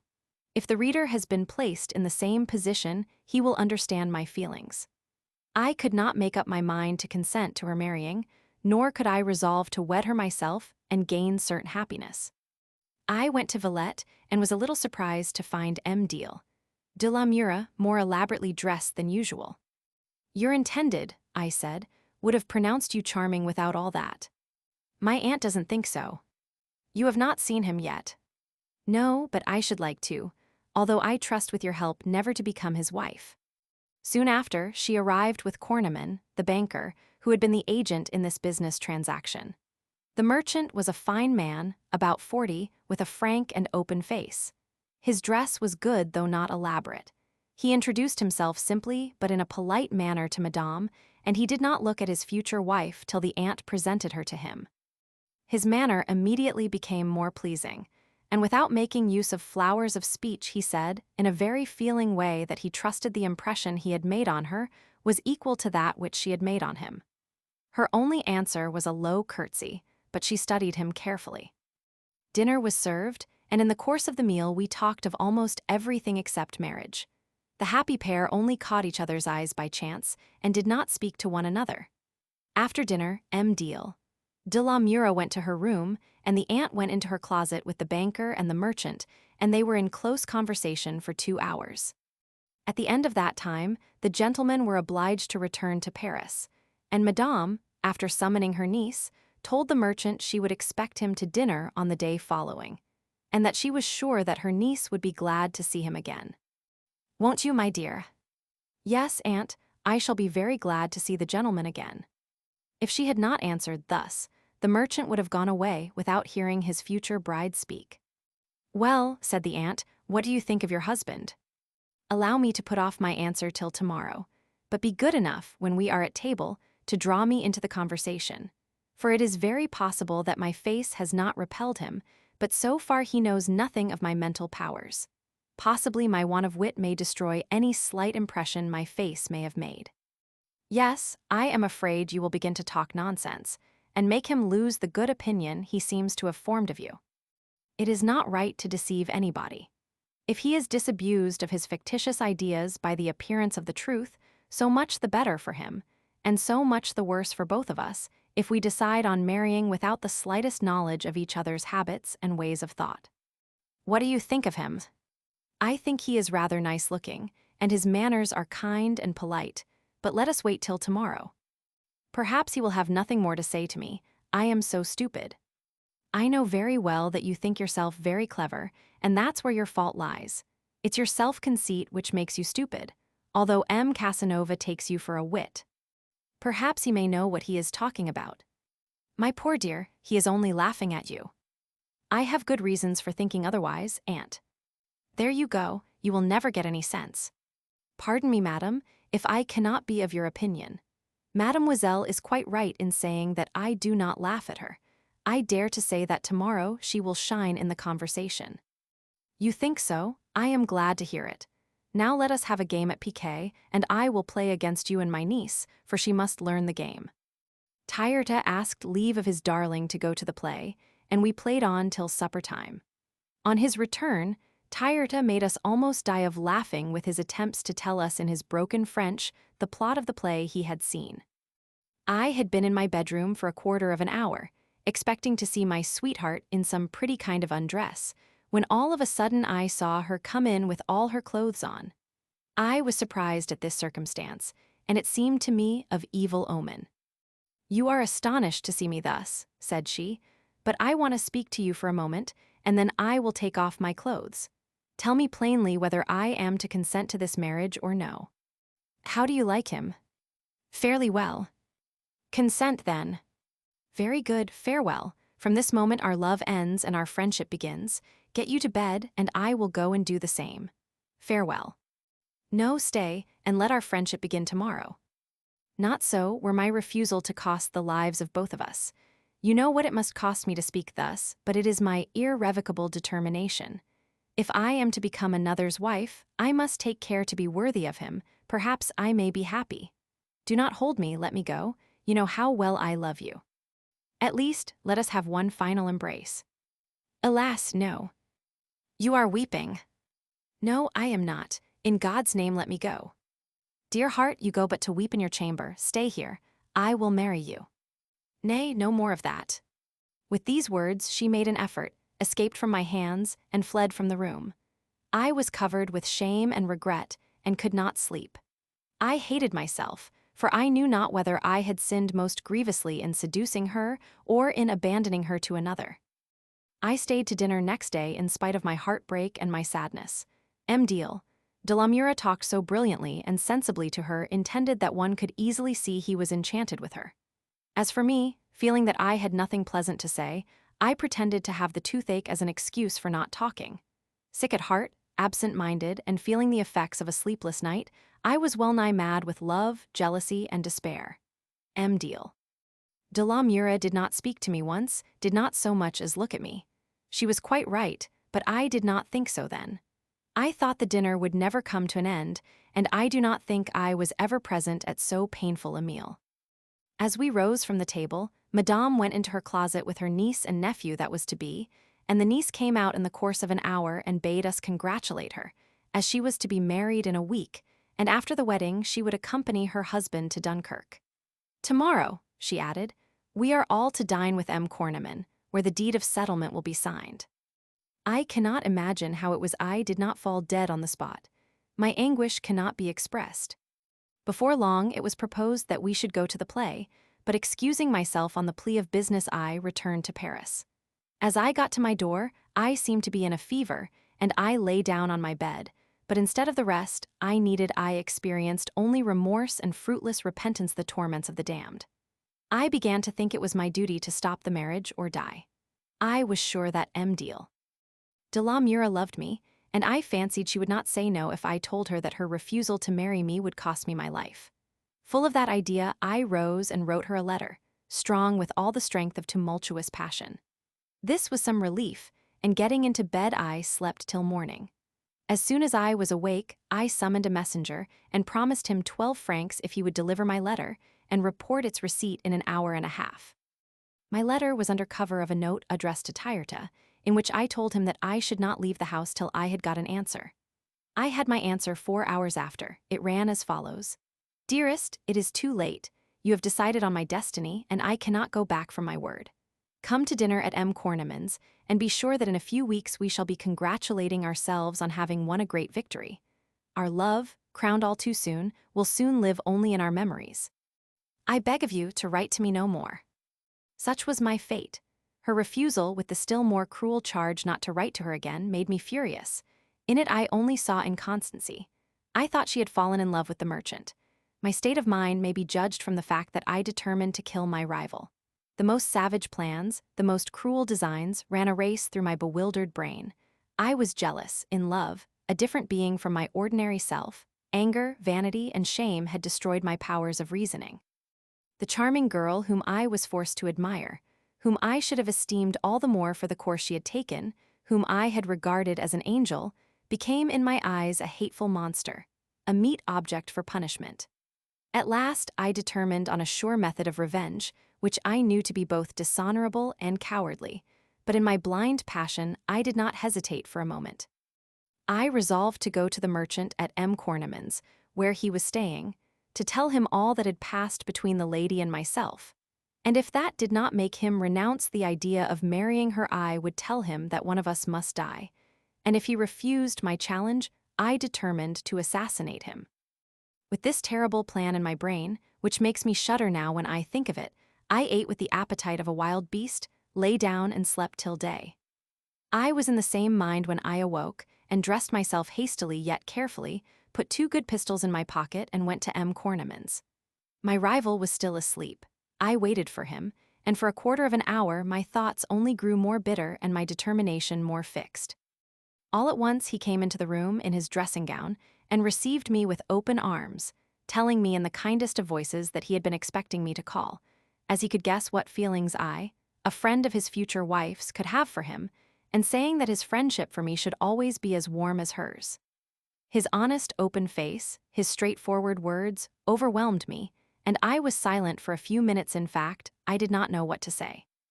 Luckily, he gave me enough time to recollect myself, as he talked on for a quarter of an hour without noticing that I did not open my lips. M. Corneman then came in, coffee was served, and my speech returned to me, but I am happy to say I refrained from playing the dishonorable part one had intended. The crisis was past. It may be remarked that the fiercest spirits are like a cord stretched too tight, which either breaks or relaxes. I have known several persons of that temperament, the Chevalier L., amongst others, who in a fit of passion used to feel his soul escaping by every pore. If at the moment when his anger burst forth he was able to break something and make a great noise, he calmed down in a moment. Reason resumed her sway, and the raging lion became as mild as a lamb. After I had taken a cup of coffee, I felt myself calmed, but yet dizzy in the head, so I bade them good morning and went out. I was astonished but delighted that I had not carried my detestable scheme into effect. I was humbled by being forced to confess to myself that chance and chance alone had saved me from becoming a villain.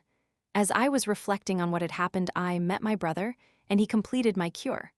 I took him to dine at Sylvia's and stayed there till midnight.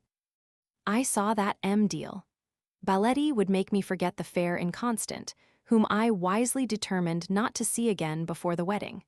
To make sure, I set out the next day for Versailles to look after my interests with the government. Chapter 2. The Abbé de la Ville, the Abbé Gallieni, the Neapolitan dialecti, set out for Dunkirk on a secret mission. I returned to Paris by Amiens. My adventure, by the way, M. de la Bretonnière, my report, gives satisfaction. I am paid 500 louis. Reflections. A new career was opening before me. Fortune was still my friend, and I had all the necessary qualities to second the efforts of the blind goddess on my behalf, save one perseverance. My immoderate life of pleasure annulled the effect of all my other qualities. M. de Bernis received me in his usual manner, that is, more like a friend than a minister. He asked me if I had any inclination for a secret mission. Have I the necessary talents? I think so. I have an inclination for all honest means of earning a livelihood, and as for my talents, I will take your Excellency's opinion for granted. This last observation made him smile, as I had intended. After a few words spoken at random on the memories of bygone years, which time had not entirely defaced, the minister told me to go to the Abbé de la Ville and use his name. This abbé, the chief permanent official of the Foreign Office, was a man of cold temperament, a profound diplomatist, and the soul of the department, and high in favor with His Excellency the Minister. He had served the state well as an agent at The Hague, and his grateful king rewarded him by giving him a bishopric on the day of his death. It was a little late, but kings have not always sufficient leisure to remember things. His heir was a wealthy man named Garnier, who had formerly been chief cook at M. d'Argenson, S., and had become rich by profiting by the friendship the Abbé de la Ville had always had for him. These two friends, who were nearly of the same age, had deposited their wills in the hands of the same attorney, and each had made the other his residuary legatee. After the abbé had delivered a brief discourse on the nature of secret missions and the discretion necessary to those charged with them, he told me that he would let me know when anything suitable for me presented itself. I made the acquaintance of the Abbé Gallieni, the secretary of the Neapolitan embassy. He was a brother to the Marquis de Gallieni, of whom I shall speak when we come to my Italian travels. The Abbé Gallieni was a man of wit. He had a knack of making the most serious subjects appear comic, and being a good talker, speaking French with the ineradicable Neapolitan accent, he was a favorite in every circle he cared to enter. The Abbé de la Ville told him that Voltaire had complained that his Henriade had been translated into Neapolitan verse, in such sort that it excited laughter. Voltaire is wrong, said Gallieni, for the Neapolitan dialect is of such a nature that it is impossible to write verses in it that are not laughable. And why should he be vexed? He who makes people laugh is sure of being beloved. The Neapolitan dialect is truly a singular one. We have it in translations of the Bible and of the Iliad, and both are comic. I can imagine that the Bible would be, but I should not have thought that would have been the case with the Iliad. It is, nevertheless. I did not return to Paris till the day before the departure of M. de la Mura, now Madame P. I felt in duty bound to go and see her, to give her my congratulations, and to wish her a pleasant journey. I found her in good spirits and quite at her ease, and far from being vexed at this, I was pleased, a certain sign that I was cured. We talked without the slightest constraint, and I thought her husband a perfect gentleman. He invited us to visit him at Dunkirk, and I promised to go without intending to do so, but the fates willed otherwise. Tyrta was now left alone with his darling, who grew more infatuated with her Strephon every day, so well did he prove his love for her. With a mind at ease, I now set myself to sentimentalize with M. Balletti, who gave me every day some new mark of the progress I was making. The friendship and respect I bore her family made the idea of seduction out of the question. But as I grew more and more in love with her, and had no thoughts of marriage, I should have been puzzled to say at what end I was aiming, so I let myself glide along the stream without thinking where I was going. In the beginning of May, the Abbé de Bernis told me to come and call on him at Versailles, but first to see the Abbé de la Ville. The first question the abbé asked me was whether I thought myself capable of paying a visit to 8 or 10 men of war in the roads at Dunkirk, of making the acquaintance of the officers, and of completing a minute and circumstantial report on the victualling, the number of seamen, the guns, ammunition, discipline, etc., etc. I will make the attempt, I said, and will hand you in my report on my return, and it will be for you to say if I have succeeded or not. As this is a secret mission, I cannot give you a letter of commendation. I can only give you some money and wish you a pleasant journey. I do not wish to be paid in advance on my return. You can give me what you think fit. I shall want 3 or 4 days before setting out, as I must procure some letters of introduction. Very good, try to come back before the end of the month. I have no further instructions to give you. On the same day, I had some conversation at the Palais Bourbon with my patron, who could not admire sufficiently my delicacy in refusing payment in advance, and taking advantage of my having done so, he made me accept a packet of 100 louis. This was the last occasion on which I made use of his purse. I did not borrow from him at Rome 14 years afterwards. As you are on a secret mission, my dear Casanova, I cannot give you a passport. I am sorry for it, but if I did so, your object would be suspected.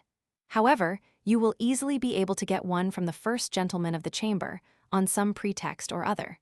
Sylvia will be more useful to you in that way than anybody else. You quite understand how discreet your behavior must be. Above all, do not get into any trouble, for I suppose you know that, if anything happened to you, it would be of no use to talk of your mission. We should be obliged to know nothing about you, for ambassadors are the only avowed spies. Remember that you must be even more careful and reserved than they, and yet, if you wish to succeed, all this must be concealed, and you must have an air of freedom from constraint that you may inspire confidence. If, on your return, you like to show me your report before handing it in, I will tell you what may require to be left out or added. Full of this affair, the importance of which I exaggerated in proportion to my inexperience, I told Sylvia that I wanted to accompany some English friends as far as Calais, and that she would oblige me by getting me a passport from the Duc de Gesvres. Always ready to oblige me, she sat down directly and wrote the Duke a letter, telling me to deliver it myself since my personal description was necessary. These passports carry legal weight in the Isle de France only, but they procure one respect in all the northern parts of the kingdom. Fortified with Sylvia's letter and accompanied by her husband, I went to the Duke, who was at his estate at St. Taureau, and he had scarcely read the letter through before he gave me the passport. Satisfied on this point, I went to Villette and asked Madame if she had anything I could take to her niece. "You can take her the box of china statuettes," said she, "if M. Corneman has not sent them already." I called on the banker who gave me the box, and in return for 100 louis, a letter of credit on a Dunkirk house. I begged him to name me in the letter in a special manner, as I was going for the sake of pleasure.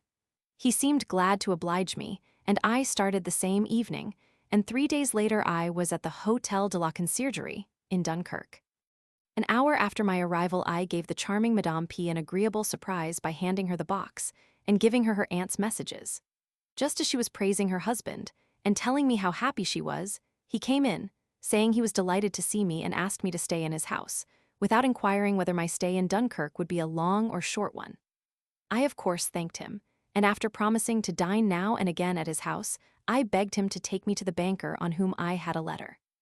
The banker read my letter and gave me the 100 louis, and asked me to wait for him at my inn, where he would come for me with the governor, a M. de Baril. This gentleman, who, like most Frenchmen, was very polite, after making some ordinary inquiries, asked me to sup with him and his wife, who was still at the play. The lady gave me as kind a reception as I had received from her husband. After we had partaken of an excellent supper, several persons arrived, and play commenced in which I did not join, as I wished to study the society of the place, and above all certain officers of both services who were present. By means of speaking with an air of authority about naval matters, and by saying that I had served in the navy of the Venetian Republic, in 3 days I not only knew, but was intimate with all the captains of the Dunkirk fleet. I talked at random about naval architecture, on the Venetian system of maneuvers, and I noticed that the jolly sailors were better pleased at my blunders than at my sensible remarks. 4 days after I had been at Dunkirk, one of the captains asked me to dinner on his ship, and after that all the others did the same, and on every occasion I stayed in the ship for the rest of the day. I was curious about everything, and Jacques is so trustful. I went into the hold, I asked questions innumerable, and I found plenty of young officers delighted to show their own importance, who gossiped without needing any encouragement from me. I took care, however, to learn everything which would be of service to me, and in the evenings I put down on paper all the mental notes I had made during the day. 4 or 5 hours was all I allowed myself for sleep, and in 15 days I had learnt enough. Pleasure, gaming, and idleness, my usual companions, had no part in this expedition, and I devoted all my energies to the object of my mission. I dined once with the banker, once with Madame P. in the town, and once in a pretty country house which her husband had, at about a league's distance from Dunkirk. She took me there herself, and on finding myself alone with the woman I had loved so well, I delighted her by the delicacy of my behavior, which was marked only by respect and friendship. As I still thought her charming, and as our connection had only ended 6 weeks ago, I was astonished to see myself so quiet, knowing my disposition too well to attribute my restraint to virtue. What, then, was the reason? An Italian proverb, speaking for nature, gives the true solution of the riddle. La mona non vuol pensare, and my head was full of thought. My task was done, and bidding goodbye to all my friends, I set out in my postchaise for Paris, going by another way for the sake of the change. About midnight, on my asking for horses at some stage, the name of which I forget, they told me that the next stage was the fortified town of Aire, which we should not be allowed to pass through at midnight. "Get me the horses," said I will make them open the gates." I was obeyed, and in due time we reached the gates. The postilion cracked his whip, and the sentry called out, "Who goes there?" "Express messenger." After making me wait for an hour, the gate was opened, and I was told that I must go and speak to the governor. I did so, fretting and fuming on my way as if I were some great person, and I was taken to a room where a man in an elegant nightcap was lying beside a very pretty woman. "Whose messenger are you?" "Nobody else, but as I am in a hurry." "That will do, we will talk the matter over tomorrow.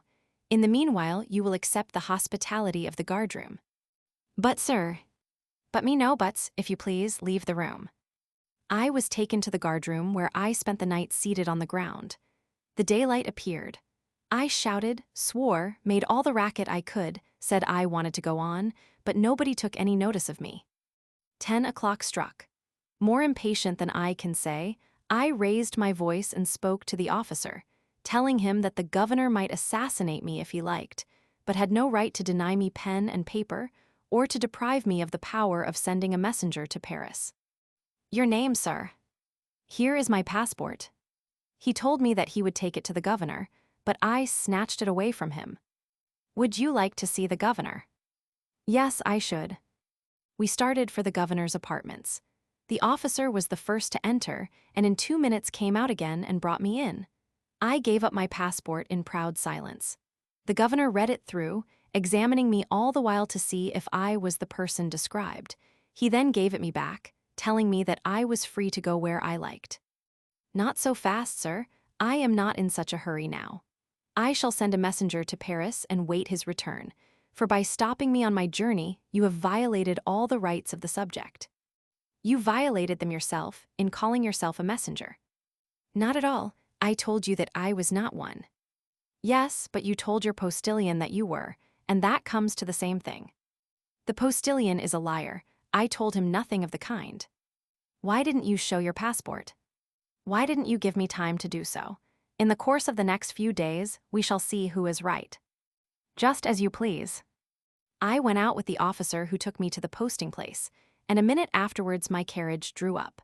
The posting place was also an inn, and I told the landlord to have a special messenger ready to carry out my orders, to give me a good room and a good bed, and to serve me some rich soup immediately, and I warned him that I was accustomed to good fare. I had my portmanteau and all my belongings taken into my room, and having washed and put on my dressing gown, I sat down to write, to whom I did not know, for I was quite wrong in my contention.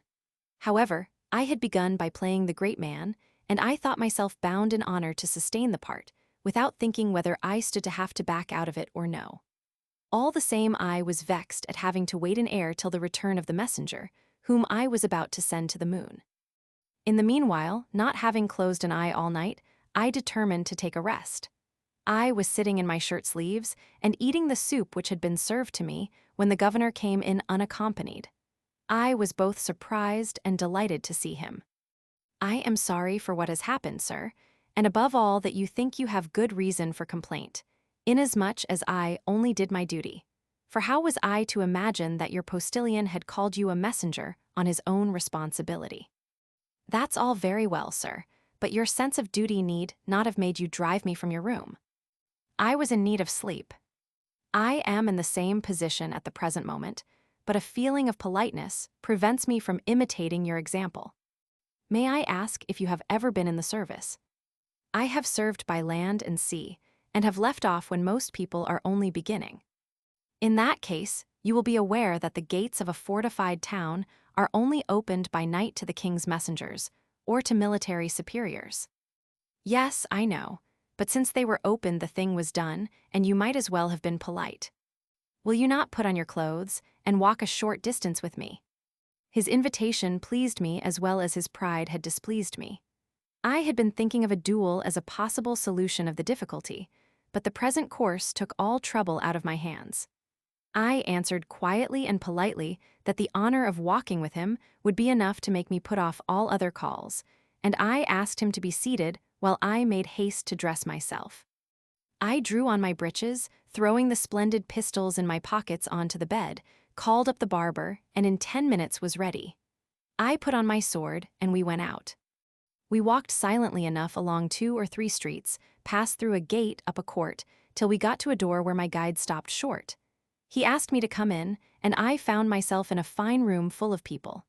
I did not think of going back, but behaved as if I had been in my own house. "Sir, my wife," said the governor, and turning to her without pausing, "Here is M. de Casanova, who has come to dinner with us." "I am delighted to hear it, sir, as otherwise I should have had no chance of forgiving you for waking me up the other night." "I paid dearly for my fault, madam, but after the purgatory I had endured I am sure you will allow me to be happy in this paradise." She answered with a charming smile, and after asking me to sit beside her, she continued whatever conversation was possible in the midst of a game at cards. I found myself completely outwitted, but the thing was done so pleasantly that all I could do was to put a good face on it, a feat which I found sufficiently easy from the relief I felt at no longer being bound to send a messenger to I did not know whom. The governor, well satisfied with his victory, got all at once into high spirits, and began to talk about military matters, the court, and on general topics, often addressing me with that friendly ease which good French society knows so well how to reconcile with the rules of politeness. No one could have guessed that there had ever been the slightest difference between us. He had made himself the hero of the piece by the dexterous manner in which he had led up to the situation, but I had a fair claim to the second place, for I had made an experienced officer high in command give me the most flattering kind of satisfaction, which bore witness to the esteem with which I had inspired him. The dinner was served. The success of my part depended on the manner in which it was played, and my wit has seldom been keener than during this meal. The whole conversation was in a pleasant vein, and I took great care to give the governor's wife opportunities for shining in it. She was a charming and pretty woman, still quite youthful, for she was at least 30 years younger than the governor. Nothing was said about my 6 hours' stay in the guardroom, but at dessert the governor escaped speaking plainly by a joke that was not worth the trouble of making. "You're a nice man," said he, "to think I was going to fight you. Ah ha, I have caught you, haven't I? Who told you that I was meditating a duel? Confess that such was the case." "I protest There is a great difference between believing and supposing. The one is positive, the other merely hypothetical. I must confess, however, that your invitation to take a walk roused my curiosity as to what was to come next, and I admire your wit. But you must believe me that I do not regard myself as caught in a trap. Far from that. I am so well pleased that I feel grateful to you. In the afternoon, we all took a walk, and I gave my arm to the charming mistress of the house. In the evening, I took my leave, and set out early the next day, having made a fair copy of my report. At 5 o'clock in the morning I was fast asleep in my carriage, when I was suddenly awakened. We were at the gate of Amiens. The fellow at the door was an exciseman, a race everywhere detested, and with good cause, for besides the insolence of their manners, nothing makes a man feel more like a slave than the inquisitorial search they are accustomed to make through one's clothes and most secret possessions. He asked me if I had anything contraband, and being in a bad temper at being deprived of my sleep to answer such a question, I replied with an oath that I had nothing of the sort, and that he would have done better to let me sleep. As you talk in that style, said the creature, we will see what we can see. He ordered the postilion to pass on with the carriage. He had my luggage hauled down, and not being able to hinder him, I fumed in silence. I saw my mistake, but there was nothing to be done, and having no contraband goods, I had nothing to fear, but my bad temper cost me 2 weary hours of delay. The joys of vengeance were depicted on the features of the exciseman. At the time of which I am writing, these gaugers were the dregs of the people, but would become tractable on being treated with a little politeness. The sum of 24 sous given with good grace would make them as supple as a pair of gloves. They would bow to the travelers, wish them a pleasant journey, and give no trouble. I knew all this, but there are times when a man acts mechanically, as I had done, unfortunately. The scoundrels emptied my boxes and unfolded everything, even to my shirts, between which they said I might have concealed English lace. After searching everything, they gave me back my keys, but they had not yet done with us. They began to search my carriage. The rascal who was at the head of them began to shout victory. He had discovered the remainder of a pound of snuff which I had bought at St. Omer on my way to Dunkirk. With a voice of triumph, the chief exciseman gave orders that my carriage should be seized, and warned me that I would have to pay a fine of 1,200 francs. For the nonce my patience was exhausted, and I leave the names I called them to the imagination of the reader, but they were proof against words. I told them to take me to the superintendent's. You can go if you like, said they, we are not your servants. Surrounded by a curious crowd, whom the noise had drawn together, I began to walk hurriedly towards the town, and entering the first open shop I came to, I begged the shopkeeper to take me to the superintendent's. As I was telling the circumstances of the case, a man of good appearance, who happened to be in the shop, said that he would be glad to show me the way himself, though he did not think I should find the superintendent in, as he would doubtless be warned of my coming. Without your paying either the fine or caution money, said he, you will find it a hard matter to get yourself out of the difficulty. I entreated him to show me the way to the superintendent S, and not to trouble about anything else. He advised me to give the rabble a louis to buy drink, and thus to rid myself of them, on which I gave him the louis, begging him to see to it himself, and the bargain was soon struck. He was a worthy attorney, and knew his men. We got to the superintendent's, but, as my guide had warned me, my gentleman was not to be seen. The porter told us that he had gone out alone, that he would not be back before night, and that he did not know where he had gone. There's a whole day lost then, said the attorney. Let us go and hunt him up. He must have well-known resorts and friends, and we will find them out. I will give you a louis for the day's work. Will that be enough? Ample. We spent in vain 4 hours in looking for the superintendent in 10 or 12 houses. I spoke to the masters of all of them, exaggerating considerably the injury that had been done to me. I was listened to, condoled with, and comforted with the remark that he would certainly be obliged to return to his house at night, and then he could not help hearing what I had to say. That would not suit me, so I continued the chase. At 1 o'clock the attorney took me to an old lady, who was thought a great deal of in the town. She was dining all by herself. After giving great attention to my story, she said that she did not think she could be doing wrong in telling a stranger the whereabouts of an individual who, in virtue of his office, ought never to be inaccessible. And so, sir, I may reveal to you what after all is no secret. My daughter told me yesterday evening that she was going to dine at Madame Ent's, and that the superintendent was to be there. Do you go after him now, and you will find him at table in the best society in Amiens, but, said she, with a smile, I advise you not to give your name at the door. The numerous servants will show you the way without asking for your name.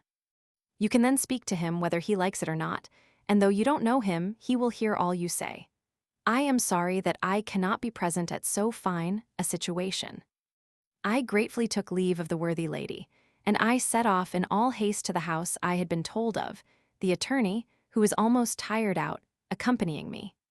Without the least difficulty, he and I slipped in between the crowds of servants till we got to a hall where there were more than 20 people sitting down to a rich and delicate repast.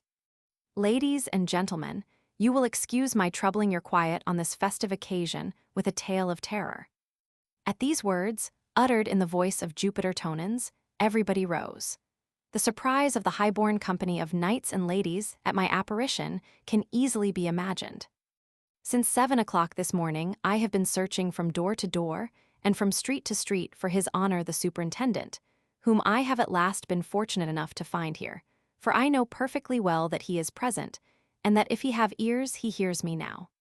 I am come to request him to order his scoundrelly myrmidons who have seized my carriage to give it up, so that I may continue my journey. If the laws bid me pay 1,200 francs for 7 ounces of snuff for my own private use, I renounce those laws and declare that I will not pay a farthing. I shall stay here and send a messenger to my ambassador, who will complain that the jus gentium has been violated in the Isle de France in my person, and I will have reparation. Louis Roman 15 is great enough to refuse to become an accomplice in this strange onslaught. And if that satisfaction which is my lawful right is not granted me, I will make the thing an affair of state, and my republic will not revenge itself by assaulting Frenchmen for a few pinches of snuff, but will expel them all root and branch. If you want to know whom I am, read this. Foaming with rage, I threw my passport on the table. A man picked it up and read it, and I knew him to be the superintendent. While my papers were being handed round, I saw expressed on every face surprise and indignation, but the superintendent replied haughtily that he was at Amiens to administer justice, and that I could not leave the town unless I paid the fine or gave surety. If you are here to do justice, you will look upon my passport as a positive command to speed me on my way, and I bid you yourself be my surety if you are a gentleman. Does high birth go bail for breaches of the law in your country? In my country, men of high birth do not condescend to take dishonorable employments. No service under the king can be dishonorable. The hangman would say the same thing. Take care what you say. Take care what you do. Know, sir, that I am a free man who has been grievously outraged, and know, too, that I fear no one. Throw me out of the window if you dare. Sir, said a lady to me in the voice of the mistress of the house, in my house there is no throwing out of windows. Madam, an angry man makes use of terms which his better reason disowns. I am wronged by a most cruel act of injustice, and I humbly crave your pardon for having offended you. Please to reflect that for the first time in my life, I have been oppressed and insulted, and that in a kingdom where I thought myself safe from all but highway robbers. For them, I have my pistols, and for the worthy superintendents I have a passport, but I find the latter useless. For the sake of 7 ounces of snuff which I bought at St. Omer 3 weeks ago, this gentleman robs me and interrupts my journey, though the king's majesty is my surety that no one shall interfere with me. He calls on me to pay 50 louis, he delivers me to the rage of his impudent menials and to the derision of the mob, from whom I had to rid myself by my money and the aid of this worthy man beside me. I am treated like a scoundrel, and the man who should have been my defender and deliverer slinks away and hides himself, and adds to the insults I have received. His myrmidons have turned my clothes upside down and pitchforked my linen at the foot of the town gates, to revenge themselves on me for not giving them 24 sous. Tomorrow the manner in which I have been treated will be known to the diplomatic bodies at Versailles and Paris, and in a few days it will be in all the newspapers. I will pay not a farthing because I owe not a farthing. Now, sir, am I to send a courier to the Duc de Gesvres? What you have got to do is to pay, and if you do not care to pay, you may do whatever you like. Then, ladies and gentlemen, goodbye. As for you, sir, we shall meet again." As I was rushing out of the room like a madman, I heard somebody calling out to me in good Italian to wait a minute. I turned round and saw the voice had proceeded from a man past middle age, who addressed the superintendent thus: "Let this gentleman proceed on his journey. I will go bail for him. Do you understand me, superintendent? I will be his surety. You don't know these Italians. I went through the whole of the last war in Italy, and I understand the national character. Besides, I think the gentleman is in the right." "Very good," said the official, turning to me. "All you have to do is to pay a matter of 30 or 40 francs at the customs office, as the affair is already booked." "I thought I told you that I would not pay a single farthing, and I tell it you again." "But who are you, sir?" said I, turning to the worthy old man, "who are good enough to become surety for me without knowing me?" "I am a commissary of musters, sir, and my name is de la Bretonnière. I live in Paris at the Hôtel de Saxe, Rue Colombienne, where I shall be glad to see you after tomorrow. We will go together to M. Britard, who, after hearing your case, will discharge my bail." After I had expressed my gratitude and told him that I would wait upon him without fail, I made my excuses to the mistress of the house and the guests, and left them. I took my worthy attorney to dinner at the best inn in the place, and I gave him 2 louis for his trouble. Without his help, and that of the commissary, I should have been in great difficulty. It would have been a case of the earthen pot and the iron pot over again. For with Jacques in office reason is of no use, and though I had plenty of money, I would never have let the wretches rob me of 50 louis. My carriage was drawn up at the door of the tavern, and just as I was getting in, one of the excisemen who had searched my luggage came and told me that I should find everything just as I left it. "I wonder at that, since it has been left in the hands of men of your stamp. Shall I find the snuff?" "The snuff has been confiscated, my lord." "I am sorry for you, then, for if it had been there I would have given you a louis." "I will go and look for it directly." "I have no time to wait for it. Drive on, postilion." I got to Paris the next day, and 4 days after I waited on M. de la Bretonnière, who gave me a hearty welcome, and took me to M. Britard, the Fermier General, who discharged his bail. This M. Britard was a pleasant young man. He blushed when he heard all I had gone through. I took my report to M. de Bernis at the Hôtel Bourbon, and His Excellence spent 2 hours over it, making me take out all unnecessary matter.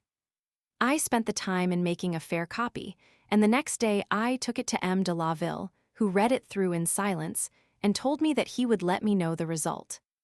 A month after, I received 500 louis, and I had the pleasure of hearing that M. de Cremel, the First Lord of the Admiralty, had pronounced my report to be not only perfectly accurate, but very suggestive. Certain reasonable apprehensions prevented me from making myself known to him in honor, which M. de Bernis wished to procure for me. When I told him my adventures on the way back, he laughed, but said that the highest merit of a secret agent was to keep out of difficulties. For though he might have the tact to extricate himself from them, yet he got talked of, which it should be his chief care to avoid. This mission cost the Admiralty 12,000 francs, and the minister might easily have procured all the information I gave him without spending a penny. Any intelligent young naval officer would have done it just as well, and would have acquitted himself with zeal and discretion to gain the good opinion of the ministers. But all the French ministers are the same. They lavished money which came out of other people's pockets to enrich their creatures, and they were absolute. The downtrodden people counted for nothing, and of this course the indebtedness of the state and the confusion of the finances were the inevitable results. It is quite true that the revolution was a necessity, but it should have been marked with patriotism and right feeling, not with blood. However, the nobility and clergy were not men of sufficient generosity to make the necessary sacrifices to the king, the state, and to themselves. Sylvia was much amused at my adventures at Aire and Amiens, and her charming daughter showed much pity for the bad night I had passed in the guardroom. I told her that the hardship would have been much less if I had had a wife beside me. She replied that a wife, if a good one, would have been only too happy to alleviate my troubles by sharing in them. But her mother observed that a woman of parts, after seeing to the safety of my baggage and my coach, would have busied herself in taking the necessary steps for setting me at liberty. And I supported this opinion as best indicating the real duty of a good wife. Chapter 3. The Count de la Tour d'Auvergne and Madame d'Urfcamille, my passion for the Count's mistress, the ridiculous incident, which cured me the Count de Saint-Germain. In spite of my love for M. Deal Balletti, I did not omit to pay my court to the most noted ladies of the pavement, but I was chiefly interested in kept women, and those who consider themselves as belonging to the public only in playing before them night by night, queens or chambermaids. In spite of this affection, they enjoy what they call their independence, either by devoting themselves to Cupid or to Plutus, and more frequently to both together. As it is not very difficult to make the acquaintance of these priestesses of pleasure and dissipation, I soon got to know several of them. The halls of the theaters are capital places for amateurs to exercise their talents in intriguing, and I had profited tolerably well by the lessons I had learnt in this fine school. I began by becoming the friend of their lovers, and I often succeeded by pretending to be a man of whom nobody need be afraid. Camille, an actress and dancer at the Italian play, with whom I had fallen in love at Fontainebleau 7 years ago, was one of those of whom I was most fond, liking the society at her pretty little house, where she lived with the Count d'Igerville, who was a friend of mine and fond of my company. He was a brother of the Marquis de Gamache and of the Countess du Roumain, and was a fine young fellow of an excellent disposition. He was never so well pleased as when he saw his mistress surrounded by people a taste which is rarely found, but which is very convenient, and the sign of a temperament not afflicted by jealousy. Camille had no other lover-zen astonishing thing in an actress of the kind, but being full of tact and wit, she drove none of her admirers to despair. She was neither over-sparing nor over-generous in the distribution of her favors, and knew how to make the whole town rave about her without fearing the results of indiscretion or sorrows of being abandoned. The gentleman of whom, after her lover, she took most notice was the Count de la Tour d'Auvergne, a nobleman of an old family who idolized her, and not being rich enough to possess her entirely, had to be content with what she gave him. Camille had given him a young girl, for whose keep she paid, who lived with Tour d'Auvergne in furnished apartments in the Rue de Terran, and whom he said he loved as one loves a portrait, because she came from Camille. The Count often took her with him to Camille's to supper. She was 15, simple in her manners, and quite devoid of ambition. She told her lover that she would never forgive him an act of infidelity except with Camille, to whom she felt bound to yield all since to her she owed all. I became so much in love with her that I often went to Camille solely to see her, and to enjoy those artless speeches with which she delighted the company. I strove as best I could to conceal my flame, but often I found myself looking quite sad at the thought of the impossibility of my love being crowned with success. If I had let my passion be suspected, I should have been laughed at, and should have made myself a mark for the pitiless sarcasms of Camille. However, I got my cure in the following ridiculous manner. Camille lived at the Barrière Blanche, and on leaving her house, one rainy evening, I sought in vain for a coach to take me home. "My dear Casanova," said Tour d'Auvergne, "I can drop you at your own door without giving myself the slightest inconvenience, though my carriage is only seated for two. However, my sweetheart can sit on our knees."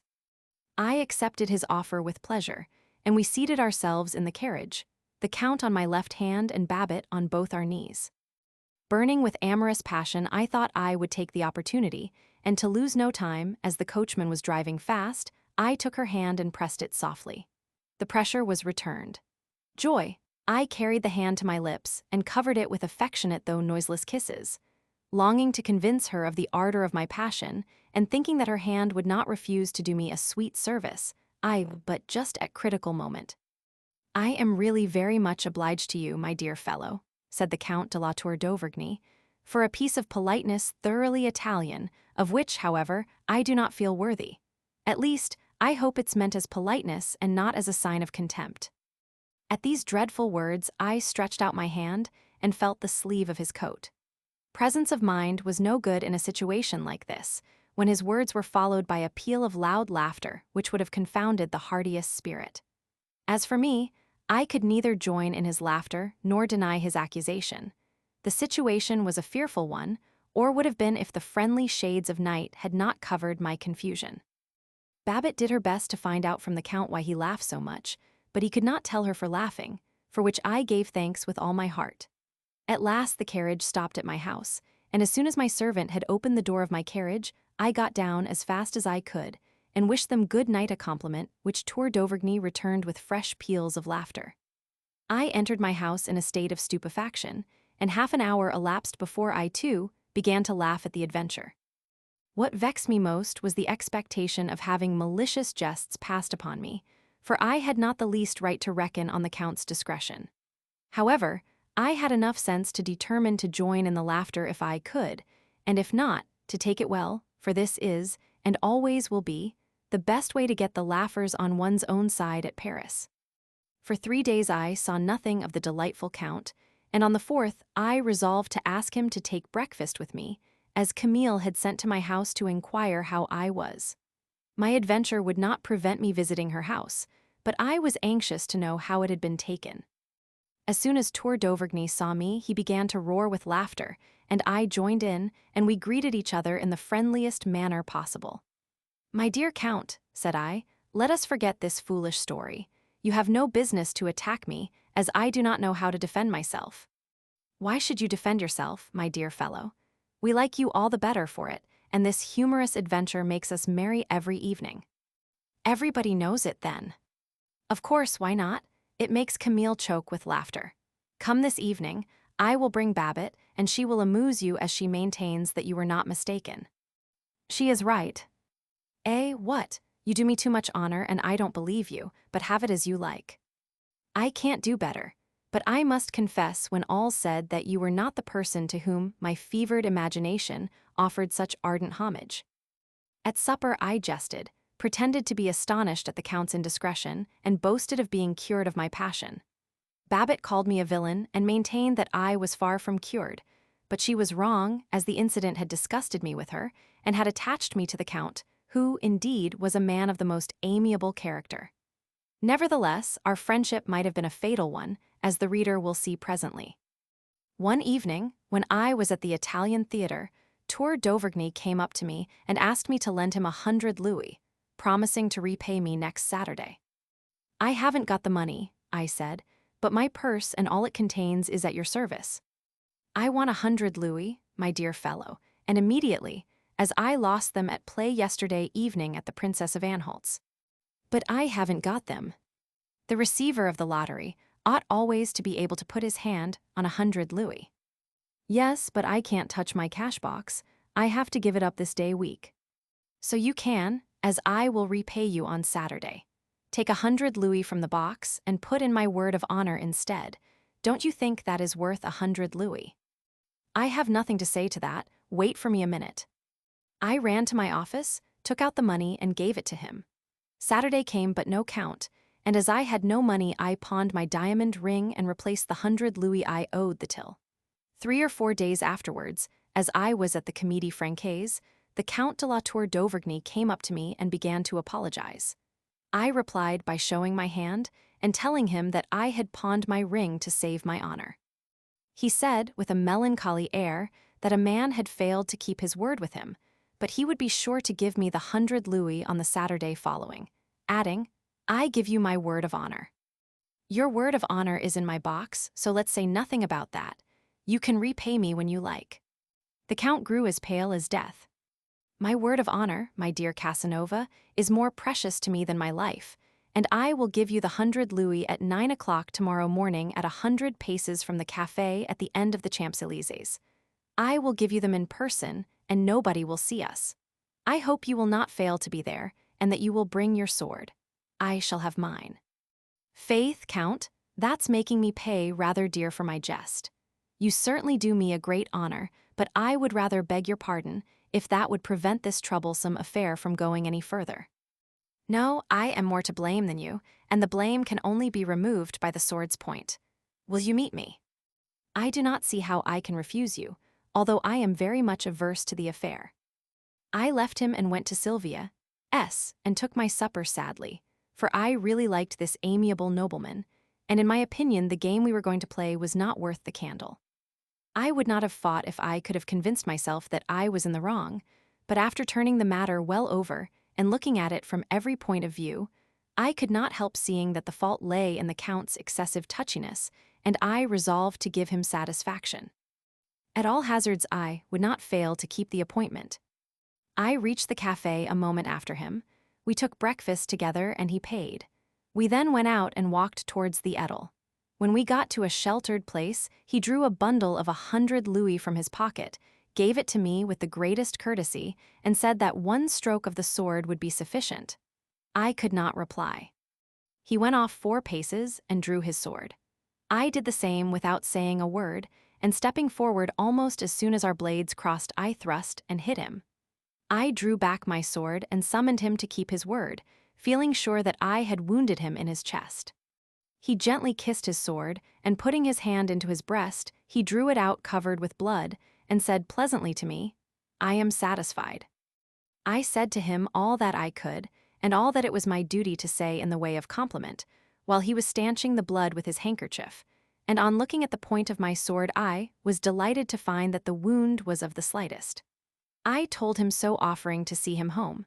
He thanked me and begged me to keep my own counsel, and to reckon him henceforth amongst my truest friends.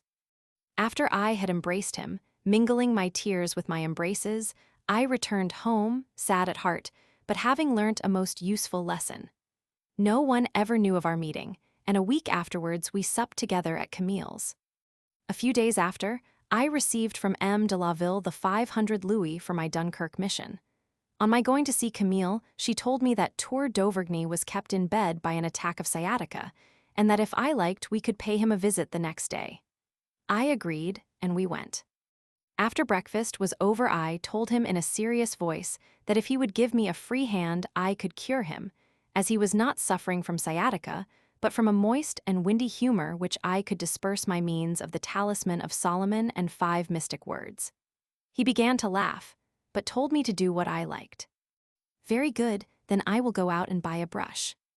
"I will send a servant." "No, I must get it myself, as I want some drugs as well."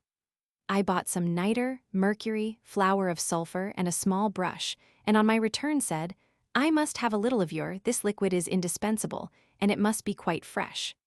Camille and he began to laugh, but I succeeded in keeping the serious face suitable to my office. I handed him a mug and modestly lowered the curtains, and he then did what I wanted.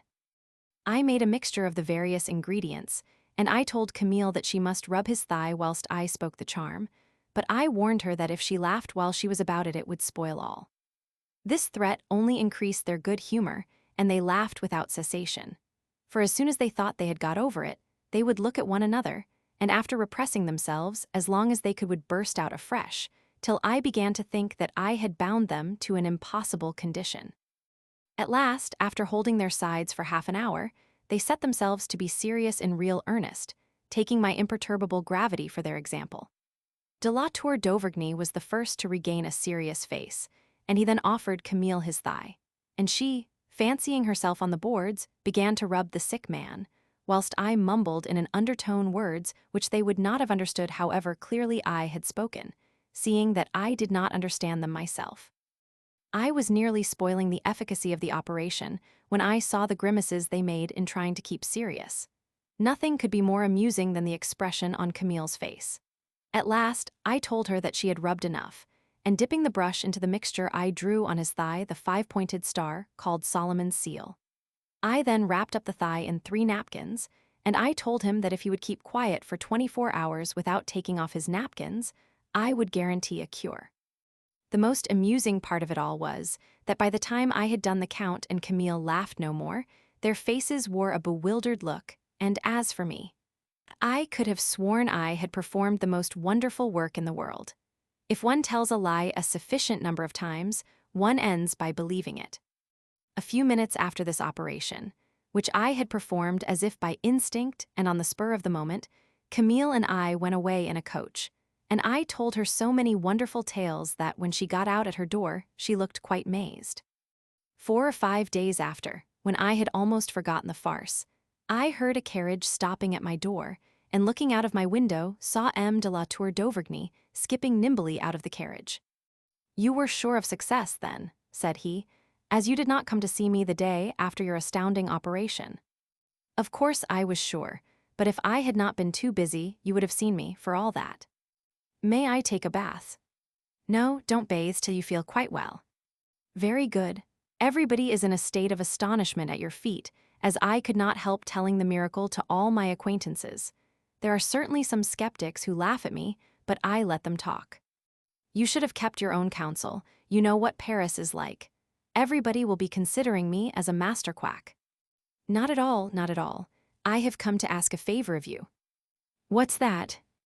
I have an aunt who enjoys a great reputation for her skill in the occult sciences, especially in alchemy. She is a woman of wit, very rich and sole mistress of her fortune. In short, knowing her will do you no harm. She longs to see you, for she pretends to know you and says that you are not what you seem. She has entreated me to take you to dine with her, and I hope you will accept the invitation. Her name is the Marchioness d'Urf. I did not know this lady, but the name of d'Urf caught my attention directly, as I knew all about the famous Anne d'Urf who flourished towards the end of the 17th century. The lady was the widow of his great-grandson, and on marrying into the family became a believer in the mystical doctrines of a science in which I was much interested, though I gave it little credit. I therefore replied that I should be glad to go, but on the condition that the party should not exceed the Count, his aunt, and myself. She has 12 people every day to dinner, and you will find yourself in the company of the best society in Paris. My dear fellow, that's exactly what I don't want, for I hate to be thought a magician, which must have been the effect of the tales you have told. Oh no, not at all. Your character is well known, and you will find yourself in the society of people who have the greatest regard for you. Are you sure of that? The Duchess de l'Orgnez told me that 4 or 5 years ago you were often to be seen at the Palais Royal, and that you used to spend whole days with the Duchess d'Orleans. Madame de Bouffers, Madame de Blotz, and Madame de Melfort have also talked to me about you. You are wrong not to keep up your old acquaintances.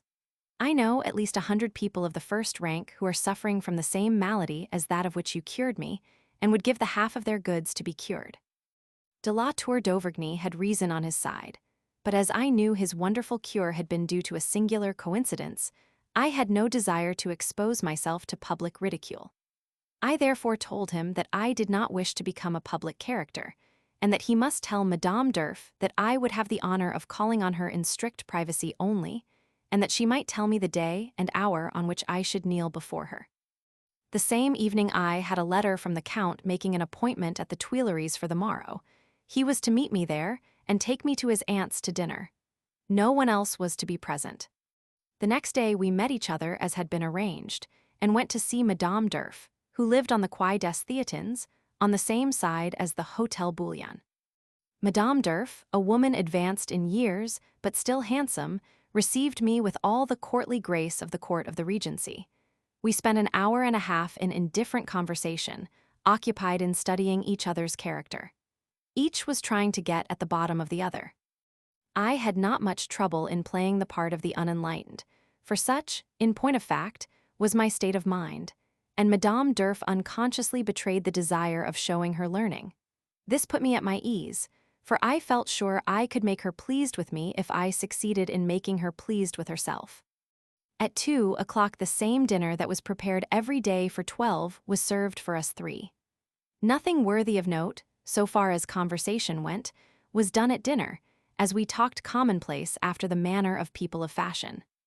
After the dessert tour, d'Auvergne left us to go and see the Prince de Turenne, who was in a high fever, and after he was gone, Madame d'Urf began to discuss alchemy and magic, and all the other branches of her beloved science, or rather infatuation. When we got on to the magnum opus, and I asked her if she knew the nature of the first matter, it was only her politeness which prevented her from laughing, but controlling herself, she replied graciously that she already possessed the philosopher's stone, and that she was acquainted with all the operations of the work. She then showed me a collection of books which had belonged to the great d'Urf and Renée of Savoy, his wife, but she had added to it manuscripts which had cost her more than 100,000 francs. Paracelsus was her favorite author, and according to her, he was neither man, woman, nor hermaphrodite, and had the misfortune to poison himself with an overdose of his panacea or universal medicine. She showed me a short manuscript in French, where the great work was clearly explained. She told me that she did not keep it under lock and key because it was written in a cipher, the secret of which was known only to herself. You do not believe, then, in steganography? No, sir, and if you would like it, I will give you this which has been copied from the original.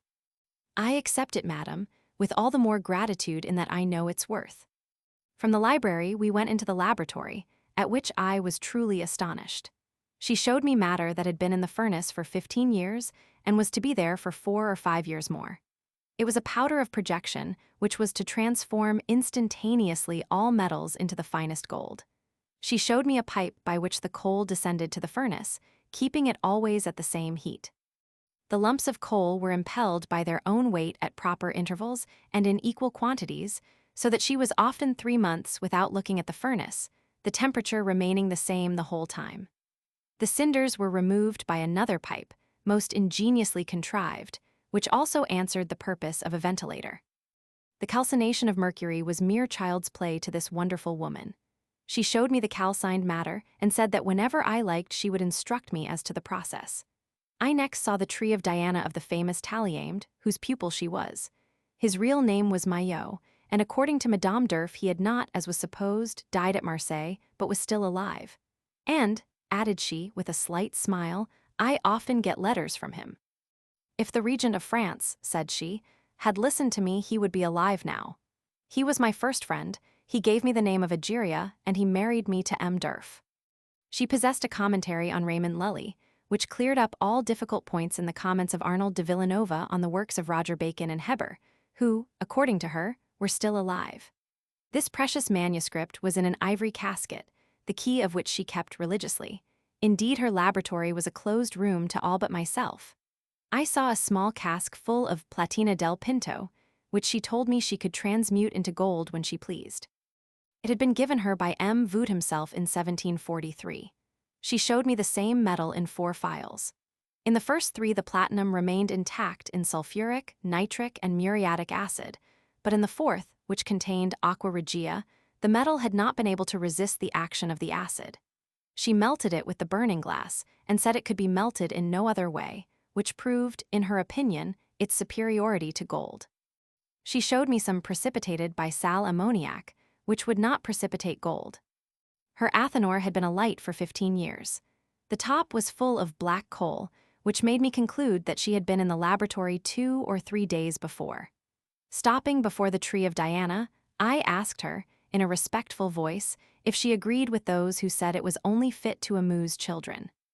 She replied, in a dignified manner, that she had made it to divert herself with the crystallization of the silver, spirit of nitre, and mercury, and that she looked upon it as a piece of metallic vegetation, representing in little what nature performed on a larger scale. But she added, very seriously, that she could make a tree of Diana which should be a very tree of the sun, which would produce golden fruit, which might be gathered, and which would continue to be produced till no more remained of a certain ingredient. I said modestly that I could not believe the thing possible without the powder of projection, but her only answer was a pleased smile. She then pointed out a china basin containing nitre, mercury, and sulfur, and a fixed salt on a plate. You know the ingredients, I suppose, said she. Yes, this fixed salt is a salt of urine. You are right. I admire your sagacity, madam. You have made an analysis of the mixture with which I traced the pentacle on your nephew's thigh, but in what way can you discover the words which give the pentacle its efficacy? In the manuscript of an adept, which I will show you, and where you will find the very words you used. I bowed my head in reply, and we left this curious laboratory. We had scarcely arrived in her room before Madame d'Urf drew from a handsome casket a little book, bound in black, which she put on the table while she searched for a match.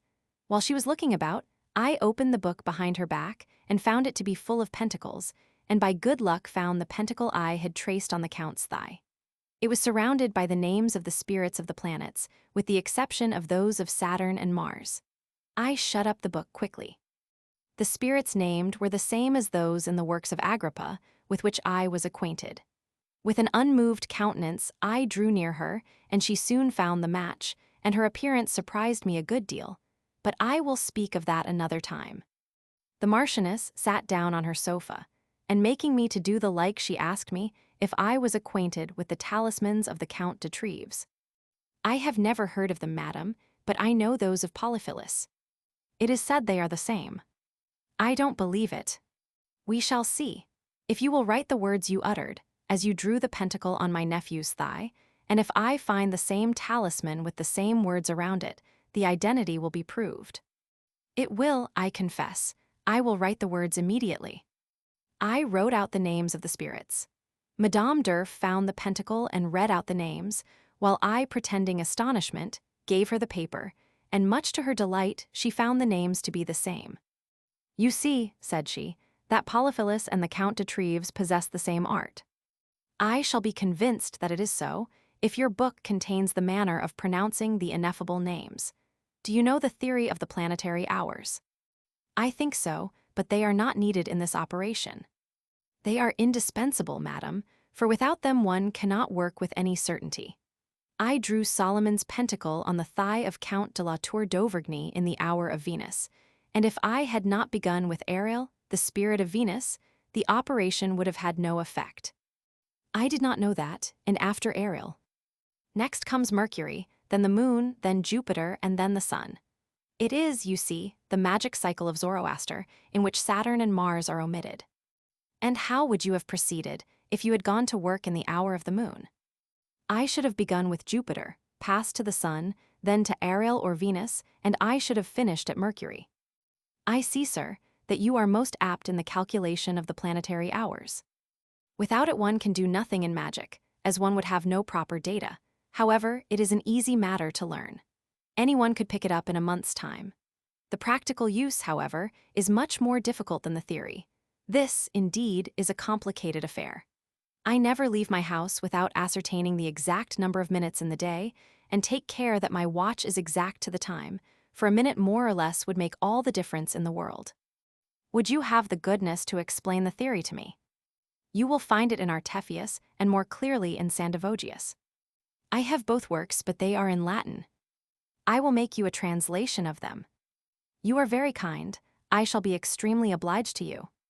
I have seen such things here, madam, that I could not refuse, for reasons which I may, perhaps, tell you tomorrow. Why not today? Because I ought to know the name of your familiar spirit before I tell you. You know, then, that I have a familiar. You should have one, if it is true that you possess the powder of projection. I have one. Give me the oath of the order. I dare not, and you know why. Perhaps I shall be able to remove your fears by tomorrow. This absurd oath was none other than that of the princes of the Rosy Cross, who never pronounce it without being cert that each party is a Rosicrucian, so Madame Durf was quite right in her caution, and as for me, I had to pretend to be afraid myself. The fact is I wanted to gain time, for I knew perfectly well the nature of the oath. It may be given between men without any indecency, but a woman like Madame Durf would probably not relish giving it to a man whom she saw for the first time. When we find this oath alluded to in the Holy Scriptures, she said, it is indicated by the words he swore to him by laying his hand on his thigh. But the thigh is not really what is meant, and consequently we never find any notice of a man taking this oath to a woman, as a woman has no verbum. The Count de la Tour d'Auvergne came back at 9 o'clock in the evening, and he showed no little astonishment at seeing me still with his aunt. He told us that his cousin's fever had increased, and that smallpox had declared itself. And I am going to take leave of you, my dear aunt, at least for a month, as I intend to shut myself up with the sick man. Madame Durf praised his zeal, and gave him a little bag on his promising to return it to her after the cure of the prince. Hang it round his neck, and the eruption will come out well, and he will be perfectly cured. He promised to do so, and having wished us good evening, he went out. I do not know, madam, what your bag contains, but if it have aught to do with magic, I have no confidence in its efficacy, as you have neglected to observe the planetary hour. It is an electrum, and magic and the observance of the hour have nothing to do with it. I beg your pardon. She then said that she thought my desire for privacy praiseworthy, but she was sure I should not be ill pleased with her small circle, if I would but enter it. I will introduce you to all my friends, said she, by asking them one at a time, and you will then be able to enjoy the company of them all. I accepted her proposition. In consequence of this arrangement, I dined the next day with M. Grin and his niece, but neither of them took my fancy. The day after, I dined with an Irishman named Macartney, a physician of the old school, who bored me terribly. The next day the guest was a monk who talked literature, and spoke 1,000 follies against Voltaire, whom I then much admired, and against the Esprit des Lois, a favorite work of mine, which the cowled idiot refused to attribute to Montesquieu, maintaining it had been written by a monk. He might as well have said that a Capuchin created the heavens and the earth.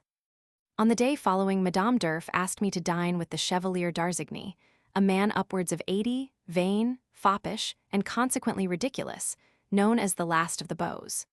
However, as he had moved in the court of Louis Roman XIV, he was interesting enough, speaking with all the courtesy of the school, and having a fund of anecdote relating to the court of that despotic and luxurious monarch.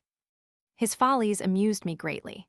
He used rouge, his clothes were cut in the style which obtained in the days of Madame de Sévigné. He professed himself still the devoted lover of his mistress, with whom he supped every night in the company of his lady friends, who were all young and all delightful, and preferred his society to all others. However, in spite of these seductions, he remained faithful to his mistress. The Chevalier d'Arzigny had an amiability of character which gave whatever he said an appearance of truth, although in his capacity of courtier truth was probably quite unknown to him. He always wore a bouquet of the most strongly smelling flowers, such as tuberoses, jonquils, and Spanish jasmine. His wig was plastered down with amber-scented pomade, his teeth were made of ivory, and his eyebrows dyed and perfumed, and his whole person exhaled an odor to which Madame d'Urf did not object, but which I could scarcely bear. If it had not been for this drawback, I should probably have cultivated his society. He was a professed Epicurean, and carried out the system with an amazing tranquility. He said that he would undertake to receive 24 blows with the stick every morning on the condition that he should not die within the 24 hours, and that the older he grew the more blows he would gladly submit to. This was being in love with life with a vengeance. Another day I dined with M. Caron, who was a counselor, and in charge of a suit between Madame d'Urf and her daughter Madame du Châtelet, whom she disliked heartily. The old counselor had been the favored lover of the Marchioness 40 years before, and he thought himself bound by the remembrance of their love passages to support the cause of his old sweetheart. In those days, French magistrates thought they had a right to take the side of their friends, or of persons in whom they had an interest, sometimes for friendship's sake, and sometimes for a monetary consideration. They thought, in fact, that they were justified in selling justice. M. Caron bored me like the others, as was natural, considering we had no two tastes in common. The scene was changed the next day when I was amused with the company of M. de Vierme, a young counselor, a nephew of Madame d'Urf, S., and his pretty and charming wife. He was the author of the Remonstrances to the King, a work which got him a great reputation and had been read eagerly by the whole town. He told me that the business of a counselor was to oppose everything done by the crown, good and bad. His reasons for this theory were those given by all minorities, and I do not think I need trouble my readers with them. The most enjoyable dinner I had was with Madame de Jurghi, who came with the famous adventurer, known by the name of the Count de Saint-Germain. This individual, instead of eating, talked from the beginning of the meal to the end, and I followed his example in one respect, as I did not eat, but listened to him with the greatest attention. It may safely be said that as a conversationalist he was unequaled. Saint-Germain gave himself out for a marvel and always aimed at exciting amazement, which he often succeeded in doing. He was scholar, linguist, musician, and chemist, good-looking, and a perfect ladies' man. For a while he gave them paints and cosmetics. He flattered them, not that he would make them young again, which he modestly confessed was beyond him, but that their beauty would be preserved by means of a wash which, he said, cost him a lot of money, but which he gave away freely. He had contrived to gain the favor of Madame de Pompadour, who had spoken about him to the king, for whom he had made a laboratory in which the monarcha martyr to boredom tried to find a little pleasure or distraction, at all events, by making dyes. The king had given him a suite of rooms at Chambord and 100,000 francs for the construction of a laboratory, and according to Saint-Germain, the dyes discovered by the king would have a materially beneficial influence on the quality of French fabrics. This extraordinary man, intended by nature to be the king of impostors and quacks, would say in an easy, assured manner that he was 300 years old, that he knew the secret of the universal medicine, that he possessed a mastery over nature, that he could melt diamonds, professing himself capable of forming, out of 10 or 12 small diamonds, one large one of the finest water without any loss of weight. All this, he said, was a mere trifle to him. Notwithstanding his boastings, his barefaced lies, and his manifold eccentricities, I cannot say I thought him offensive. In spite of my knowledge of what he was, and in spite of my own feelings, I thought him an astonishing man as he was always astonishing me. I shall have something more to say of this character further on. When Madame d'Urf had introduced me to all her friends, I told her that I would dine with her whenever she wished, but that with the exception of her relations and Saint Germain, whose wild talk amused me, I should prefer her to invite no company. Saint Germain often dined with the best society in the capital, but he never ate anything, saying that he was kept alive by mysterious food known only to himself. One soon got used to his eccentricities, but not to his wonderful flow of words, which made him the soul of whatever company he was in. By this time, I had fathomed all the depths of Madame d'Urf's character. She firmly believed me to be an adept of the first order, making use of another name for purposes of my own. And 5 or 6 weeks later, she was confirmed in this wild idea on her asking me if I had deciphered the manuscript which pretended to explain the magnum opus. Yes, said I have deciphered it and consequently read it, and I now beg to return it you with my word of honor that I have not made a copy.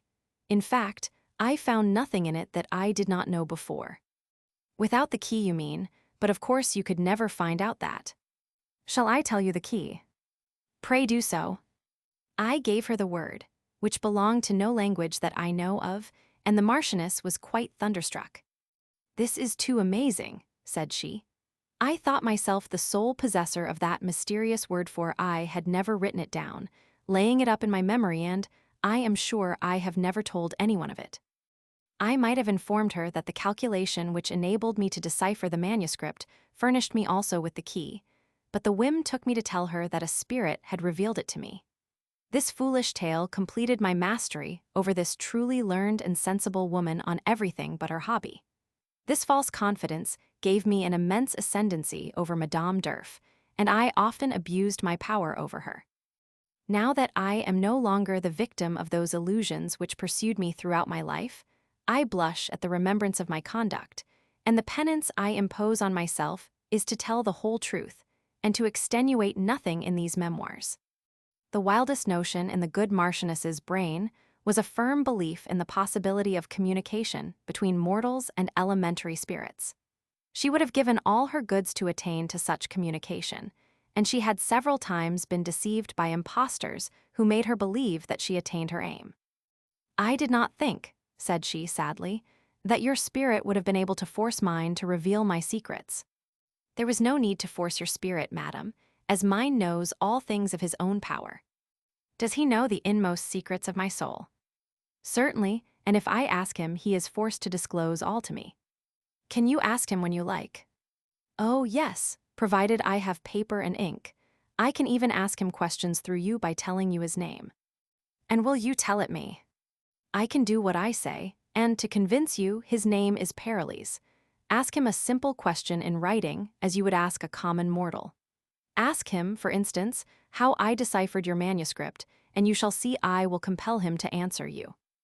Trembling with joy, Madame d'Urf put her question, expressed it in numbers, then following my method in pyramid shape, and I made her extract the answer, which she wrote down in letters. At first, she only obtained consonants, but by a second process which supplied the vowels, she received a clear and sufficient answer. Her every feature expressed astonishment, for she had drawn from the pyramid the word which was the key to her manuscript. I left her, carrying with me her heart, her soul, her mind, and all the common sense which she had left. Chapter 4. Absurd ideas of Madame d'Urf on my supernatural powers, marriage of my brother I, conceive a plan on his wedding day I, go to Holland on a financial mission Jew Bose gives me a lessonem d'Afriester another Casanova, find theories emer again. By the time that the Prince du Turenne had recovered from the smallpox, and the Count de la Tour d'Auvergne had left him, the latter, knowing his aunt's taste for the occult sciences, was not surprised to find me become her confidant and most intimate friend. I was glad to see him and all the relations of the Marchioness at dinner, as I was delighted with the courtesy with which they treated me. I am referring more especially to her brothers, de Pontcar and de Viarme, who had lately been chosen head of the trade companies, and his son. I have already spoken of Madame du Châtelet, the Marchioness's daughter, but an unlucky lawsuit separated them, and she no longer formed one of the family circle. De la Tour d'Auvergne having been obliged to rejoin his regiment which was in garrison in Brittany, the Marchioness and I dined together almost every day, and people looked upon me as her husband, and despite the improbability of the supposition, this was the only way in which they could account for the long hours we spent together.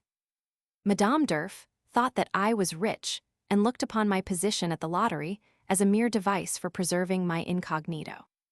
I was the possessor in her estimation, not only of the philosopher's stone, but also of the power of speaking with the whole host of elementary spirits, from which premises she drew the very logical deduction that I could turn the world upside down if I liked, and be the blessing or the plague of France.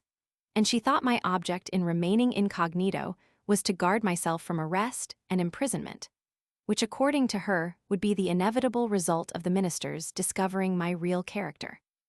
These wild notions were the fruit of the nocturnal revelations of her genius, that is, of the dreams of her disordered spirit, which seemed to her realities. She did not seem to think that if I was endowed as she supposed, no one would have been able to arrest me, in the first place, because I should have had foreknowledge of the attempt, and in the second place, because my power would have been too strong for all bolts and bars.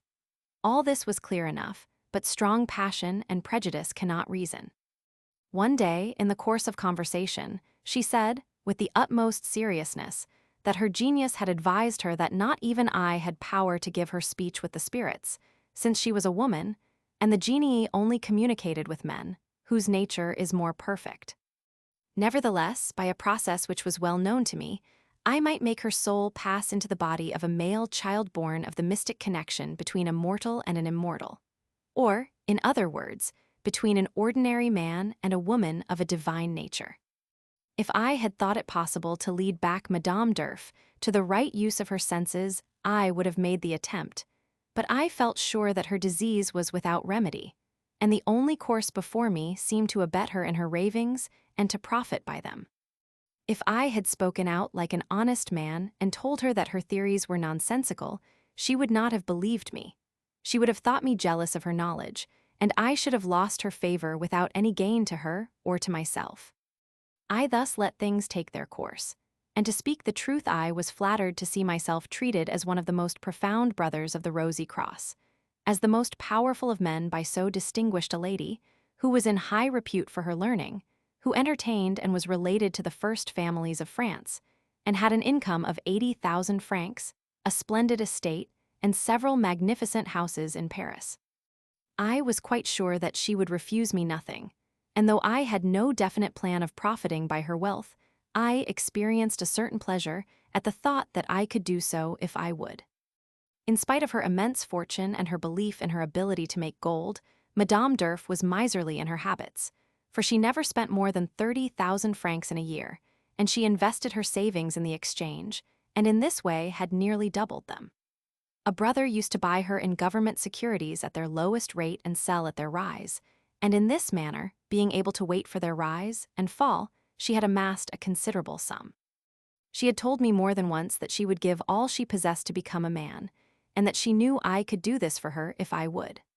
One day, as she was speaking to me on this subject in a tone of persuasion almost irresistible, I told her that I must confess I had the power to do what she wanted, but that I could not make up my mind to perform the operation upon her, as I should have to kill her first. I thought this would effectually check her wish to go any further, but what was my surprise to hear her say, "I know that, and what is more, I know the death I shall have to die, but for all that I am ready." "What then is that death, madam?" "It is by the same poison which killed Paracelsus." Do you think that Paracelsus obtained the hypostasis? No, but I know the reason of his not doing so. What is the reason? It is that he was neither man or woman, and a composite nature is incapable of the hypostasis, to obtain which one must be either the one or the other. Very true, but do you know how to make the poison, and that the thing is impossible without the aid of a salamander? That may or may not be. I beseech you to inquire of the oracle whether there be anyone in Paris in possession of this potion. It was easy to see that she thought herself in possession of it, so I had no hesitation in extracting her name from the oracular pyramid. I pretended to be astonished at the answer, but she said boastfully, "You see that all we want is a male child born of an immortal. This, I am advised, will be provided by you, and I do not think you will be found wanting out of a foolish pity for this poor old body of mine."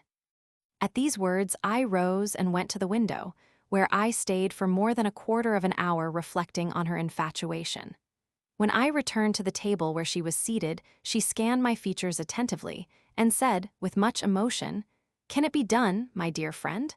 I see that you have been weeping." I did not try to undeceive her, and taking my sword and hat, I took leave of her sadly. Her carriage, which was always at my disposal, was at the door, and I drove to the boulevards, where I walked till the evening, wondering all the while at the extraordinary fantasies of the Marchioness. My brother had been made a member of the Academy on the exhibition of a battle piece which had taken all the critics by storm. The picture was purchased by the Academy for 500 louis. He had fallen in love with Caroline, and would have married her but for a piece of infidelity on her part, which so enraged him that in a week after he married an Italian dancer. M. de Sancy, the ecclesiastical commissioner, gave the wedding party. He was fond of the girl, and out of gratitude to my brother for marrying her, he got him numerous orders among his friends, which paved the way to the large fortune and high repute which my brother afterwards attained. M. Corneman, the banker, who was at my brother's wedding, spoke to me at considerable length on the great dearth of money, and asked me to discuss the matter with the Comptroller General. He told me that one might dispose of government securities to an association of brokers at Amsterdam, and take in exchange the securities of any other country whose credit was higher than that of France, and that these securities could easily be realized. I begged him to say no more about it, and promised to see what I could do. The plan pleased me, and I turned it over all night, and the next day I went to the Palais Bourbon to discuss the question with M. de Bernis. He thought the whole idea an excellent one, and advised me to go to Holland with a letter from M. de Choiseul for M. d'Affry, the ambassador at The Hague. He thought that the first person I should consult with M. de Boulogne, with whom he warned me to appear as if I was sure of my ground. "As you do not require money in advance," said he, "you will be able to get as many letters of recommendation as you like." The same day I went to the Comptroller General, who approved of my plan, and told me that M. le Duc de Choiseul would be at the Invalides the next day, and that I should speak to him at once, and take a letter he would write for me. "For my part," said he, "I will credit our ambassador with 20 millions, and if, contrary to my hopes, you do not succeed, the paper can be sent back to France." I answered that there would be no question of the paper being returned, if they would be content with a fair price. "The margin will be a small one. However, you will hear about that from the ambassador, who will have full instructions." I felt so flattered by this mission that I passed the night in thinking it over. The next day I went to the Invalides, and M. de Choiseul, so famous for taking decisive action, had no sooner read M. de Boulogne's letter and spoken a few words to me on the subject, than he got me to write a letter for M. d'Affry, which he signed, sealed, returned to me, and wished me a prosperous journey. I immediately got a passport from M. de Berkenrode, and the same day took leave of Madame Baletti and all my friends except Madame Durf, with whom I was to spend the whole of the next day. I gave my clerk at the lottery office full authority to sign all tickets. About a month before, a girl from Brussels, as excellent as she was pretty, had been married under my auspices to an Italian named Guiton, by trade a broker. This fellow, in his fit of jealousy, used to ill-treat her shamefully. I had reconciled them several times already, and they regarded me as a kind of go-between. They came to see me on the day on which I was making my preparations for going to Holland. My brother and Tyrta were with me, and as I was still living in furnished apartments, I took them all to Laudel, S., where they gave one an excellent dinner. Tyrta drove his coach and four. He was ruining his ex-Methodist, who was still desperately in love with him. In the course of dinner, Tyrta, who was always in high spirits and loved a jest, began to flirt with the girl, whom he saw for the first time. She, who neither meant nor suspected any ill, was quite at her ease, and we should have enjoyed the joke, and everything would have gone on pleasantly if her husband had possessed some modicum of manners and common sense, but he began to get into a perfect fury of jealousy. He ate nothing, changed color 10 times in a minute, and looked daggers at his wife, as much as to say he did not see the joke. To crown all, Tyrta began to crack jests at the poor wretch's expense, and I, foreseeing unpleasantness, endeavored, though all in vain, to moderate his high spirits and his sallies. An oyster chanced to fall on Madame Guiton's beautiful breast, and Tyrta, who was sitting near her, took it up with his lips as quick as lightning. Guiton was mad with rage, and gave his wife such a furious box on the ear that his hand passed on from her cheek to that of her neighbor. Tyrta now as enraged as Guiton took him by his middle and threw him down, where, having no arms, he defended himself with kicks and fisticuffs, till the waiter came, and we put him out of the room. The poor wife in tears, and, like Tyrta, bleeding at the nose, besought me to take her away somewhere, as she feared her husband would kill her if she returned to him. So, leaving Tyrta with my brother, I got into a carriage with her, and I took her, according to her request, to her kinsman, an old attorney who lived in the 4th story of a house in the Quai de Gevers. He received us politely, and after having heard the tale, he said, "I am a poor man, and I can do nothing for this unfortunate girl, while if I had 100 crowns I could do everything." "Don't let that stand in your way," said I, and drawing 300 francs from my pockets, I gave him the money. "Now, sir," said he, "I will be the ruin of her husband, who shall never know where his wife is." She thanked me, and I left her there. The reader shall hear what became of her when I return from my journey. On my informing Madame Durf that I was going to Holland for the good of France, and that I should be coming back at the beginning of February, she begged me to take charge of some shares of hers and to sell them for her. They amounted in value to 60,000 francs, but she could not dispose of them on the Paris exchange owing to the tightness in the money market. In addition, she could not obtain the interest due to her, which had mounted up considerably, as she had not had a dividend for 3 years. I agreed to sell the shares for her, but it was necessary for me to be constituted depositary and owner of the property by a deed, which was executed the same day before a notary, to whose office we both went. On returning to her house, I wished to give her an IOU for the moneys, but she would not hear of such a thing, and I let her remain satisfied of my honesty. I called on M. Corneman, who gave me a bill of exchange for 300 florins on M. Bose, a Jewish banker at The Hague, and I then set out on my journey. I reached Anvers in 2 days, and finding a yacht ready to start, I got on board and arrived at Rotterdam the next day. I got to The Hague on the day following, and after depositing my effects at the Hotel d'Angleterre, I proceeded to M. Daffry, S., and found him reading M. de Choiseul's letter, which informed him of my business. He asked me to dine in his company, and in that of the ambassador of the King of Poland, who encouraged me to proceed in my undertaking, though he had not much opinion of my chances of success. Leaving the ambassador, I went to see Bose, whom I found at table in the midst of a numerous and ugly family. He read my letter, and told me he had just received a letter from M. Corneman, in which I was highly commended to him. By way of a joke, he said that as it was Christmas Eve, he supposed I should be going to rock the infant Jesus asleep. But I answered that I was come to keep the feast of the Maccabees, with him a reply which gained me the applause of the whole family and an invitation to stay with them. I accepted the offer without hesitation, and I told my servant to fetch my baggage from the hotel.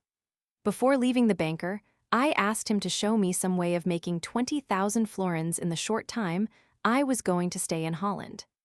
Taking me quite seriously, he replied that the thing might easily be done and that he would think it over. The next morning after breakfast, Bose said, "I have solved your problem, sir. Come in here and I will tell you about it."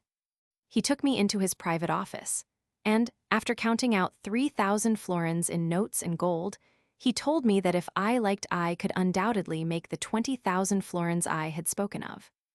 much surprised at the ease with which money may be got in Holland, as I had been merely jesting in the remarks I had made. I thanked him for his kindness and listened to his explanation. "Look at this note," said he, "which I received this morning from the mint. It informs me that an issue of 400,000 ducats is about to be made, which will be disposed of at the current rate of gold, which is fortunately not high just now. Each ducat will fetch 5 florins, 2 stivers, and 3/5. This is the rate of exchange with Frankfurt. Buy in 400,000 ducats, take them or send them to Frankfurt, with bills of exchange on Amsterdam, and your business is done. On every ducat you will make a stiver and 1/9, which comes to 22,222 of our florins. Get hold of the gold today, and in a week you will have your clear profit. That's my idea." "But," said I, "will the clerks of the mint trust me with such a sum?" "Certainly not, unless you pay them in current money or in good paper." "My dear sir, I have neither money nor credit to that amount." "Then you will certainly never make 20,000 florins in a week. By the way you talked yesterday, I took you for a millionaire." "I am very sorry you were so mistaken. I shall get one of my sons to transact the business today." After giving me this rather sharp lesson, M. Bowes went into his office, and I went to dress. M. Daffrey had paid his call on me at the Hotel d'Angleterre, and not finding me there, he had written me a letter asking me to come and see him. I did so, and he kept me to dinner, showing me a letter he had received from M. de Boulogne, in which he was instructed not to let me dispose of the 20 millions at a greater loss than 8%, as peace was imminent. We both of us laughed at this calm confidence of the Parisian minister, while we who were in a country where people saw deeper into affairs knew that the truth was quite otherwise. On M. Daffrey's hearing that I was staying with a Jew, he advised me to keep my own counsel when with Jews, because, said he, in business, most honest and least knavish mean pretty much the same thing. "If you like," he added, "I will give you a letter of introduction to M. Pels of Amsterdam." I accepted his offer with gratitude, and in the hope of being useful to me in the matter of my foreign shares, he introduced me to the Swedish ambassador, who sent me to Emdo. Wanting to be present at a great festival of Freemasons on St. John's Day, I remained at The Hague till the day after the celebration. The Comte de Tott, brother of the Baron, who lost all his money at the Seraglio, and whom I had met again at The Hague, introduced me. I was not sorry to be in company with all the best society in Holland. M. Daffrey introduced me to the mother of the stadtholder, who was only 12 and whom I thought too grave for his years. His mother was a worthy, patient kind of woman who fell asleep every minute, even while she was speaking. She died shortly after, and it was discovered at the post-mortem examination that she had a disease of the brain which caused her extreme propensity to sleep. Beside her I saw Count Philip de Zinzendorf, who was looking for 12 millions for the Empress, a task which was not very difficult, as he offered 5% interest. At the play I found myself sitting next to the Turkish minister, and I thought he would die with laughter before my eyes. It happened thus.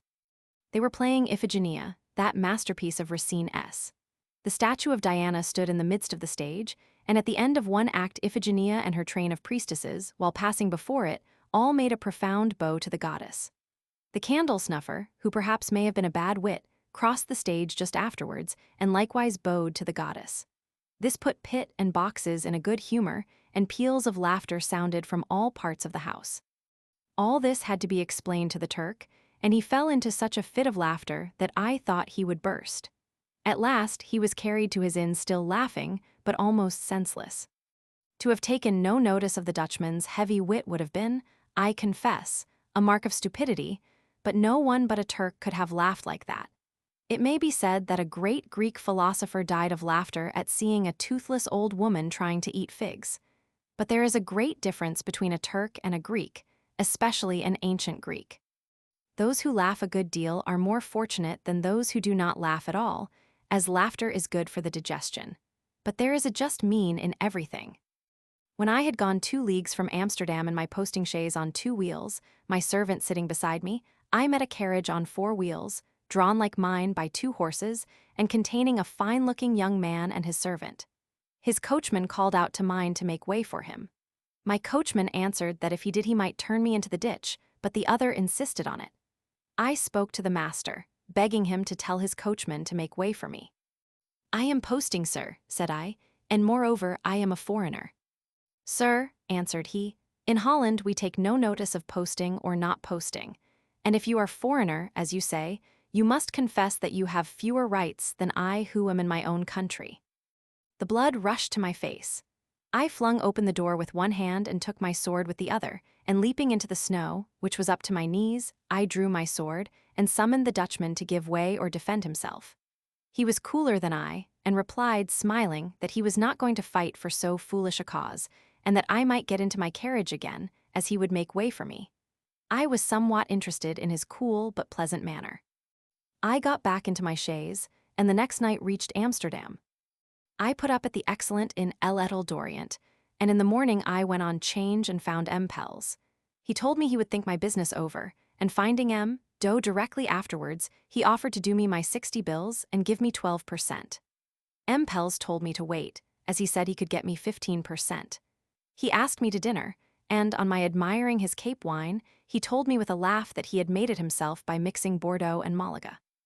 M. Doe asked me to dinner on the day following, and on calling I found him with his daughter Esther, a young lady of 14, well developed for her age, and exquisite in all respects except her teeth, which were somewhat irregular.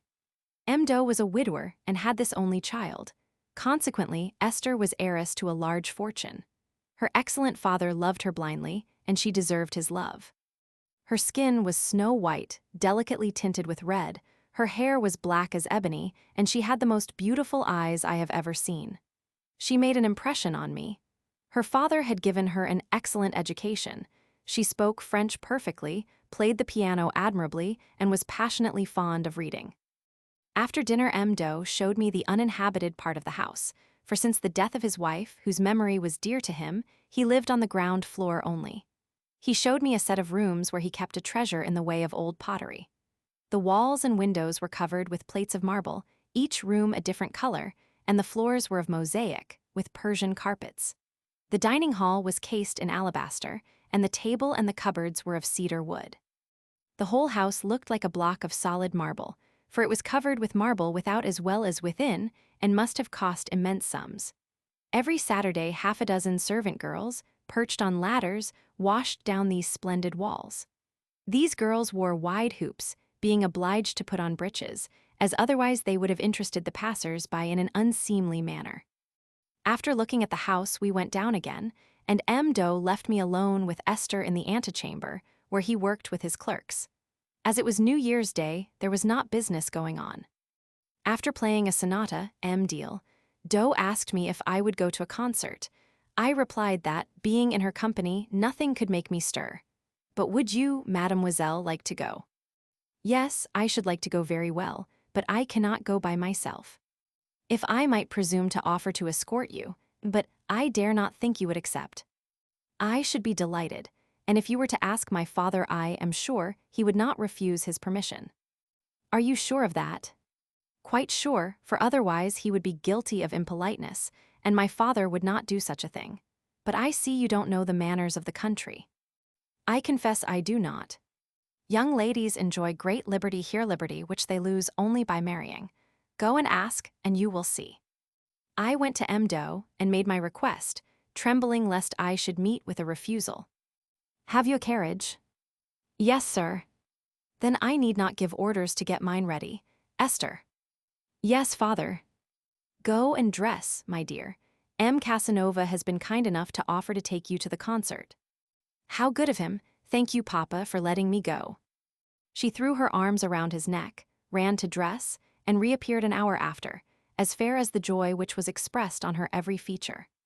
I could have wished she had used a little powder, but Esther was jealous of her ebon tresses, which displayed the whiteness of her skin to admiration. The chief aim of women in making their toilette is to please men, but how poor is the judgment of most men in such matters compared to the unerring instinct of the generality of women. A beautiful lace kerchief veiled her bosom, whose glories made my heart beat faster. We went down the stair, I helped her into the carriage and stopped, thinking she would be accompanied by one of her women, but seeing nobody I got in myself. The door was shut, and we were off. I was overwhelmed with astonishment. A treasure like this in my keeping I could hardly think. I asked myself whether I was to remember that I was a freelance of love or whether honor bade me forget it. Esther, in the highest spirits, told me that we were going to hear an Italian singer whose voice was exquisite, and noticing my confusion, she asked what was the matter. I did not know what to say, and began to stammer out something, but at last succeeded in saying that she was a treasure of whom I was not worthy to be the keeper.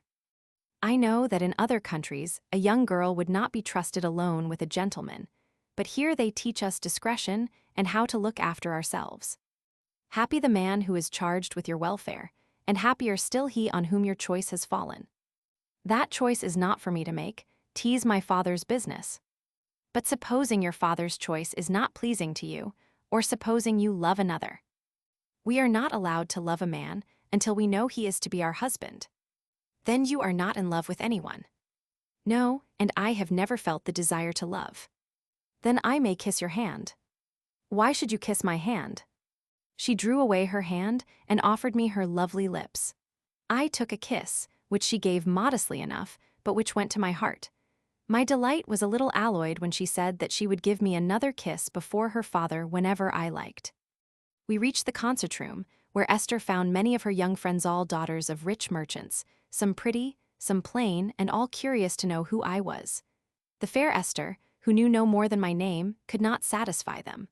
All at once, seeing a fair young girl a little way off, she pointed her out to me and asked me my opinion of her. Naturally enough, I replied that I did not care for fair girls. All the same, I must introduce you to her, for she may be a relation of yours. Her name is the same, that is her father over there. M. Casanova, said she, speaking to a gentleman. I beg to introduce to you M. Casanova, a friend of my father's. Really, the same name. I wish, sir, you were my friend, as we are perhaps related. I belong to the Naples branch. Then we are related, though distantly, as my father came from Parma. Have you your pedigree? I ought to have such a thing, but to tell you the truth, I don't think much of such matters. Besant's d'or and such heraldic moneys are not currency in a mercantile republic. Pedigree hunting is certainly a somewhat foolish pursuit, but it may nevertheless afford us a few minutes' amusement without our making any parade of our ancestry. With all my heart. I shall have the honor of calling on you tomorrow, and I will bring my family tree with me. Will you be vexed if you find the root of your family also? Not at all, I shall be delighted. I will call on you myself tomorrow. May I ask if you are a businessman? No, I am a financial agent in the employ of the French ministry. I am staying with M. Pels. M. Casanova made a sign to his daughter and introduced me to her. She was Esther's dearest friend, and I sat down between them, and the concert began. After a fine symphony, a concerto for the violin, another for the hautbois, the Italian singer whose repute was so great and who was styled Madame Trend made her appearance. What was my surprise when I recognized in her Thérèse Emer, wife of the dancer Pompidou, whose name the reader may remember. I had made her acquaintance 18 years ago, when the old Senator Malapiro had struck me because we were playing together. I had seen her again at Venice in 1753, and then our pastime had been of a more serious nature. She had gone to Bayreuth, where she had been the Margrave's mistress. I had promised to go and see her, but C.C. and my fair nun M.M. had left me neither the time nor the wish to do so. Soon after I was put under the Leads, and then I had other things to think about. I was sufficiently self-controlled not to show my astonishment, and listened to an aria which she was singing, with her exquisite voice, beginning Eccodi giunta al fin, donna infelis, words which seemed made for the case. The applause seemed as if it would never come to an end. Esther told me that it was not known who she was, but that she was said to be a woman with a history, and to be very badly off. She goes from one town to another, singing at all the public concerts, and all she receives is what those present choose to give her on a plate which she takes round. Does she find that pay? I should suspect not, as everyone has paid already at coming in. She cannot get more than 30 or 40 florins. The day after tomorrow she will go to The Hague, then to Rotterdam, then back here again. She had been performing for 6 months, and she is always well received. Has she a lover? She is said to have lovers in every town, but instead of enriching her, they make her poorer. She always wears black, not only because she is a widow, but also on account of a great grief she is reported to have gone through. She will soon be coming round. I took out my purse and counted out 12 ducats, which I wrapped in paper, my heart beating all the while in a ridiculous manner, for I had really nothing to be excited about. When Therese was going along the seats in front of me, I glanced at her for an instant, and I saw that she looked surprised. I turned my head to speak to Esther, and when she was directly in front of me, I put my little packet on the plate without looking at her, and she passed on. A little girl, 4 or 5 years old, followed her, and when she got to the end of the bench, she came back to kiss my hand. I could not help recognizing in her a facsimile of myself, but I concealed my emotion. The child stood still and gazed at me fixedly, to my no small confusion. "Would you like some sweets, my dear?" said I, giving her my box, which I should have been glad to turn into gold. The little girl took it smilingly, made me a curtsy, and went on. "Does it strike you, M. Casanova," said Esther with a laugh, "that you and that little girl are as like each other as 2 peas?" "Yes, indeed," added M. Deal. "Casanova, there is a striking likeness. These resemblances are often the work of chance." "Just so," said Esther with a wicked smile, "but you admit a likeness, don't you?" I confess I was struck with it, though of course I cannot judge so well as you. After the concert, M. Doe arrived, and giving back his daughter to his care, I betook myself to my lodging. I was just sitting down to a dish of oysters before going to bed when Therese made her appearance, holding her child by the hand. Although I had not expected her to visit me that evening, I was nevertheless not much surprised to see her. I, of course, rose to greet her, when all at once she fell fainting on the sofa, though whether the fainting fit was real or assumed I cannot say.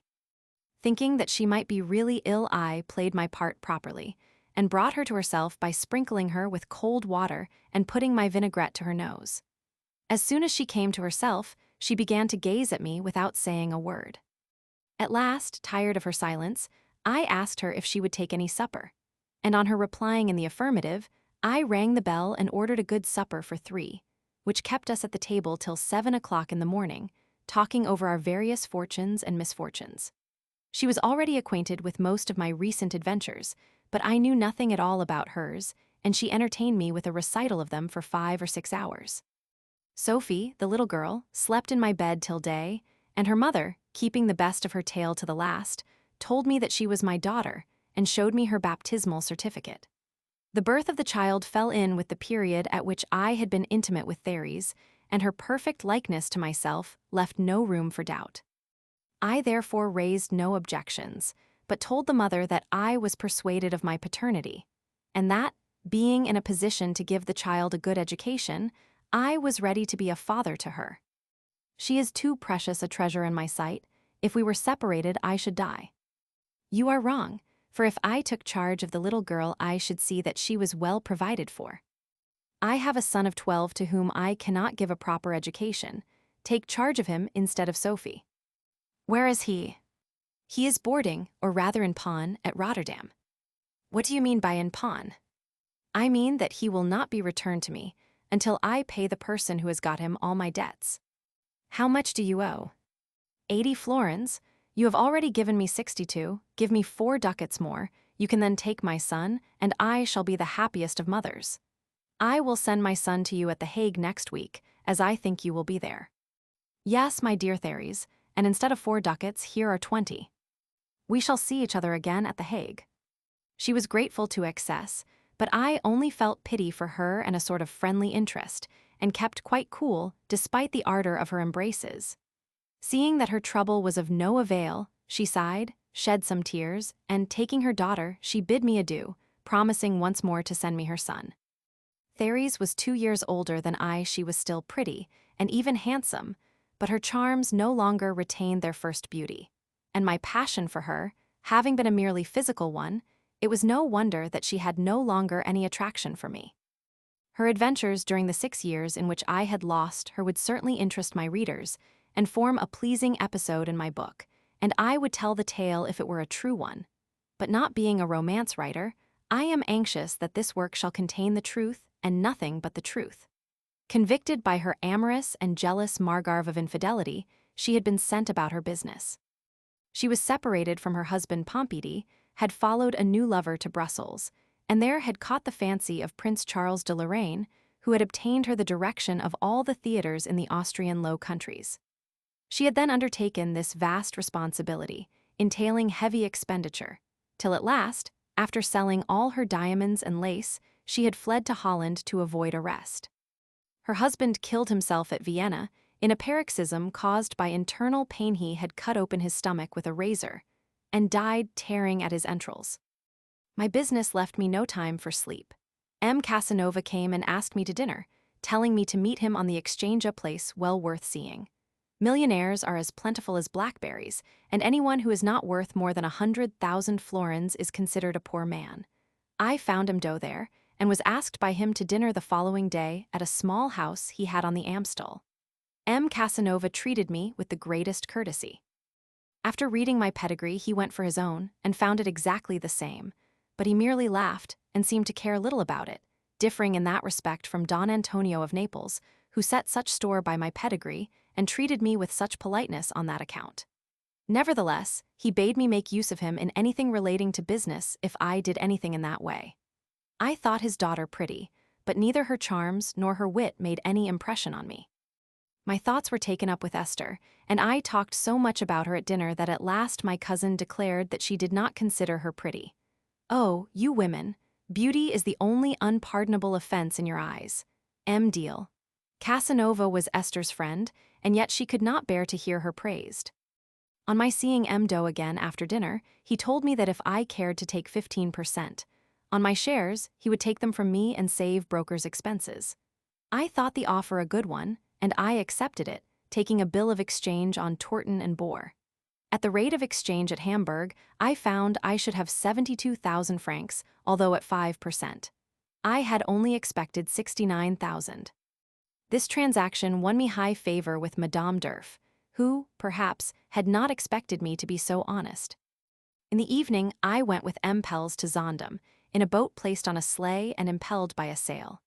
It was an extraordinary, but at the same time an amusing and agreeable, mode of traveling.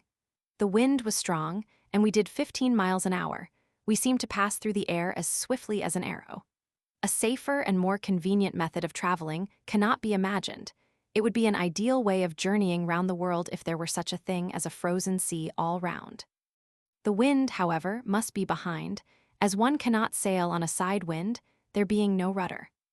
I was pleased and astonished at the skill of our two sailors in lowering sail exactly at the proper time, for the sleigh ran a good way from the impetus it had already received, and we stopped just at the bank of the river, whereas if the sail had been lowered a moment later, the sleigh might have been broken to pieces.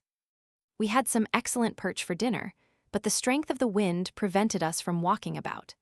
I went there again, but as Zaandam is well known as the haunt of the millionaire merchants who retire and enjoy life there in their own way, I will say no more about it. We returned in a fine sleigh drawn by 2 horses belonging to Pels, and he kept me to supper. This worthy man, whose face bore witness to his entire honesty, told me that as I was now the friend of Mdo and himself, I should have nothing whatever to do with the Jews, but should address myself to them alone. I was pleased with this proposal, which made a good many of my difficulties disappear, and the reader will see the results of this course. Next day snow fell in large flakes, and I went early to Mdo's, where I found Esther in the highest of spirits. She gave me a warm welcome, and began to rally me on having spent the whole night with Madame Trenti. I might possibly have shewn some slight confusion, but her father said an honest man had nothing to be ashamed of in admiring talent. Then, turning to me, he said, "Tell me, Casanova, who this woman is." "She is a Venetian whose husband died recently. I knew her when I was a lad, and it was 6 years since I had seen her last." "You were agreeably surprised, then, to see your daughter," said Esther. "Why do you think the child is my daughter? Madame Trenti was married then." "The likeness is really too strong. And how about your falling asleep yesterday when you were supping with Pels?" It was no wonder that I went asleep, as I had not closed an eye the night before. I am envious of anyone who possesses the secret of getting a good sleep, for I have always to wait long hours before sleep comes to me, and when I awake, instead of being refreshed, I feel heavy and languid from fatigue. Try passing the night in listening to one in whom you take an interest, telling the story of her life, and I promise you that you will sleep well the night after. There is no such person for me. No, because you have as yet only seen 14 summers, but afterwards there will be someone. Maybe, but what I want just now is books, and the help of someone who will guide my reading. That would be an easy matter for anyone who knew your tastes. I like history and travels, but for a book to please me, it must be all true, as I lay it down at the slightest suspicion of its veracity. Now I think I may venture to offer my services, and if you will accept them, I believe, I shall be able to give satisfaction. I accept your offer and shall keep you to your word. You need not be afraid of my breaking it, and before I leave for The Hague I will prove that I am reliable. She then began to rally me on the pleasure I should have at The Hague, where I should see Madame Trenty again. Her freedom, mirth, and extreme beauty set my blood on fire, and M. Doe laughed heartily at the war his charming daughter waged on me. At 11 o'clock we got into a well-appointed sleigh, and we set out for his small house, where she told me I should find Deal, Casanova, and her betrothed. Nevertheless, said I, you will continue to be my only attraction. She made no answer, but it was easy to perceive that my avowal had not displeased her. When we had gone some distance, we saw the lovers, who had come out in spite of the snow to meet us. We got down, and after taking off our furs, we entered the house. I gazed at the young gentleman, who looked at me a moment in return and then whispered in Deal, Casanova's ear. She smiled and whispered something to Esther. Esther stepped up to her father and said a few words to him in a low voice, and everybody began to laugh at once. They all looked at me, and I felt certain that I was somehow the point of the joke, but I put on an indifferent air. There may be a mistake, said M. Doe. At any rate, we should ascertain the truth of the matter. M. Casanova, had you any adventures on your journey from The Hague to Amsterdam? At this I looked again at the young gentleman, and I guessed what they were talking about. No adventure to speak of, I answered, except a meeting with a fine fellow who desired to see my carriage turn upside down into the ditch, and who I think is present now. At these words the laughter broke out afresh, and the gentleman and I embraced each other. But after he had given the true account of the adventure, his mistress pretended to be angry, and told him that he ought to have fought. Esther observed that he had shewn more true courage in listening to reason, and M. Doe said he was strongly of his daughter's opinion. However, Deal, Casanova, after airing her high-flown ideas, began to sulk with her lover. To restore the general mirth, Esther said gaily, Come, come, let us put on our skates and try the Amstel, for I am afraid that unless we go forthwith the ice will have melted. I was ashamed to ask her to let me off, though I would gladly have done so, but what will not love do? M. Doe left us to our own devices. Deal, Casanova's intended put on my skates, and the ladies put on their short petticoats with black velvet drawers to guard against certain accidents. We reached the river, and as I was a perfect neophyte in this sport, the figure I cut may be imagined. However, I resolutely determined to conquer my awkwardness, and 20 times, to the peril of my spine, did I fall down upon the ice. I should have been wiser to have left off, but I was ashamed to do so, and I did not stop till, to my huge delight, we were summoned in to dinner. But I paid dear for my obstinacy, for when I tried to rise from the table I felt as if I had lost the use of my limbs. Esther pitied me, and said she would cure me. There was a good deal of laughter at my expense, and I let them laugh, as I felt certain that the whole thing had been contrived to turn me into derision, and wishing to make Esther love me, I thought it best to stimulate a good temper. I passed the afternoon with M. Doe, letting the young people go by themselves on the Amstel, where they stopped till dusk. Next morning, when I awoke, I thought I was a lost man. I suffered a martyrdom of pain. The last of my vertebral bones, called by doctors the os sacrum, felt as if it had been crushed to atoms, although I had used almost the whole of a pot of ointment which Esther had given me for that purpose. In spite of my torments, I did not forget my promise, and I had myself taken to a bookseller's where I bought all the books I thought likely to interest her. She was very grateful, and told me to come and embrace her before I started if I wanted a pretty present. It was not likely that I was going to refuse such an invitation as that, so I went early in the morning, leaving my postchaise at the door. Her governess took me to her bed, where she was lying as fair and gay as Venus herself. I am quite sure, said she, that you would not have come at all unless I had asked you to come and embrace me. At this, my lips were fastened on her mouth, her eyes, and on every spot of her lovely face. But seeing my eyes straying towards her bosom, and guessing that I should make myself master of it, she stopped laughing and put herself on the defensive. "Go away," said she slyly. "Go away and enjoy yourself at The Hague with the fair Trenty, who possesses so pretty a token of your love." "My dear Esther, I am going to The Hague to talk business with the ambassador, and for no other reason, and in 6 days at latest you will see me back again, as much your lover as before, and desiring nothing better than to please you. I rely upon your word of honor, but mind you do not deceive me." With these words, she put up her mouth and gave me so tender and passionate a kiss that I went away feeling certain of my bliss being crowned on my return. That evening, at supper time, I reached Bose's house. Episode 12, Return to Paris. Chapter 5. My fortune in Holland. My return to Paris with young Pompidou. Amongst the letters which were waiting for me was one from the Controller General, which advised me that 20 millions in government securities had been placed in the hands of M. Daffrey, who was not to go beyond a loss of 8%. And another letter from my good patron, M. de Bernis, telling me to do the best I could, and to be assured that the ambassador would be instructed to consent to whatever bargain might be made, provided the rate was not more disadvantageous than that of the exchange at Paris. Bose, who was astonished at the bargain I had made with my shares, wanted to discount the government securities for me, and I should very likely have agreed to his terms if he had not required me to give him 3 months, and the promise that the agreement should hold even in the case of peace being concluded in the meanwhile. It was not long before I saw that I should do well to get back to Amsterdam, but I did not care to break my word to Therese, whom I had promised to meet at The Hague. I received a letter from her while I was at the play, and the servant who brought it told me he was waiting to conduct me to her. I sent my own servant home and set out on my quest. My guide made me climb to the 4th floor of a somewhat wretched house, and there I found this strange woman in a small room, attended by her son and daughter.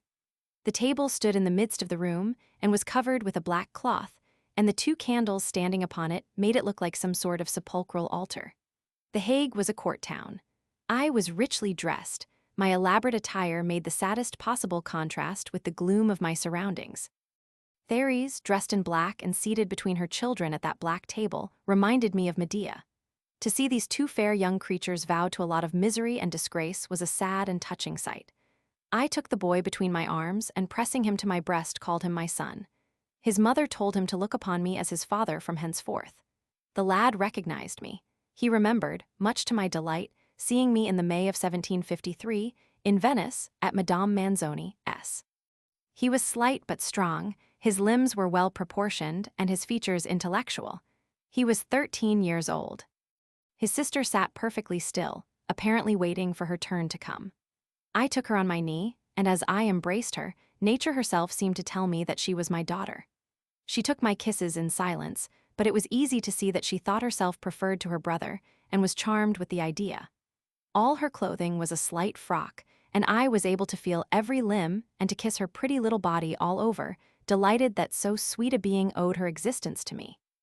"Mamma, dear," said she, "is not this fine gentleman the same we saw at Amsterdam, and who was taken for my papa because I am like him? But that cannot be, for my papa is dead."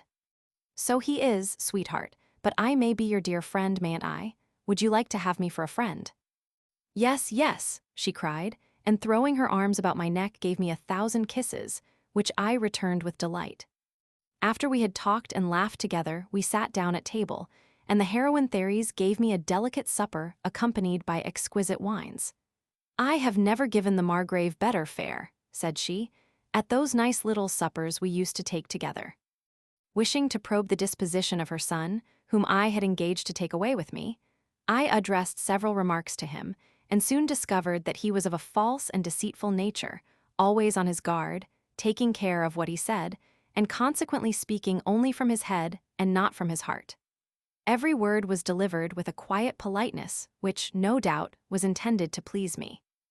I told him that this sort of thing was all very well on occasion, but that there were times when a man's happiness depended on his freedom from constraint.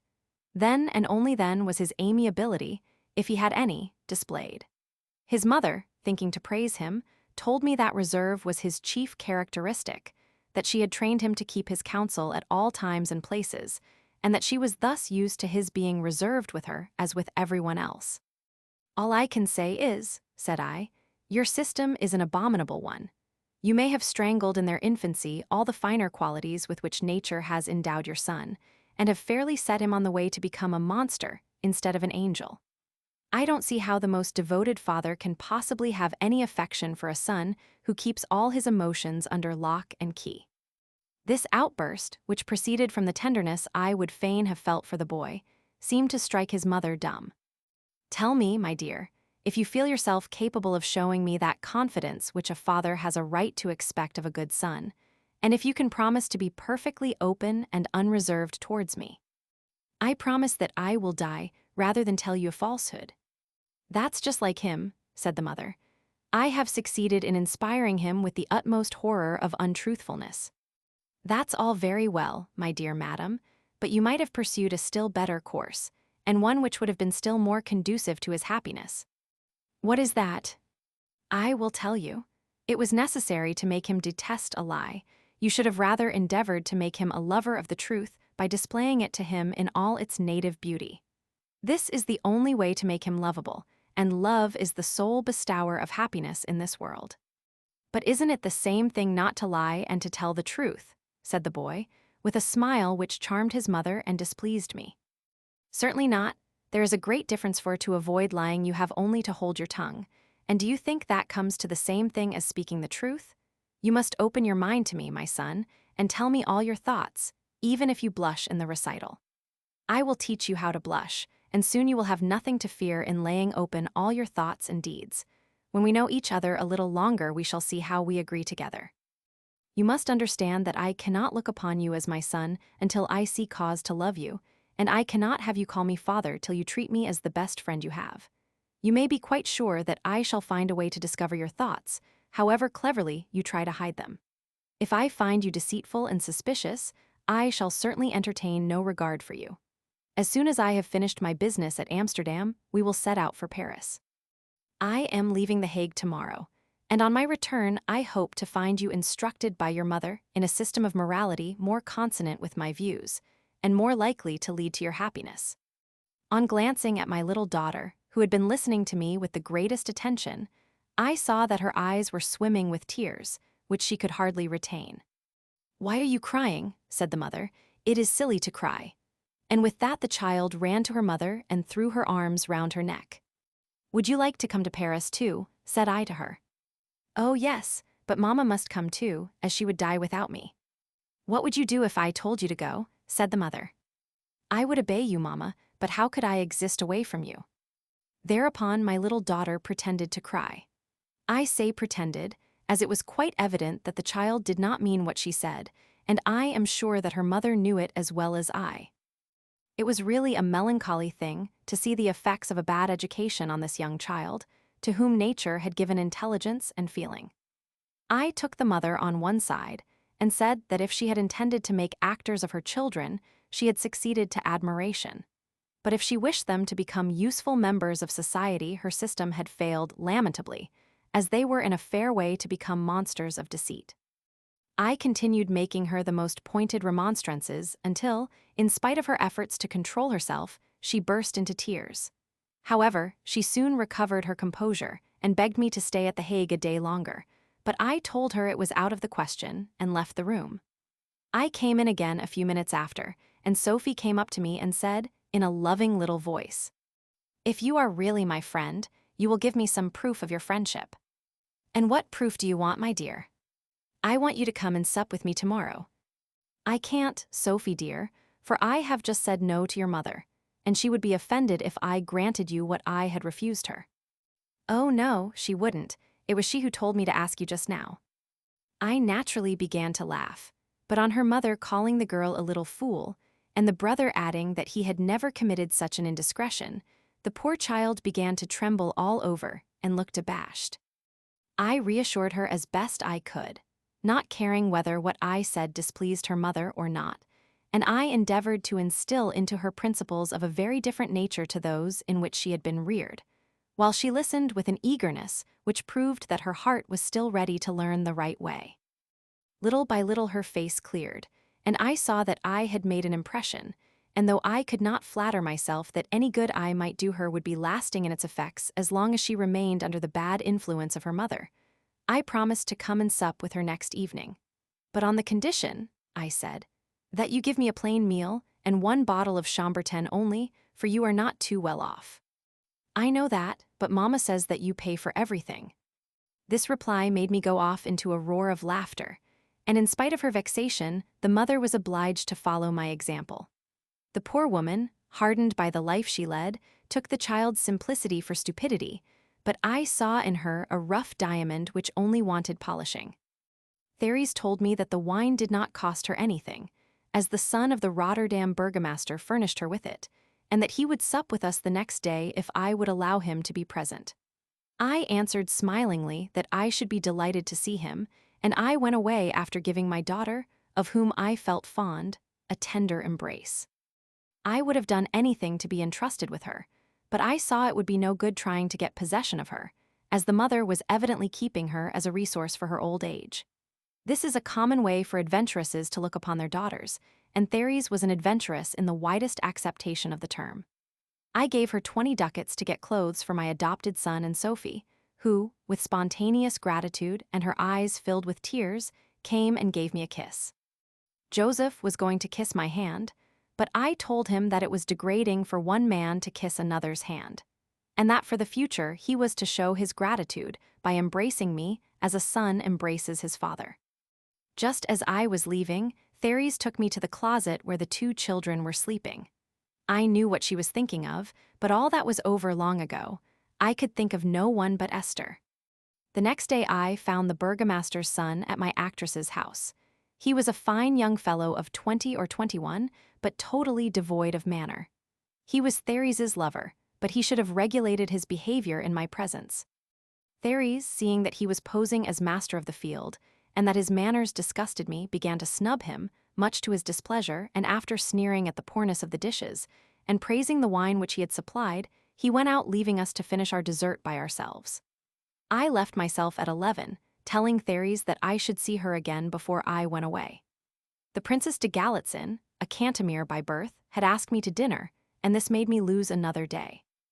Next day I heard from Madame Durf, who enclosed a bill of exchange on Bose for 12,000 francs. She said that she had bought her shares for 60,000, that she did not wish to make anything of them, and that she hoped I would accept the overplus as my broker's fee. She worded her offer with too much courtesy for me to refuse it. The remainder of the letter was devoted to the wildest fancies. She said that her genius had revealed to her that I should bring back to Paris a boy born of the mystical marriage, and she hoped I would take pity on her. It was a strange coincidence, and seemed likely to attach the woman still more closely to her visionary theories. I laughed when I thought how she would be impressed by Therese's son, who was certainly not born of the mystical marriage. Bose paid me my 12,000 francs in ducats, and I made him my friend, as he thanked me for receiving the monies in ducats, and he doubtless made a profit on the transaction, gold being a commodity in Holland, and all payments being made in silver or paper money. At that time gold was at a low rate, and nobody would take ducats. After having an excellent dinner with the Princess de Galitzin, I put on my cloak and went to the café. I found there the burgomaster's son, who was just beginning a game of billiards. He whispered to me that I might back him with advantage, and thinking he was sure of his stroke, I thanked him and followed his advice. However, after losing 3 games one after the other, I took his measure and began to lay against him without his knowledge. After playing for 3 hours and losing all the time, he stopped play and came to condole with me on my heavy loss. It is impossible to describe his amazed expression when I showed him a handful of ducats, and assured him that I had spent a very profitable evening in laying against him. Everybody in the room began to laugh at him, but he was the sort of young man who doesn't understand a joke, and he went out in a rage. Soon after I left the billiard room myself, and, according to my promise, went to see Therese, as I was leaving for Amsterdam the next day. Therese was waiting for her young wine merchant, but on my recounting his adventures, she expected him no longer.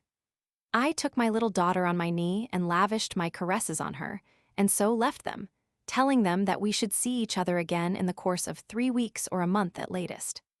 As I was going home in the moonlight by myself, my sword under my arm, I was encountered all of a sudden by the poor dupe of a burgomaster's son. "I want to know," said he, "if your sword has as sharp a point as your tongue." I tried to quiet him by speaking common sense, and I kept my sword wrapped in my cloak, though his was bared and directed against me. "You are wrong to take my jests in such bad part," said I. "However, I apologize to you." "No apologies, look to yourself. Wait till tomorrow, you will be cooler then, but if you still wish it, I will give you satisfaction in the midst of the billiard room. The only satisfaction you can give me is to fight. I want to kill you." As evidence of his determination, and to provoke me beyond recall, he struck me with the flat of his sword, the first and last time in my life in which I have received such an insult. I drew my sword, but still hoping to bring him to his senses, I kept strictly on the defensive and endeavored to make him leave off. This conduct the Dutchman mistook for fear, and pushed hard on me, lunging in a manner that made me look to myself. His sword passed through my necktie. A quarter of an inch farther in would have done my business. I leapt to one side, and my danger no longer admitting of my fighting on the defensive, I lunged out and wounded him in the chest. I thought this would have been enough for him, so I proposed we should terminate our engagement. "I'm not dead yet," said he. "I want to kill you." This was his watchword, and as he leapt on me in a paroxysm of rage, more like a madman than a sensible being, I hit him 4 times. At the 4th wound he stepped back, and, saying he had had enough, begged me to leave him. I went off as fast as I could, and was very glad to see from the look of my sword that his wounds were slight. I found Bose still up, and on hearing what had taken place, he advised me to go to Amsterdam at once, though I assured him that the wounds were not mortal. I gave in to his advice, and as my carriage was at the saddler's, he lent me his, and I set out, bidding my servant to come on the next day with my luggage, and to rejoin me at the Old Bible in Amsterdam. I reached Amsterdam at noon, and my man arrived in the evening. I was curious to hear if my duel had made any noise, but as my servant had left at an early hour, he had heard nothing about it. Fortunately for me, nothing whatever was known about it at Amsterdam for a week after. Otherwise, things might not have gone well with me, as the reputation of being a duelist is not a recommendation to financiers with whom one is about to transact business of importance. The reader will not be surprised when I tell him that my first call was on Mdo, or rather on his charming daughter Esther, for she it was on whom I waited. It will be remembered that the way in which we parted did a good deal towards augmenting the warmth of my affection for her. On entering the room, I found Esther writing at a table. "What are you doing, Esther, dear?" "An arithmetical problem." "Do you like problems?" "I am passionately fond of anything which contains difficulties and offers curious results." "I will give you something which will please you." I made her, by way of jest, 2 magic squares which delighted her. In return, she showed me some trifles with which I was well acquainted, but which I pretended to think very astonishing. My good genius then inspired me with the idea of trying divination by the Kabbalah. I told her to ask a question in writing, and assured her that by a certain kind of calculation, a satisfactory answer would be obtained. She smiled, and asked why I had returned to Amsterdam so soon. I showed her how to make the pyramid with the proper numbers and the other ceremonies.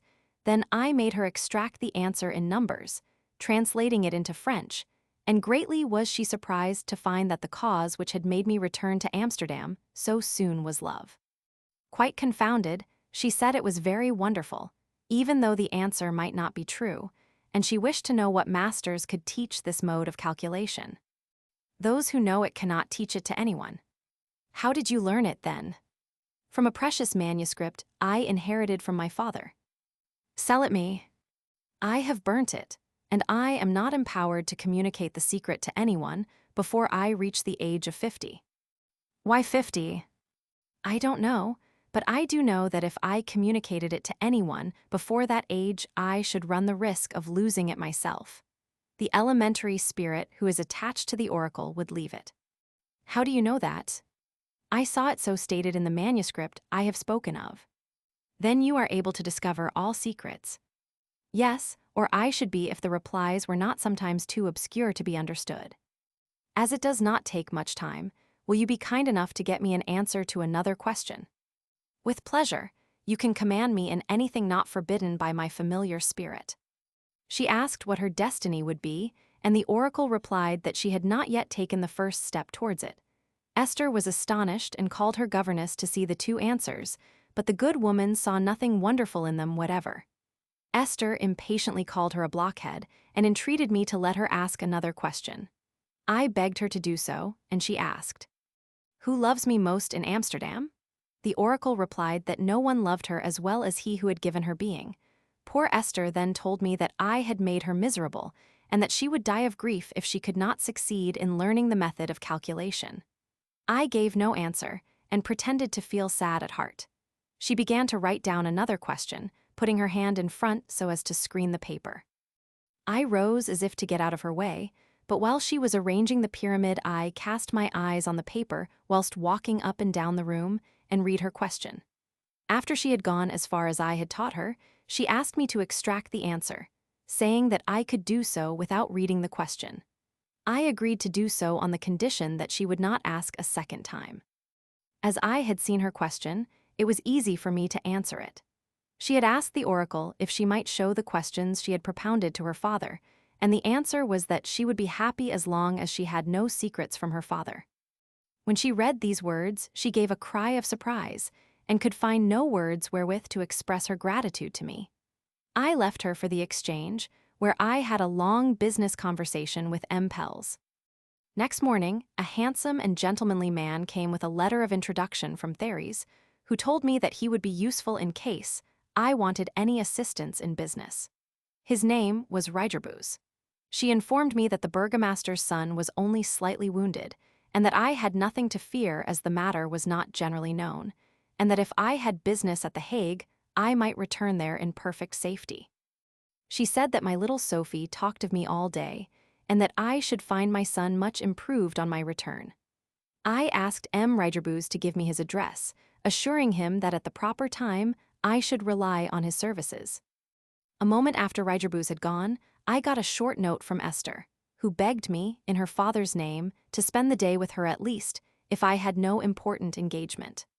I answered that, excepting a certain matter of which her father knew, I had no chiefer aim than to convince her that I desired a place in her heart, and that she might be quite sure that I would not refuse her invitation.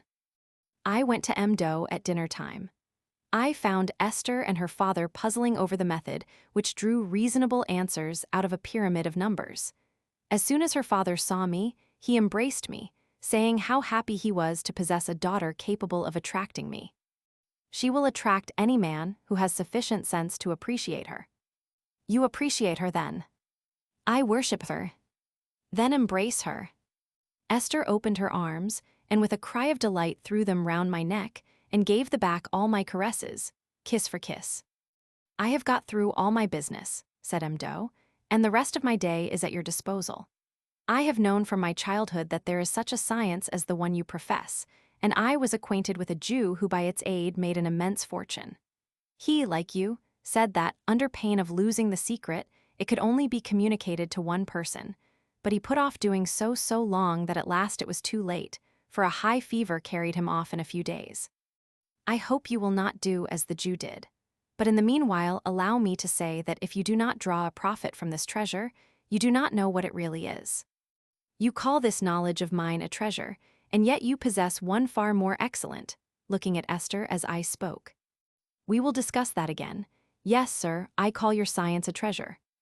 But the answers of the oracle are often very obscure. Obscure, the answers my daughter received are as clear as day. Apparently, she is fortunate in the way she frames her questions, for on this the reply depends. After dinner, we will try if I am so fortunate at least, if you will be so kind as to help me. I can refuse you nothing, as I consider father and daughter as one being. At table we discussed other subjects, as the chief clerks were present, notably the manager, a vulgar-looking fellow who had very evident aspirations in the direction of my fair Esther. After dinner, we went into M. Doe's private closet, and thereupon he drew 2 long questions out of his pocket. In the first, he desired to know how to obtain a favorable decision from the States General in an important matter, the details of which he explained. I replied in terms, the obscurity of which would have done credit to a professed Pythoness, and I left Esther to translate the answer into common sense and find a meaning in it. With regard to the second answer, I acted in a different manner. I was impelled to answer clearly, and did so. M. Doe asked what had become of a vessel belonging to the India Company of which nothing had been heard. It was known to have started on the return voyage and should have arrived 2 months ago, and this delay gave rise to the supposition that it had gone down. M. Doe wished to know if it were still above water, or whether it were lost, etc. As no tidings of it had come to hand, the company were on the lookout for someone to insure it, and offered 10%. But nobody cared to run so great a risk, especially as a letter had been received from an English sea captain who said he had seen her sink. I may confess to my readers, though I did not do so to M. Doe, that with inexplicable folly I composed an answer that left no doubt as to the safety of the vessel, pronouncing it safe and sound, and that we should hear of it in a few days. No doubt I felt the need of exalting my oracle, but this method was likely to destroy its credit forever. In truth, if I had guessed M. Doe's design, I would have curbed my vanity, for I had no wish to make him lose a large sum without profiting myself. The answer made him turn pale and tremble with joy. He told us that secrecy in the matter was of the last importance, as he had determined to insure the vessel and drive a good bargain. At this, dreading the consequences, I hastened to tell him that for all I knew there might not be a word of truth in the oracle's reply, and that I should die of grief if I were the involuntary cause of his losing an enormous sum of money through relying on an oracle, the hidden sense of which might be completely opposed to the literal translation. Have you ever been deceived by it? Often. Seeing my distress, Esther begged her father to take no further steps in the matter. For some moments nobody spoke. M. Doe looked thoughtful and full of the project which his fancy had painted in such gay colors. He said a good deal about it, dwelling on the mystic virtues of numbers, and told his daughter to read out all the questions she had addressed to the oracle with the answers she had received. There were 6 or 7 of them, all briefly worded, some direct and some equivocal.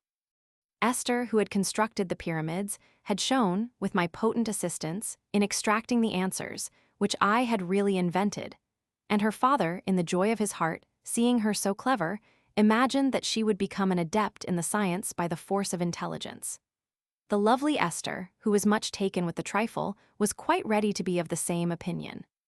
After passing several hours in the discussion of the answers, which my host thought divine, we had supper, and at parting M. Doe said that as Sunday was a day for pleasure, and not business, he hoped I would honor them by passing the day at their pretty house on the Amstel, and they were delighted at my accepting their invitation. I could not help pondering over the mysteries of the commercial mind, which narrows itself down to considerations of profit and loss.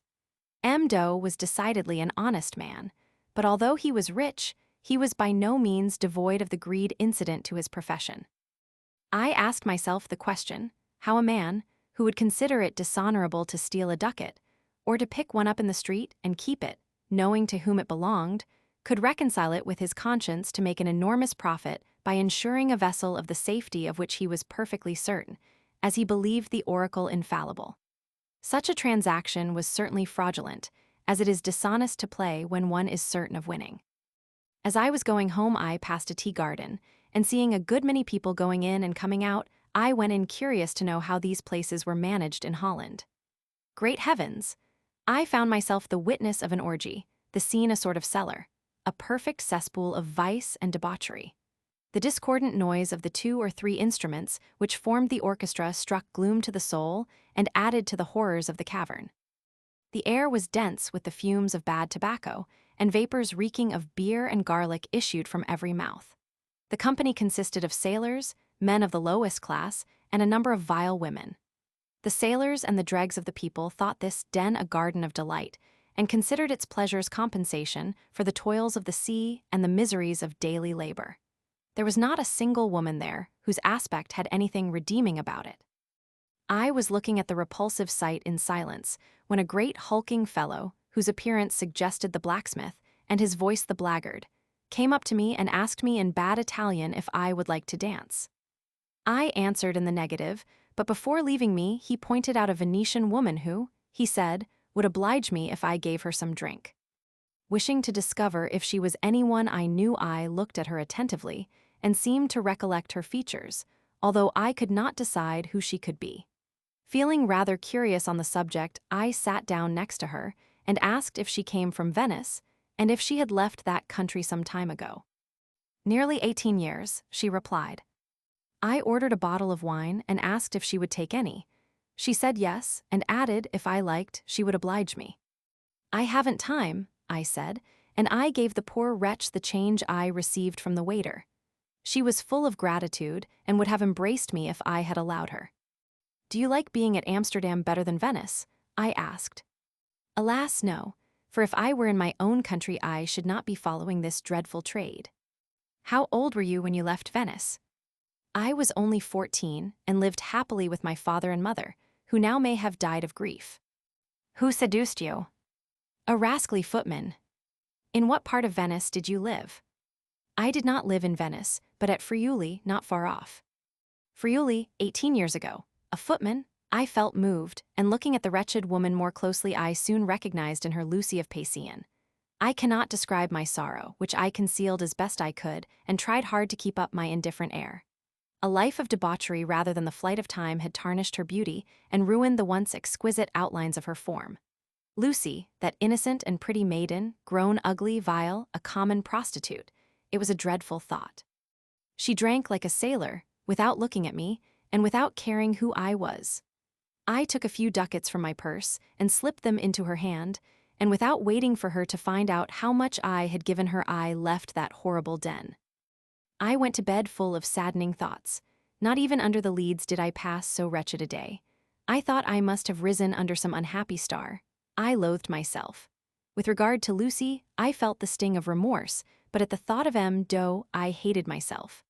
I considered that I should cause him a loss of 300,000 or 400,000 florins, and the thought was a bitter drop in the cup of my affection for Esther. I fancied she, as well as her father, would become my implacable foe, and love that is not returned is no love at all. I spent a dreadful night. Lucy, Esther, her father, their hatred of me, and my hatred of myself were the groundwork of my dreams. I saw Esther and her father, if not ruined, at all events impoverished by my fault, and Lucy only 32 years old and already deep in the abyss of vice, with an infinite prospect of misery and shame before her. The dawn was welcome indeed, for with its appearance a calm came to my spirit. It is the darkness which is terrible to a heart full of remorse. I got up and dressed myself in my best, and went in a coach to do my suit to the Princess de Galitzin, who was staying at the Edel d'Orient. I found her out. She had gone to the Admiralty. I went there and found her accompanied by M. de Riasac and the Count de Tott, who had just received news of my friend Pesselier, at whose house I made his acquaintance, and who was dangerously ill when I left Paris. I sent away my coach and began to walk towards M. Doe's house on the Amsel. The extreme elegance of my costume was displeasing in the eyes of the Dutch populace, and they hissed and hooted me, after the manner of the mob all the world over. Esther saw me coming from the window, drew the rope, and opened the door. I ran in, shut the door behind me, and as I was going up the wooden staircase, on the 4th or 5th step my foot struck against some yielding substance. I looked down and saw a green pocketbook. I stooped down to pick it up, but was awkward enough to send it through an opening in the stairs, which had been doubtless made for the purpose of giving light to a stair below. I did not stop, but went up the steps and was received with the usual hospitality, and on their expressing some wonder as to the unusual brilliance of my attire, I explained the circumstances of the case.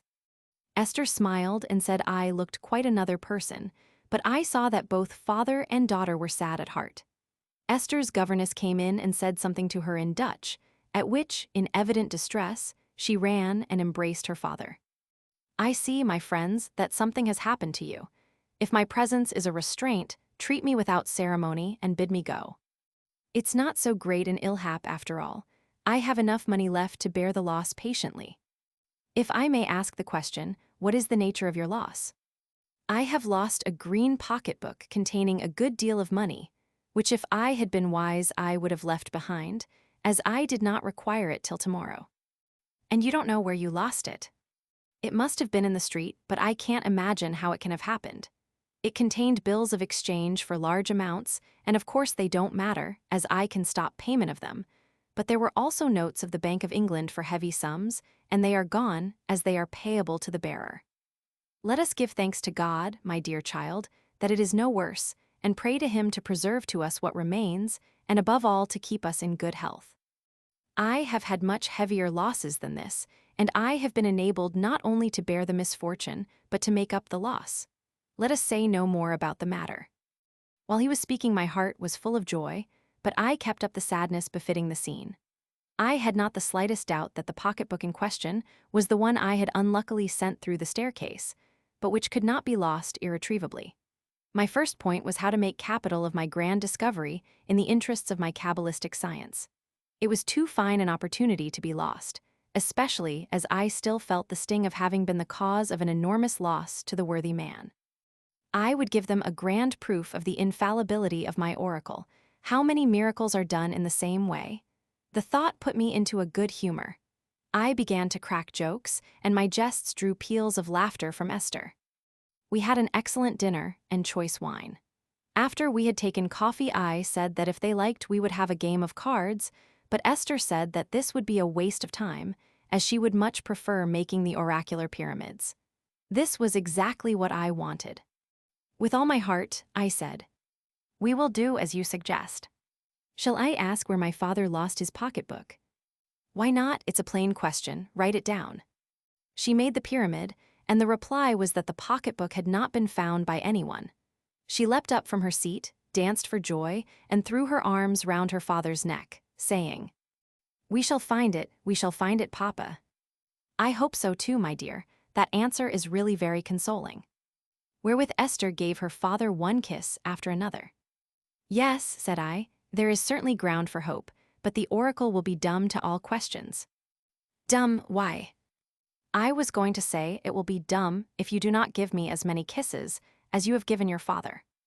Oh, then I will soon make it speak, said she, laughing, and throwing her arms about my neck she began to kiss me, and I to give her kisses in return. Ah, what happy days they seem when I recall them, and still I like dwelling on these days despite my sad old age, the foe of love. When I recall these events, I grow young again and feel once more the delights of youth, despite the long years which separate me from that happy time. At last Esther sat down again and asked, "Where is the pocketbook?" And the pyramid told her that the pocketbook had fallen through the opening in the 5th step of the staircase. M. Doe said to his daughter, "Come, my dear Esther, let us go and test the truth of the oracle." And full of joy and hope, they went to the staircase, I following them, and M. Doe showed her the hole through which the pocketbook must have fallen. He lighted a candle and we went down to the cellar, and before long he picked up the book, which had fallen into some water. We went up again in high spirits, and there we talked for over an hour as seriously as you please on the divine powers of the oracle, which, according to them, should render its possessor the happiest of mortals. He opened the pocketbook and showed us the 4,000-pound notes. He gave 2 to his daughter and made me take the 2 remaining, but I took them with one hand and with the other gave them to Esther, begging her to keep them for me. But before she would agree to do so, I had to threaten her with the stoppage of the famous cabalistic oracle. I told M. Doe that all I asked was his friendship, and thereon he embraced me and swore to be my friend to the death. By making the fair Esther the depositary of my 2,000 pounds, I was sure of winning her affection by an appeal, not to her interest, but to her truthfulness. This charming girl had about her so powerful an attraction that I felt as if my life was wound up with hers. I told M. Doe that my chief object was to negotiate the 20 millions at a small loss. "I hope to be of service to you in the matter," he said, "but as I shall often want to speak to you, you must come and live in our house, which you must look upon as your own. My presence will be a restraint on you, I shall be a trouble. Ask Esther." Esther joined her entreaties to her father's, and I gave in, taking good care not to let them see how pleased I was. I contented myself with expressing my gratitude, to which they answered that it was I who conferred a favor. M. Doe went into his closet, and as soon as I found myself alone with Esther, I kissed her tenderly, saying that I should not be happy till I had won her heart. Do you love me? Dearly, and I will do all in my power to show how well I love you, if you will love me in return. She gave me her hand, which I covered with kisses, and she went on to say, as soon as you come and live with us, you must look out for a good opportunity for asking my hand of my father. You need not be afraid he will refuse you, but the first thing for you to do is to move into our house. My dear little wife, I will come tomorrow. We said many sweet things to one another, talked about the future, and told each other our inmost thoughts. And I was undoubtedly truly in love, for not a single improper fancy rose in my mind in the presence of my dear who loved me so well. The first thing that M. Doe said on his return was that there would be a piece of news on the exchange the next day.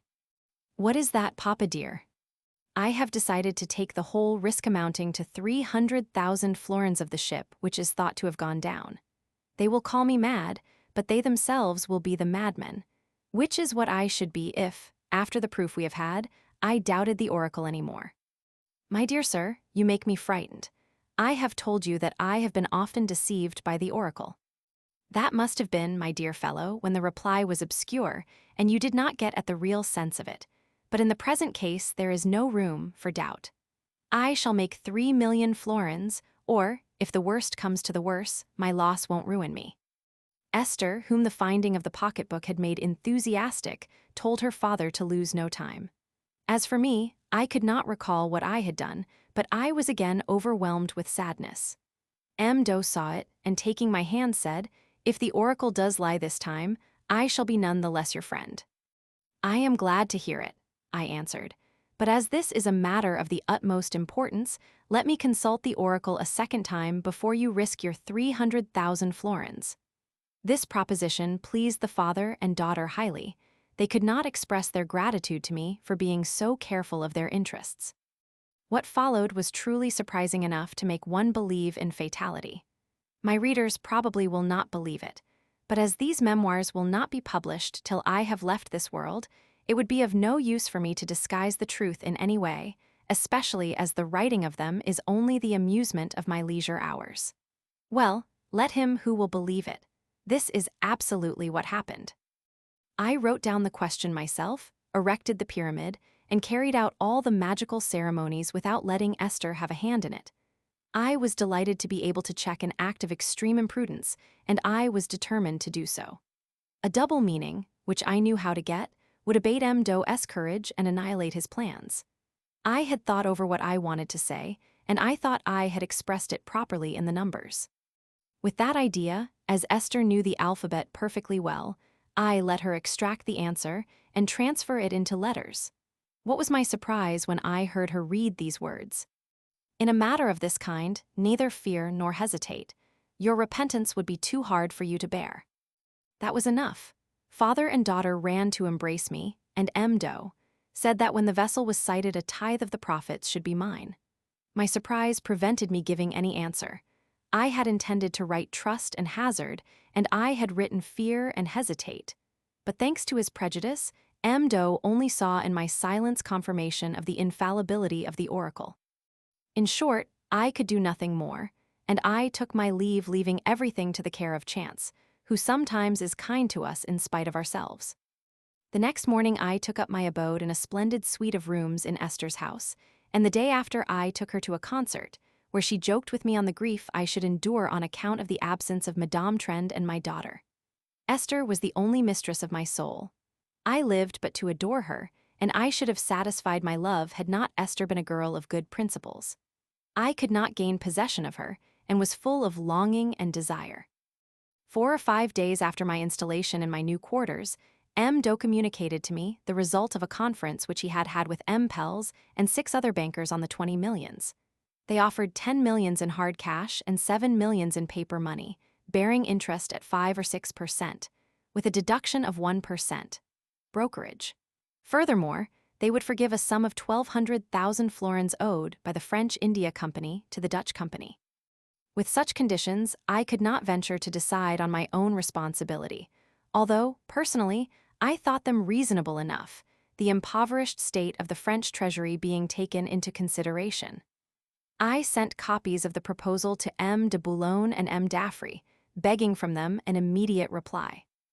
At the end of a week, I received an answer in the writing of M. de Courtil, acting for M. de Boulogne, instructing me to refuse absolutely any such proposal, and to report myself at Paris if I saw no chance of making a better bargain. I was again informed that peace was imminent, though the Dutch were quite of another opinion. In all probability, I should have immediately left for Paris, but for a circumstance which astonished nobody but myself in the family of which I had become a member. The confidence of M. Doe increased every day, and as if chance was determined to make me a prophet in spite of myself, news was received of the ship which was believed to be lost, and which, on the faith of my oracle, M. Doe had bought for 300,000 florins. The vessel was at Madeira. The joy of Esther, and still more my own, may be imagined when we saw the worthy man enter the house triumphantly with confirmation of the good news. "I have insured the vessel from Madeira to the mouth of the Texel for a trifle," said he, "and so," turning to me, "you may count from this moment on the 10th part of the profit, which I owe entirely to you."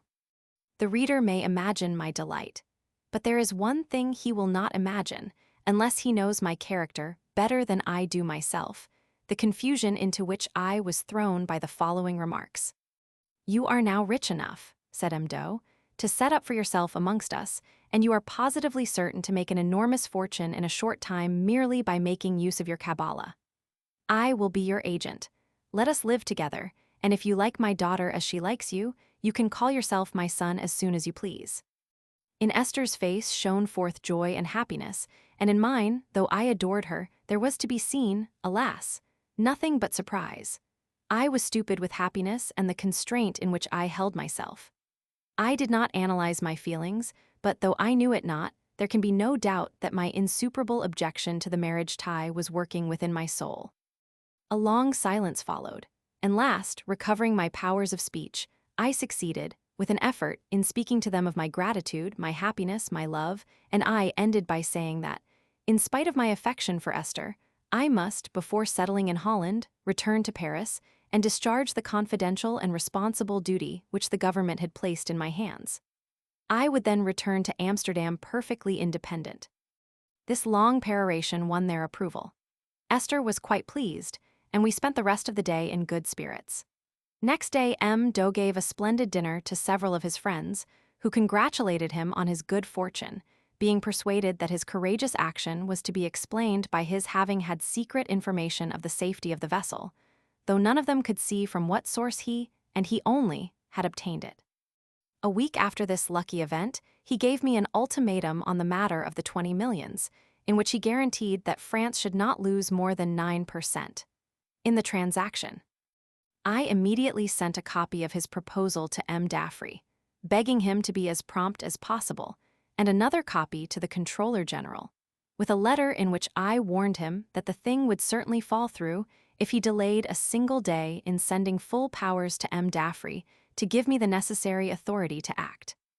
I wrote to the same effect to M. de Courtil and the Duc de Choiseul, telling them that I was to receive no brokerage, but that I should all the same accept a proposal which I thought a profitable one, and saying that I had no doubt of obtaining my expenses from the French government. As it was a time of rejoicing with us, M. Doe thought it would be a good plan to give a ball. All the most distinguished people in Amsterdam were invited to it. The ball and supper were of the most splendid description, and Esther, who was a blaze of diamonds, danced all the quadrilles with me, and charmed every beholder by her grace and beauty.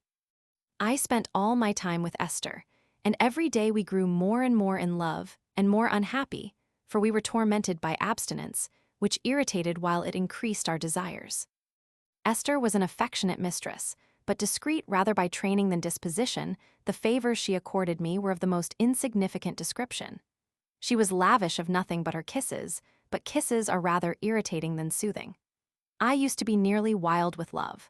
She told me, like other virtuous women, that if she agreed to make me happy, she was sure I would not marry her, and that as soon as I made her my wife, she would be mine and mine only.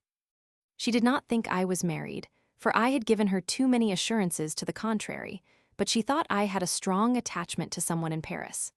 I confess that she was right, and said that I was going there to put an end to it, that I might be bound to her alone. Alas!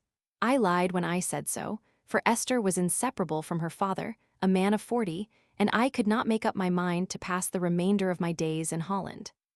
10 or 12 days after sending the ultimatum, I received a letter from M. de Boulogne informing me that M. Daffrey had all necessary instructions for effecting the exchange of the 20 millions, and another letter from the ambassador was to the same effect.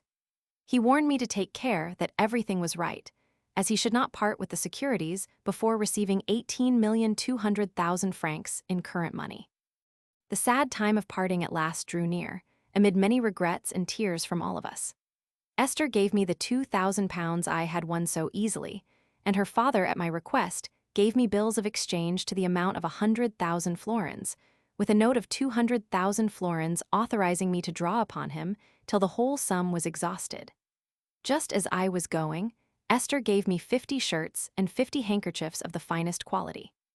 It was not my love for Manon Balletti, but a foolish vanity and a desire to cut a figure in the luxurious city of Paris, which made me leave Holland. But such was the disposition that Mother Nature had given me that 15 months under the Leads had not been enough to cure this mental malady of mine.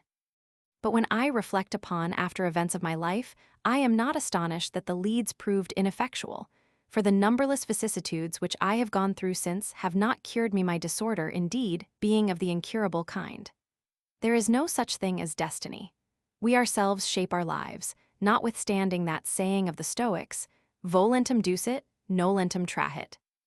After promising Esther to return before the end of the year, I set out with a clerk of the company who had brought the French securities, and I reached The Hague, where Bose received me with a mingled air of wonder and admiration. He told me that I had worked a miracle.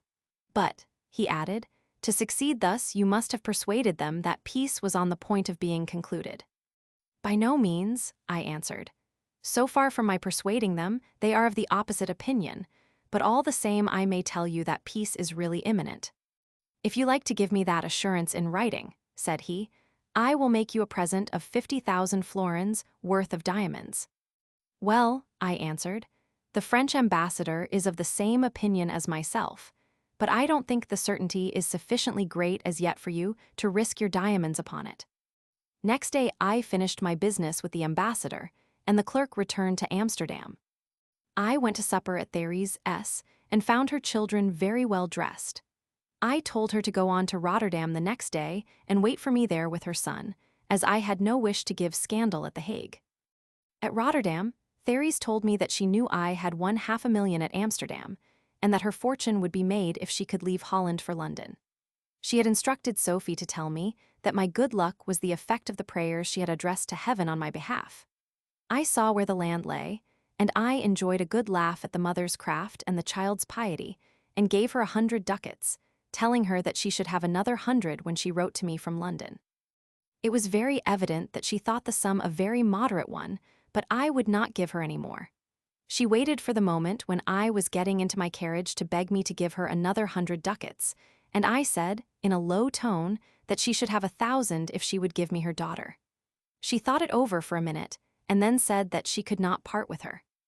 I know very well why, I answered, and drawing a watch from my fob I gave it to Sophie, embraced her, and went on my way. I arrived at Paris on February 10th and took sumptuous apartments near the Rue Montorgueil. Chapter 6.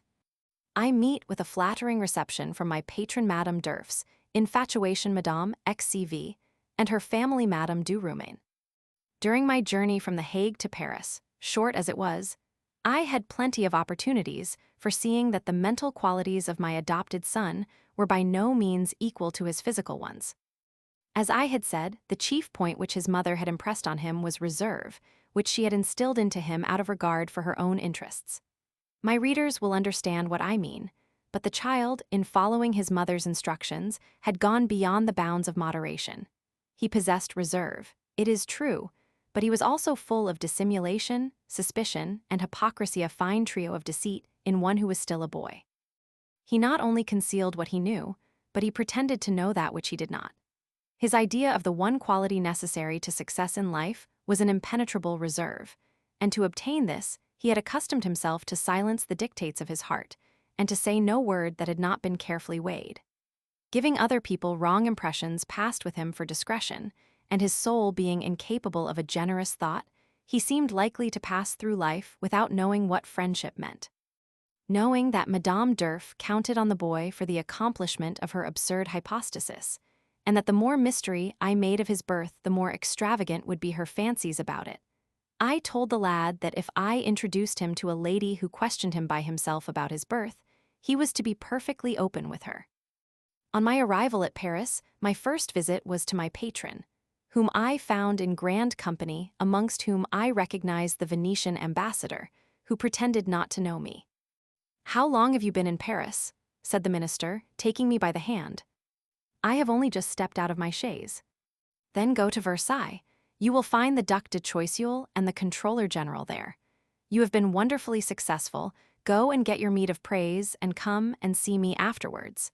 Tell the Duke that Voltaire's appointment to be a gentleman in ordinary to the king is ready." I was not going to start for Versailles at midday, but ministers in Paris are always talking in this style, as if Versailles were at the end of the street. Instead of going there, I went to see Madame Durf. She received me with the words that her genius had informed her that I should come today, and that she was delighted with the fulfillment of the prophecy.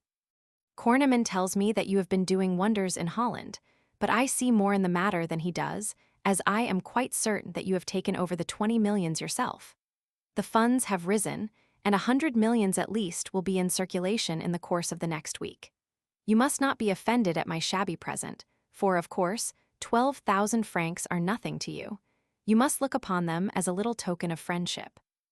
I am going to tell my servants to close all the doors, for I am too glad to see you not to want to have you all to myself." A profound bow was the only reply I made to this flattering speech, and I saw her tremble with joy when I told her that I had brought a lad of 12 with me, whom I intended to place in the best school I could find that he might have a good education. "I will send him myself to Vire, where my nephews are. What is his name? Where is he? I know well what this boy is. I long to see him. Why did you not alight from your journey at my house?"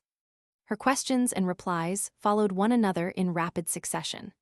I should have found it impossible to get in a word edgeways, even if I had wanted to, but I was very glad to let her expend her enthusiasm, and took good care not to interrupt her. On the first opportunity, I told her that I should have the pleasure of presenting the young gentleman to her the day after tomorrow, as on the morrow I had an engagement at Versailles. "Does the dear lad speak French? While I am arranging for his going to school, you must really let him come and live with me." "We will discuss that question on the day after tomorrow, madam." Oh, how I wish the day after tomorrow was here. On leaving Madame Durf, I went to my lottery office and found everything in perfect order. I then went to the Italian play and found Sylvia and her daughter in their dressing room. "My dear friend," said she when she saw me, "I know that you have achieved a wonderful success in Holland, and I congratulate you." I gave her an agreeable surprise by saying that I had been working for her daughter, and Manon herself blushed and lowered her eyes in a very suggestive manner. "I will be with you at supper," I added, "and then we can talk at our ease." On leaving them, I went to the amphitheater, and what was my surprise to see in one of the first boxes Madame XCV with all her family. My readers will be glad to hear their history. Madame XCV, by birth a Greek, was the widow of an Englishman, by whom she had 6 children, 4 of whom were girls. On his deathbed, he became a Catholic out of deference to the tears of his wife, but as his children could not inherit his £40,000 invested in England, without conforming to the Church of England, the family returned to London, where the widow complied with all the obligations of the law of England. What will people not do when their interests are at stake? Though in a case like this, there is no need to blame a person for yielding to prejudices which had the sanction of the law. It was now the beginning of the year 1758, and 5 years before, when I was at Padua, I fell in love with the eldest daughter, but a few months after, when we were at Venice, Madame XCV thought good to exclude me from her family circle. The insult which the mother put upon me was softened by the daughter, who wrote me a charming letter, which I love to read even now. I may as well confess that my grief was the easier to bear, as my time was taken up by my fair nun, and my dear CC. Nevertheless, Deal. XCV, though only 15, was of a perfect beauty, and was all the more charming in that to her physical advantages she joined those of a cultured mind. Count Algarotti, the King of Prussia's chamberlain, gave her lessons, and several young nobles were among her suitors, her preference apparently being given to the heir of the family of Mem de Saint Marcuola. He died a year afterwards, while he was procurator. My surprise at seeing this family at such a time and place may be imagined. Deal. XCV saw me directly and pointed me out to her mother, who made a sign to me with her fan to come to their box. She received me in the friendliest manner possible, telling me that we were not at Venice now, and that she hoped I would often come and see them at the Hôtel de Bretagne, in the Rue Saint-André des Arts. I told them that I did not wish to recall any events which might have happened at Venice, and her daughter having joined her entreaties to those of her mother, I promised to accept their invitation. Deal. XCV struck me as prettier than ever, and my love, after sleeping for 5 years, awoke to fresh strength and vigor. They told me that they were going to pass 6 months at Paris before returning to Venice. In return, I informed them that I intended making Paris my home, that I had just left Holland, that I was going to Versailles the next day, so that I could not pay my respects to them till the day after. I also begged them to accept my services, in a manner which let them know I was a person of some importance. Deal. XCV said that she was aware that the results of my Dutch mission should render me dear to France, that she had always lived in hopes of seeing me once more, that my famous flight from the Leads had delighted them. For, she added, we have always been fond of you. I fancy your mother has kept her fondness for me very much to herself, I whispered to her. We won't say anything about that, said she in the same tone. We learnt all the circumstances of your wonderful flight from a letter of 16 pages you wrote to Memo. We trembled with joy and shuddered with fear as we read it. How did you know I have been in Holland? M. de la Poplinière told us about it yesterday. M. de la Poplinière, the Fermier general, whom I had known 7 years ago at Passy, came into the box just as his name was spoken. After complimenting me, he said that if I could carry through the same operation for the India Company, my fortune would be made. My advice to you is, he said, to get yourself naturalized before it becomes generally known that you have made $500,000 of money. $500,000, I only wish I had. You must have made that at the lowest calculation. On the contrary, I give you my assurance that if my claim for brokerage is not allowed, the transaction will prove absolutely ruinous to me. Ah, no doubt you are right to take that tone. Meanwhile, everyone wants to make your acquaintance, for France is deeply indebted to you. You have caused the funds to recover in a very marked degree. After the play was over, I went to Sylvia's, where I was received as if I had been the favorite child of the family. But on the other hand, I gave them certain proofs that I wished to be regarded in that light. I was impressed with the idea that to their unshaken friendship I owed all my good luck, and I made the father, mother, the daughter, and the 2 sons receive the presents I had got for them. The best was for the mother, who handed it on to her daughter. It was a pair of diamond earrings of great beauty, for which I had given 15,000 francs. 3 days after, I sent her a box containing fine linen from Holland and choice Mechlin and a Lenken lace. Mario, who liked smoking, got a gold pipe, the father a choice gold and enameled snuff box, and I gave a repeater to the younger son, of whom I was very fond. I shall have occasion later on to speak of this lad, whose natural qualities were far superior to his position in life. But you will ask, was I rich enough to make such presents? No, I was not, and I knew it perfectly well. But I gave these presents because I was afraid of not being able to do so if I waited. I set out for Versailles at daybreak, and M. de Choiseul received me as before. His hair was being dressed, but for a moment he laid down his pen, which showed that I had become a person of greater importance in his eyes. After a slight but grateful compliment, he told me that if I thought myself capable of negotiating a loan of 100 millions to bear interest at 4%, he would do all in his power to help me. My answer was that I would think it over when I heard how much I was to have for what I had done already. But everybody says that you have made 200,000 florins by it. That would not be so bad. 500,000 of francs would be a fair foundation on which to build a fortune, but I can assure your excellence that there is not a word of truth in the report.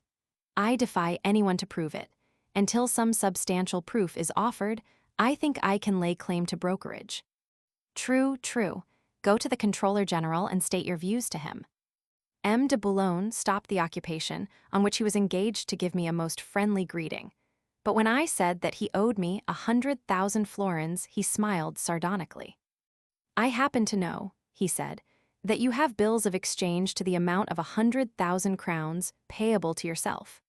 Certainly, but that money has no connection with my mission, as I can prove to you by referring you to M. Daffrey. I have in my head an infallible project for increasing the revenue by 20 millions in a manner which will cause no irritation. You don't say so. Communicate your plan, and I promise to get you a pension of 100,000 francs and letters of nobility as well, if you like to become a Frenchman. I will think it over. On leaving M. de Boulogne, I went to the palace, where a ballet was going on before the Marquise de Pompadour. She bowed to me as soon as she saw me, and on my approaching her she told me that I was an able financier and that the gentlemen below could not appreciate my merits. She had not forgotten what I had said to her 8 years before in the theatre at Fontainebleau. I replied that all good gifts were from above, whither, with her help, I hoped to attain. On my return to Paris, I went to the Hôtel Bourbon to inform my patron of the result of my journey. His advice to me was to continue to serve the government well, as its good fortune would come to be mine. On my telling him of my meeting with the ex-vice, he said that M. de la Popelinière was going to marry the elder daughter. When I got to my house, my son was nowhere to be found. My landlady told me that a great lady had come to call on my lord, and that she had taken him away with her. Guessing that this was Madame d'Urf, I went to bed without troubling myself any further. Early next morning, my clerk brought me a letter. It came from the old attorney, uncle to Guiton's wife, whom I had helped to escape from the jealous fury of her brutal husband.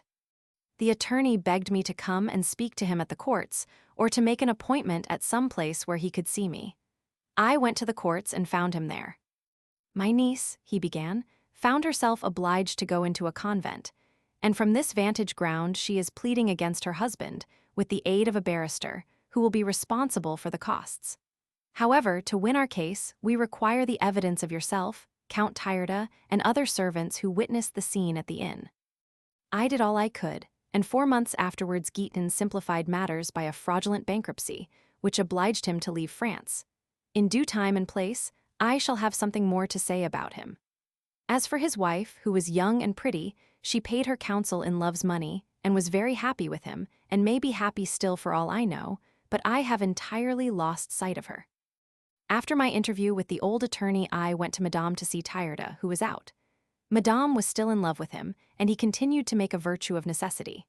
I left my address and went to the Hôtel de Bretagne to pay my first call on Madame XCV. The lady, though she was not over fond of me, received me with great politeness. I possibly cut a better figure in her eyes when rich, and at Paris, than when we were in Venice.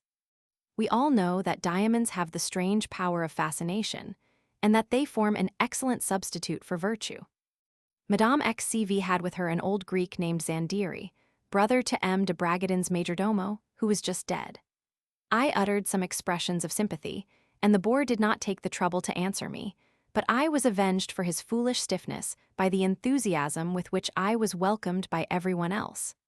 The eldest girl, her sisters, and the 2 sons almost overwhelmed me with friendliness. The eldest son was only 14, and was a young fellow of charming manners, but evidently extremely independent, and sighed for the time when he would be able to devote himself to a career of profligacy for which he was well fitted. M. Deal, XCV, was both beautiful and charming in her manner, and had received an excellent education of which, however, she made no parade. One could not stay in her presence without loving her, but she was no flirt, and I soon saw that she held out no vain hopes to those who had the misfortune not to please her. Without being rude, she knew how to be cold, and it was all the worse for those whom her coldness did not show that their quest was useless. The first hour I passed in her company chained me a captive to her triumphant car. I told her as much, and she replied that she was glad to have such a captive. She took the place in my heart where Esther had reigned a week before, but I freely confess that Esther yielded only because she was away. As to my attachment to Sylvia's daughter, it was of such a nature as not to hinder me falling in love with any other woman who chanced to take my fancy. In the libertine's heart, love cannot exist without substantial food, and women who have had some experience of the world are well aware of this fact. The youthful Balletti was a beginner, and so knew nothing of these things. M. Farsetti, a Venetian of noble birth, a knight of Malta, a great student of the occult sciences, and a good Latin versifier, came in at 1 o'clock. Dinner was just ready and Madame XCV begged him to stay. She asked me also to dine with them, but wishing to dine with Madame Durf, I refused the invitation for the nonce. M. Farsetti, who had known me very well at Venice, only noticed me by a side glance, and without showing any vexation I paid him back in the same coin. He smiled at M. Deal, XCV's praise of my courage. She noticed his expression, and as if to punish him for it went on to say that I had now the admiration of every Venetian, and that the French were anxious to have the honor of calling me a fellow citizen. M. Farsetti asked me if my post at the lottery paid well. I replied, coolly, "Oh yes, well enough for me to pay my clerks' salaries." He understood the drift of my reply, and M. Deal, XCV smiled. I found my supposed son with Madame Durf, or rather in that amiable visionary's arms. She hastened to apologize for carrying him off, and I turned it off with a jest, having no other course to take. "I made him sleep with me," she said, "but I shall be obliged to deprive myself of this privilege for the future, unless he promises to be more discreet." I thought the idea a grand one, and the little fellow, in spite of his blushes, begged her to say how he had offended. "We shall have the Comte de Saint-Germain," said Madame Durf, "to dinner. I know he amuses you, and I like you to enjoy yourself in my house. For that, madam, your presence is all I need. Nevertheless, I thank you for considering me." In due course, Saint-Germain arrived, and in his usual manner sat himself down, not to eat but to talk. With a face of imperturbable gravity, he told the most incredible stories, which one had to pretend to believe, as he was always either the hero of the tale or an eye-witness of the event. All the same, I could not help bursting into laughter when he told us of something that happened as he was dining with the fathers of the Council of Trent. Madame Durf wore on her neck a large magnet. She said that it would one day happen that this magnet would attract the lightning, and that she would consequently soar into the sun. I longed to tell her that when she got there she could be no higher up than on the earth, but I restrained myself. And the great charlatan hastened to say that there could be no doubt about it, and that he, and he only, could increase the force of the magnet 1,000 times. I said, dryly, that I would wager 20,000 crowns he would not so much as double its force, but Madame Durf would not let us bet, and after dinner she told me in private that I should have lost, as Saint-Germain was a magician. Of course, I agreed with her. A few days later, the magician set out for Chambord, where the king had given him a suite of rooms and 100,000 francs, that he might be at liberty to work on the dyes which were to assure the superiority of French materials over those of any other country. Saint-Germain had got over the king by arranging a laboratory where he occasionally tried to amuse himself, though he knew little about chemistry, but the king was the victim of an almost universal weariness. To enjoy a harem recruited from amongst the most ravishing beauties, and often from the ranks of neophytes, with whom pleasure had its difficulties, one would have needed to be a god, and Louis Roman XV was only a man after all. It was the famous Marquise who had introduced the adept to the king in the hope of his distracting the monarch's weariness, by giving him a taste for chemistry. Indeed, Madame de Pompadour was under the impression that Saint-Germain had given her the water of perpetual youth, and therefore felt obliged to make the chemist a good return. This wondrous water, taken according to the charlatan's directions, could not indeed make old age retire and give way to youth, but according to the Marquise, it would preserve one in statu quo for several centuries. As a matter of fact, the water or the giver of it had worked wonders, if not on her body, at least on her mind. She assured the king that she was not getting older. The king was as much deluded by this grand impostor as she was, for one day he showed the Duchesse Dupont a diamond of the first water, weighing 12 carats, which he fancied he had made himself. "I melted down," said Louis Roman XV. small diamonds weighing 24 carats, and obtained this one large one weighing 12. Thus it came to pass that the infatuated monarch gave the impostor the suite formerly occupied by Marshal Saxe. The Duc des Duponts told me this story with his own lips, one evening, when I was supping with him and a Swede, the Comte de Leeuwenhoek, at Metz. Before I left Madame d'Urf, I told her that the lad might be he who should make her to be born again, but that she would spoil all if she did not wait for him to attain the age of puberty. After what she had said about his misbehavior, the reader will guess what made me say this. She sent him to board with fire, gave him masters on everything, and disguised him under the name of the Comte Duranda, although he was born at Bayreuth, and though his mother never had anything to do with a Spaniard of that name. It was 3 or 4 months before I went to see him, as I was afraid of being insulted on account of the name which the visionary Madame d'Urf had given him. One day Tyrta came to see me in a fine coach. He told me that his elderly mistress wanted to become his wife, but that he would not hear of it, though she offered to endow him with all her worldly goods. I told him that if he gave in he might pay his debts, return to Trevisa, and live pleasantly there, but his destiny would not allow him to take my advice. I had resolved on taking a country house and fixed on one called Little Poland, which pleased me better than all the others I had seen. It was well furnished and was 100 paces distant from the Madeleine Gate. It was situated on slightly elevated ground near the Royal Park, behind the Duc de Gramont's garden, and its owner had given it the name of Pleasant Warsaw. It had 2 gardens, one of which was on a level with the first floor, 3 reception rooms, large stables, coach houses, baths, a good cellar, and a splendid kitchen. The master was called the Butter King, and always wrote himself down so. The name had been given to him by Louis Roman XV, on the monarch stopping at the house and liking the butter. The Butter King let me his house for 100 louis per annum, and he gave me an excellent cook called the Pearl, a true blue ribbon of the order of cooks. And to her he gave charge of all his furniture and the plate I should want for a dinner of 6 persons, engaging to get me as much plate as I wanted at the hire of a sous an ounce. He also promised to let me have what wine I wanted, and said all he had was of the best, and, moreover, cheaper than I could get it at Paris, as he had no gate money to pay on it. Matters having been arranged on these terms, in the course of a week I got a good coachman, 2 fine carriages, 5 horses, a groom, and 2 footmen. Madame d'Urf, who was my first guest, was delighted with my new abode, and as she imagined that I had done it all for her, I left her in that flattering opinion.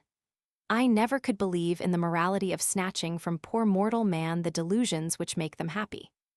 I also let her retain the notion that young Duranda, the count of her own making, was a scion of the nobility, that he was born for a mysterious operation unknown to the rest of mankind, that I was only his caretaker, here I spoke the truth, and that he must die and yet not cease to live. All these whimsical ideas were the products of her brain, which was only occupied with the impossible, and I thought the best thing I could do was to agree with everything. If I had tried to undeceive her, she would have accused me of want of trust in her, for she was convinced that all her knowledge was revealed to her by her genius, who spoke to her only by night. After she had dined with me, I took her back to her house, full of happiness. Camille sent me a lottery ticket, which she had invested in at my office, and which proved to be a winning one, I think, for 1,000 crowns or thereabouts. She asked me to come and sup with her and bring the money with me. I accepted her invitation and found her surrounded by all the girls she knew and their lovers. After supper, I was asked to go to the opera with them, but we had scarcely got there when I lost my party in the crowd. I had no mask on, and I soon found myself attacked by a black domino, whom I knew to be a woman, and as she told me 100 truths about myself in a falsetto voice, I was interested and determined on finding out who she was. At last, I succeeded in persuading her to come with me into a box, and as soon as we were in and I had taken off her mask, I was astonished to find she was M'Deal. XCV. "I have come to the ball," said she, "with one of my sisters, my elder brother, and M. Farsetti. I left them to go into a box and change my domino. They must feel very uneasy. I dare say they do, but I am not going to take pity on them till the end of the ball." Finding myself alone with her, and certain of having her in my company for the rest of the night, I began to talk of our old love-making, and I took care to say that I was more in love with her than ever. She listened to me kindly, did not oppose my embraces, and by the few obstacles she placed in my way, I judged that the happy moment was not far off. Nevertheless, I felt that I must practice restraint that evening, and she let me see that she was obliged to me. I heard at Versailles, my dear mademoiselle, that you are going to marry M. de la Popelinière. So they say. My mother wishes me to do so, and the old financier fancies he has got me in his talons already. But he makes a mistake, as I will never consent to such a thing. He is old, but he is very rich. He is very rich and very generous, for he promises me a dowry of 1,000,000 if I become a widow without children, and if I had a son, he would leave me all his property. You wouldn't have much difficulty in complying with the second alternative. I shall never have anything to do with his money, for I should never make my life miserable by a marriage with a man whom I do not love, while I do love another. Another, who is the fortunate mortal to whom you have given your heart's treasure? I do not know if my loved one is fortunate. My lover is a Venetian, and my mother knows of it, but she says that I should not be happy, that he is not worthy of me. Your mother is a strange woman, always crossing your affections. I cannot be angry with her. She may possibly be wrong, but she certainly loves me. She would rather that I should marry M. Farsetti, who would be very glad to have me, but I detest him. Has he made a declaration in terms? He has, and all the marks of contempt I have given him seem to have no effect. He clings hard to hope, but the truth is you have fascinated him. Possibly, but I do not think him susceptible of any tender or generous feeling. He is a visionary, surly, jealous, and envious in his disposition. When he heard me expressing myself about you in the manner you deserve, he had the impudence to say to my mother before my face that she ought not to receive you. He deserves that I should give him a lesson in manners, but there are other ways in which he may be punished. I shall be delighted to serve you in any way I can. Alas, if I could only count on your friendship, I should be happy. The sigh with which she uttered these words sent fire through my veins, and I told her that I was her devoted slave, that I had 50,000 crowns which were at her service, and that I would risk my life to win her favors. She replied that she was truly grateful to me, and as she threw her arms about my neck our lips met, but I saw that she was weeping, so I took care that the fire which her kisses raised should be kept within bounds. She begged me to come and see her often, promising that as often as she could manage it we should be alone. I could ask no more, and after I had promised to come and dine with them on the morrow, we parted. I passed an hour in walking behind her, enjoying my new position of intimate friend, and I then returned to my little Poland. It was a short distance, for though I lived in the country, I could get to any part of Paris in a quarter of an hour. I had a clever coachman, and capital horses not used to being spared. I got them from the royal stables, and as soon as I lost one I got another from the same place, having to pay 200 francs. This happened to me several times, for, to my mind, going fast is one of the greatest pleasures which Paris offers. Having accepted an invitation to dinner at the Ex-Service, I did not give myself much time for sleep, and I went out on foot with a cloak on. The snow was falling in large flakes, and when I got to Madame's I was as white as a sheet from head to foot. She gave me a hearty welcome, laughing, and saying that her daughter had been telling her how she had puzzled me, and that she was delighted to see me come to dinner without ceremony. But, added she, it's Friday today, and you will have to fast, though, after all, the fish is very good. Dinner is not ready yet. You had better go and see my daughter, who is still abed. As may be imagined, this invitation had not to be repeated, for a pretty woman looks better in bed than anywhere else. I found M. Deal, ex-CV, sitting up in bed writing, but she stopped as soon as she saw me. How is this, sweet lie-a-bed, not up yet?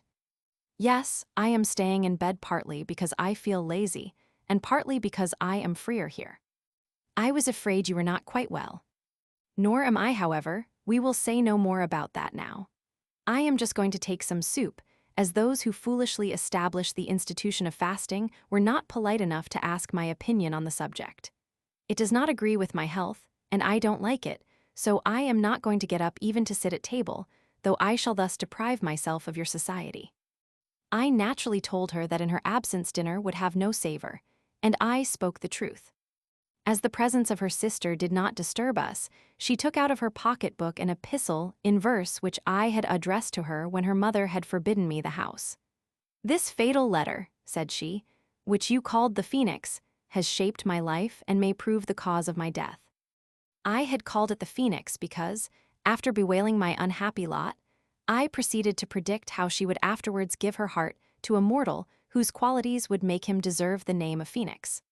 100 lines were taken up in the description of these imaginary mental and moral characteristics, and certainly the being who should have them all would be right worthy of worship, for he would be rather a god than a man. "Alas," said M'Deal, "XCV, I fell in love with this imaginary being, and feeling certain that such an one must exist, I set myself to look for him. After 6 months, I thought I had found him. I gave him my heart, I received his, we loved each other fondly. But for the last 4 months we have been separated, and during the whole time I have only had 1 letter from him. Yet I must not blame him, for I know he cannot help it. Such is my sorry fate.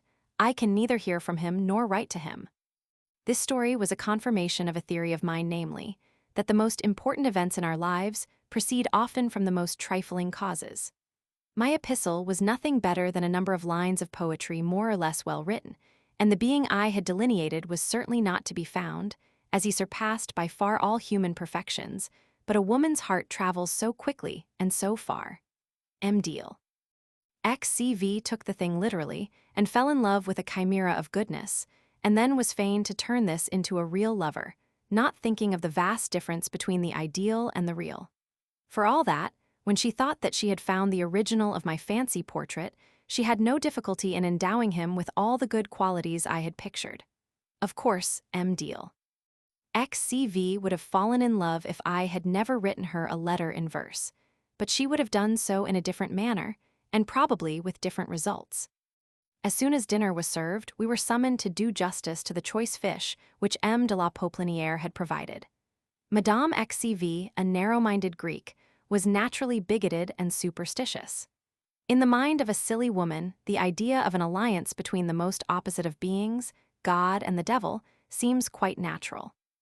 A priest had told her that, since she had converted her husband, her salvation was secure, for the scriptures solemnly promised a soul for a soul to everyone who would lead a heretic or a heathen within the fold of the church. And as Madame XCV had converted her husband, she felt no anxiety about the life of the world to come, as she had done all that was necessary. However, she ate fish on the days appointed, the reason being that she preferred it to flesh. Dinner over, I returned to the lady's bedside, and there stayed till nearly 9 o'clock, keeping my passions well under control all the time. I was foppish enough to think that her feelings were as lively as mine, and I did not care to show myself less self-restrained than she, though I knew then, as I know now, that this was a false line of argument. It is the same with opportunity as with fortune. One must seize them when they come to us, or else they go by, often to return no more. Not seeing Farsetti at the table, I suspected there had been a quarrel, and I asked my sweetheart about it. But she told me I was mistaken in supposing they had quarreled with him, and that the reason of his absence was that he would never leave his house on a Friday. The deluded man had had his horoscope drawn, and learning by it that he would be assassinated on a Friday, he resolved always to shut himself up on that day. He was laughed at, but persisted in the same course till he died 4 years ago at the age of 70. He thought to prove by the success of his precautions that a man's destiny depends on his discretion, and on the precautions he takes to avoid the misfortunes of which he has had warning. The line of argument holds good in all cases except when the misfortunes are predicted in a horoscope. For either the ills predicted are avoidable, in which case the horoscope is a useless piece of folly, or else the horoscope is the interpreter of destiny, in which case all the precautions in the world are of no avail. The Chevalier Farsetti was therefore a fool to imagine he had proved anything at all. He would have proved a good deal for many people if he had gone out on a Friday and had chanced to have been assassinated. Picas de la Mirandola, who believed in astrology, says, "I have no doubt truly, astra influent non cogent." But would it have been a real proof of the truth of astrology if Farsetti had been assassinated on a Friday? In my opinion, certainly not. The Comte d'Igerville had introduced me to his sister, the Comtesse du Roumain, who had been wanting to make my acquaintance ever since she had heard of my oracle. It was not long before I made friends with her husband and her 2 daughters, the elder of whom, nicknamed Cotenfau, married M. de Polignac later on. Madame du Roumain was handsome rather than pretty, but she won the love of all by her kindness, her frank courtesy, and her eagerness to be of service to her friends. She had a magnificent figure, and would have awed the whole bench of judges if she had pleaded before them. At her house, I got to know Mesdames de Valbelle and de Rancerols, the Princess de Chimay, and many others who were then in the best society of Paris. Although Madame du Roumain was not a proficient in the occult sciences, she had nevertheless consulted my oracle more frequently than Madame d'Urf. She was of the utmost service to me in connection with an unhappy circumstance of which I shall speak presently. The day after my long conversation with M. Deal, XCV, my servant told me that there was a young man waiting who wanted to give me a letter with his own hands. I had him in, and on my asking him from whom the letter came, he replied that I should find all particulars in the letter, and that he had orders to wait for an answer. The epistle ran as follows. I am writing this at 2 o'clock in the morning. I am weary and in need of rest, but a burden on my soul deprives me of sleep. The secret I am about to tell you will no longer be so grievous when I have confided in you. I shall feel eased by placing it in your breast. I am with child, and my situation drives me to despair. I was obliged to write to you because I felt I could not say it. Give me a word in reply. My feelings on reading the above may be guessed. I was petrified with astonishment and could only write, I will be with you at 11 o'clock. No one should say that he has passed through great misfortunes unless they have proved too great for his mind to bear. The confidence of M. Deal, XCV, showed me that she was in need of support. I congratulated myself on having the preference, and I vowed to do my best for her did it cost me my life. These were the thoughts of a lover, but for all that I could not conceal from myself the imprudence of the step she had taken. In such cases as these there is always the choice between speaking or writing, and the only feeling which can give the preference to writing is false shame, at bottom mere cowardice. If I had not been in love with her, I should have found it easier to have refused my aid in writing than if she had spoken to me, but I loved her to distraction. Yes, said I to myself, she can count on me. Her mishap makes her all the dearer to me. And below this, there was another voice, a voice which whispered to me that if I succeeded in saving her, my reward was sure. I am well aware that more than one grave moralist will fling stones at me for this avowal, but my answer is that such men cannot be in love as I was. I was punctual to my appointment, and found the fair unfortunate at the door of the hotel. You are going out, are you? Where are you going? I am going to Mass at the Church of the Augustinians. Is this a saint's day?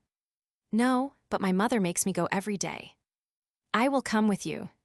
Yes, do, give me your arm. We will go into the cloisters and talk there. M. Deal, XCV, was accompanied by her maid, but she knew better than to be in the way, so we left her in the cloisters. As soon as we were alone, she said to me, Have you read my letter? Yes, of course, here it is, burn it yourself. No, keep it, and do so with your own hands. I see you trust in me, and I assure you I will not abuse your trust. I am sure you will not. I am 4 months with child, I can doubt it no longer, and the thought maddens me. Comfort yourself, we will find some way to get over it. Yes, I leave all to you. You must procure an abortion. Never, dearest, that is a crime. Alas, I know that well, but it is not a greater crime than suicide, and there lies my choice, either to destroy the wretched witness of my shame or to poison myself. For the latter alternative I have everything ready. You are my only friend, and it is for you to decide which it shall be. Speak to me. Are you angry that I have not gone to the Chevalier Farsetti before you? She saw my astonishment and stopped short and tried to wipe away the tears which escaped from her eyes. My heart bled for her. Laying the question of crime on one side, said I, abortion is out of our power. If the means employed are not violent, they are uncertain, and if they are violent, they are dangerous to the mother. I will never risk becoming your executioner, but reckon on me, I will not forsake you. Your honor is as dear to me as your life. Be calm, and henceforth think that the peril is mine, not yours. Make up your mind that I shall find some way of escape, and that there will be no need to cut short that life, to preserve which I would gladly die. And allow me to say that when I read your note, I felt glad, I could not help it, that at such an emergency, you chose me before all others to be your helper. You will find that your trust was not given in vain, for no one loves you as well as I, and no one is so fain to help you. Later you shall begin to take the remedies I will get for you, but I warn you to be on your guard, for this is a serious matter, one of life and death. Possibly you have already told somebody about it, your maid or one of your sisters. I have not told anybody but you, not even the author of my shame. I tremble when I think what my mother would do and say if she found out my situation. I am afraid she will draw her conclusions from my shape. So far there is nothing to be observed in that direction. The beauty of the outline still remains intact. But every day increases its size, and for that reason we must be quick in what we do. You must find a surgeon who does not know my name and take me to him to be bled. I will not run the risk, it might lead to the discovery of the whole affair. I will bleed you myself, it is a simple operation. How grateful I am to you. I feel as if you had already brought me from death to life. What I should like you to do would be to take me to a midwife. We can easily go without attracting any notice at the first ball at the opera. Yes, sweetheart, but that step is not necessary, and it might lead to our betrayal. No, in this great town there are midwives in every quarter, and we should never be known. We might keep our masks on all the time. Do me this kindness. A midwife's opinion is certainly worth having. I could not refuse her request, but I made her agree to wait till the last ball, as the crowd was always greater, and we had a better chance of going out free from observation. I promised to be there in a black domino with a white mask in the Venetian fashion and a rose painted beside the left eye. As soon as she saw me go out, she was to follow me into a carriage. All this was carried out, but more of it anon. I returned with her and dined with them without taking any notice of Farsetti, who was also at the table, and had seen me come back from Mass with her. We did not speak a word to one another. He did not like me, and I despised him. I must here relate a grievous mistake of which I was guilty, and which I have not yet forgiven myself. I had promised to take M'Deal, XCV, to a midwife, but I certainly ought to have taken her to a respectable woman, for all we wanted to know was how a pregnant woman should regulate her diet and manner of living.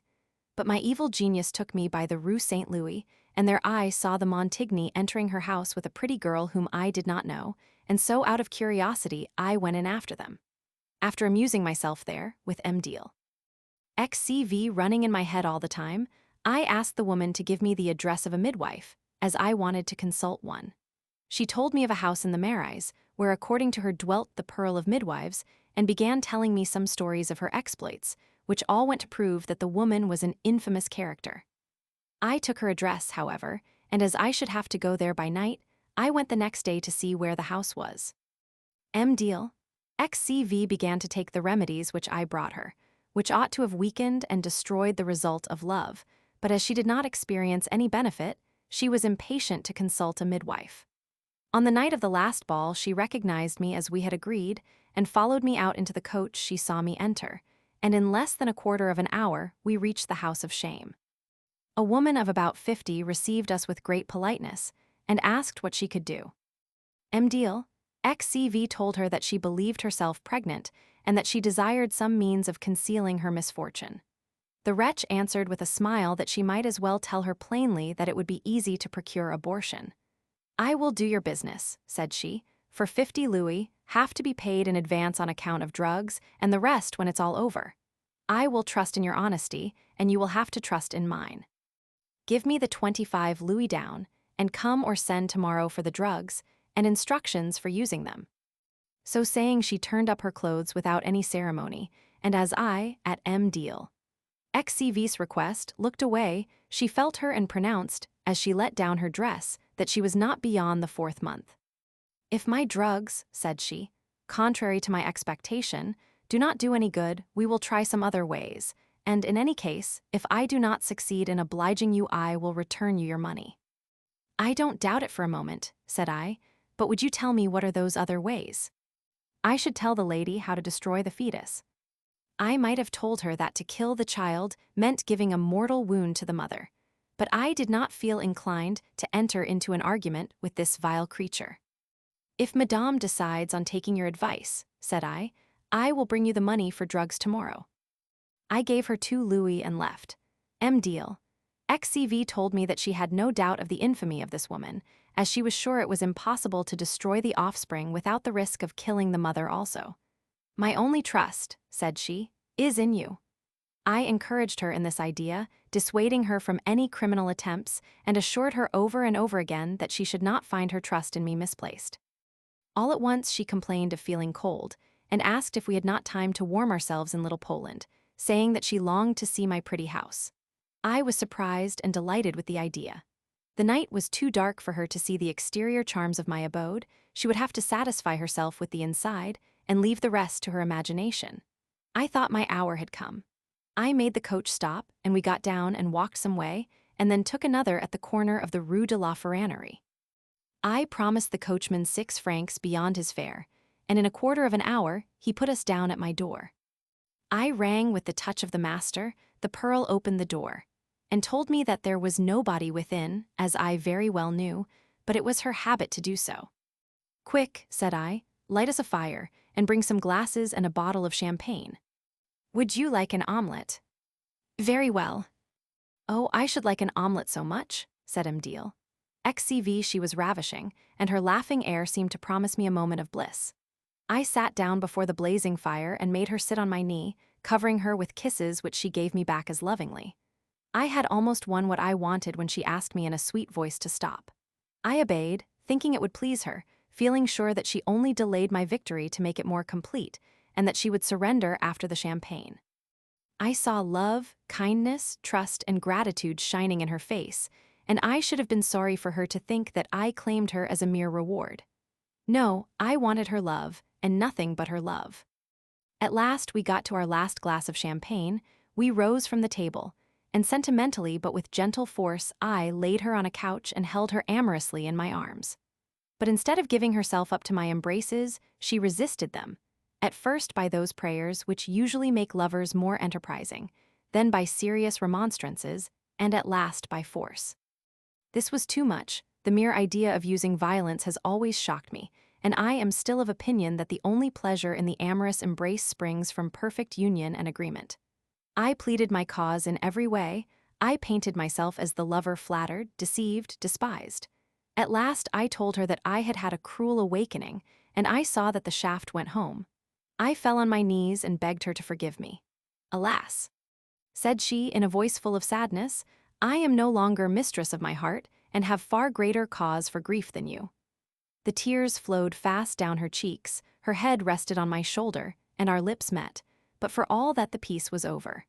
The idea of renewing the attack never came into my head, and if it had I should have scornfully rejected it. After a long silence, of which we both stood in need, she to conquer her shame, and I to repress my anger, we put on our masks and returned to the opera. On our way she dared to tell me that she should be obliged to decline my friendship if she had to pay for it so dearly. The emotions of love, I replied, should yield to those of honor, and your honor as well as mine require us to continue friends. What I would have done for love I will now do for devoted friendship, and for the future I will die rather than make another attempt to gain those favors of which I thought you deemed me worthy. We separated at the opera, and the vast crowd made me lose sight of her in an instant. Next day she told me that she had danced all night. She possibly hoped to find in that exercise the cure which no medicine seemed likely to give her. I returned to my house in a bad humor, trying in vain to justify a refusal which seemed humiliating and almost incredible. My good sense showed me, in spite of all sophisms, that I had been grievously insulted. I recollected the witty saying of Populia, who was never unfaithful to her husband except when she was with child. Non tolo vectorum, said she, nisi navi plena. I felt certain that I was not loved, and the thought grieved me, and I considered that it would be unworthy of me to love one whom I could no longer hope to possess. I resolved to avenge myself by leaving her to her fate, feeling that I could not allow myself to be duped as I had been. The night brought wisdom with it, and when I awoke in the morning my mind was calm and I was still in love. I determined to act generously by the unfortunate girl. Without my aid she would be ruined, My course, then, would be to continue my services and to show myself indifferent to her favors. The part was no easy one, but I played it right well, and at last my reward came of itself.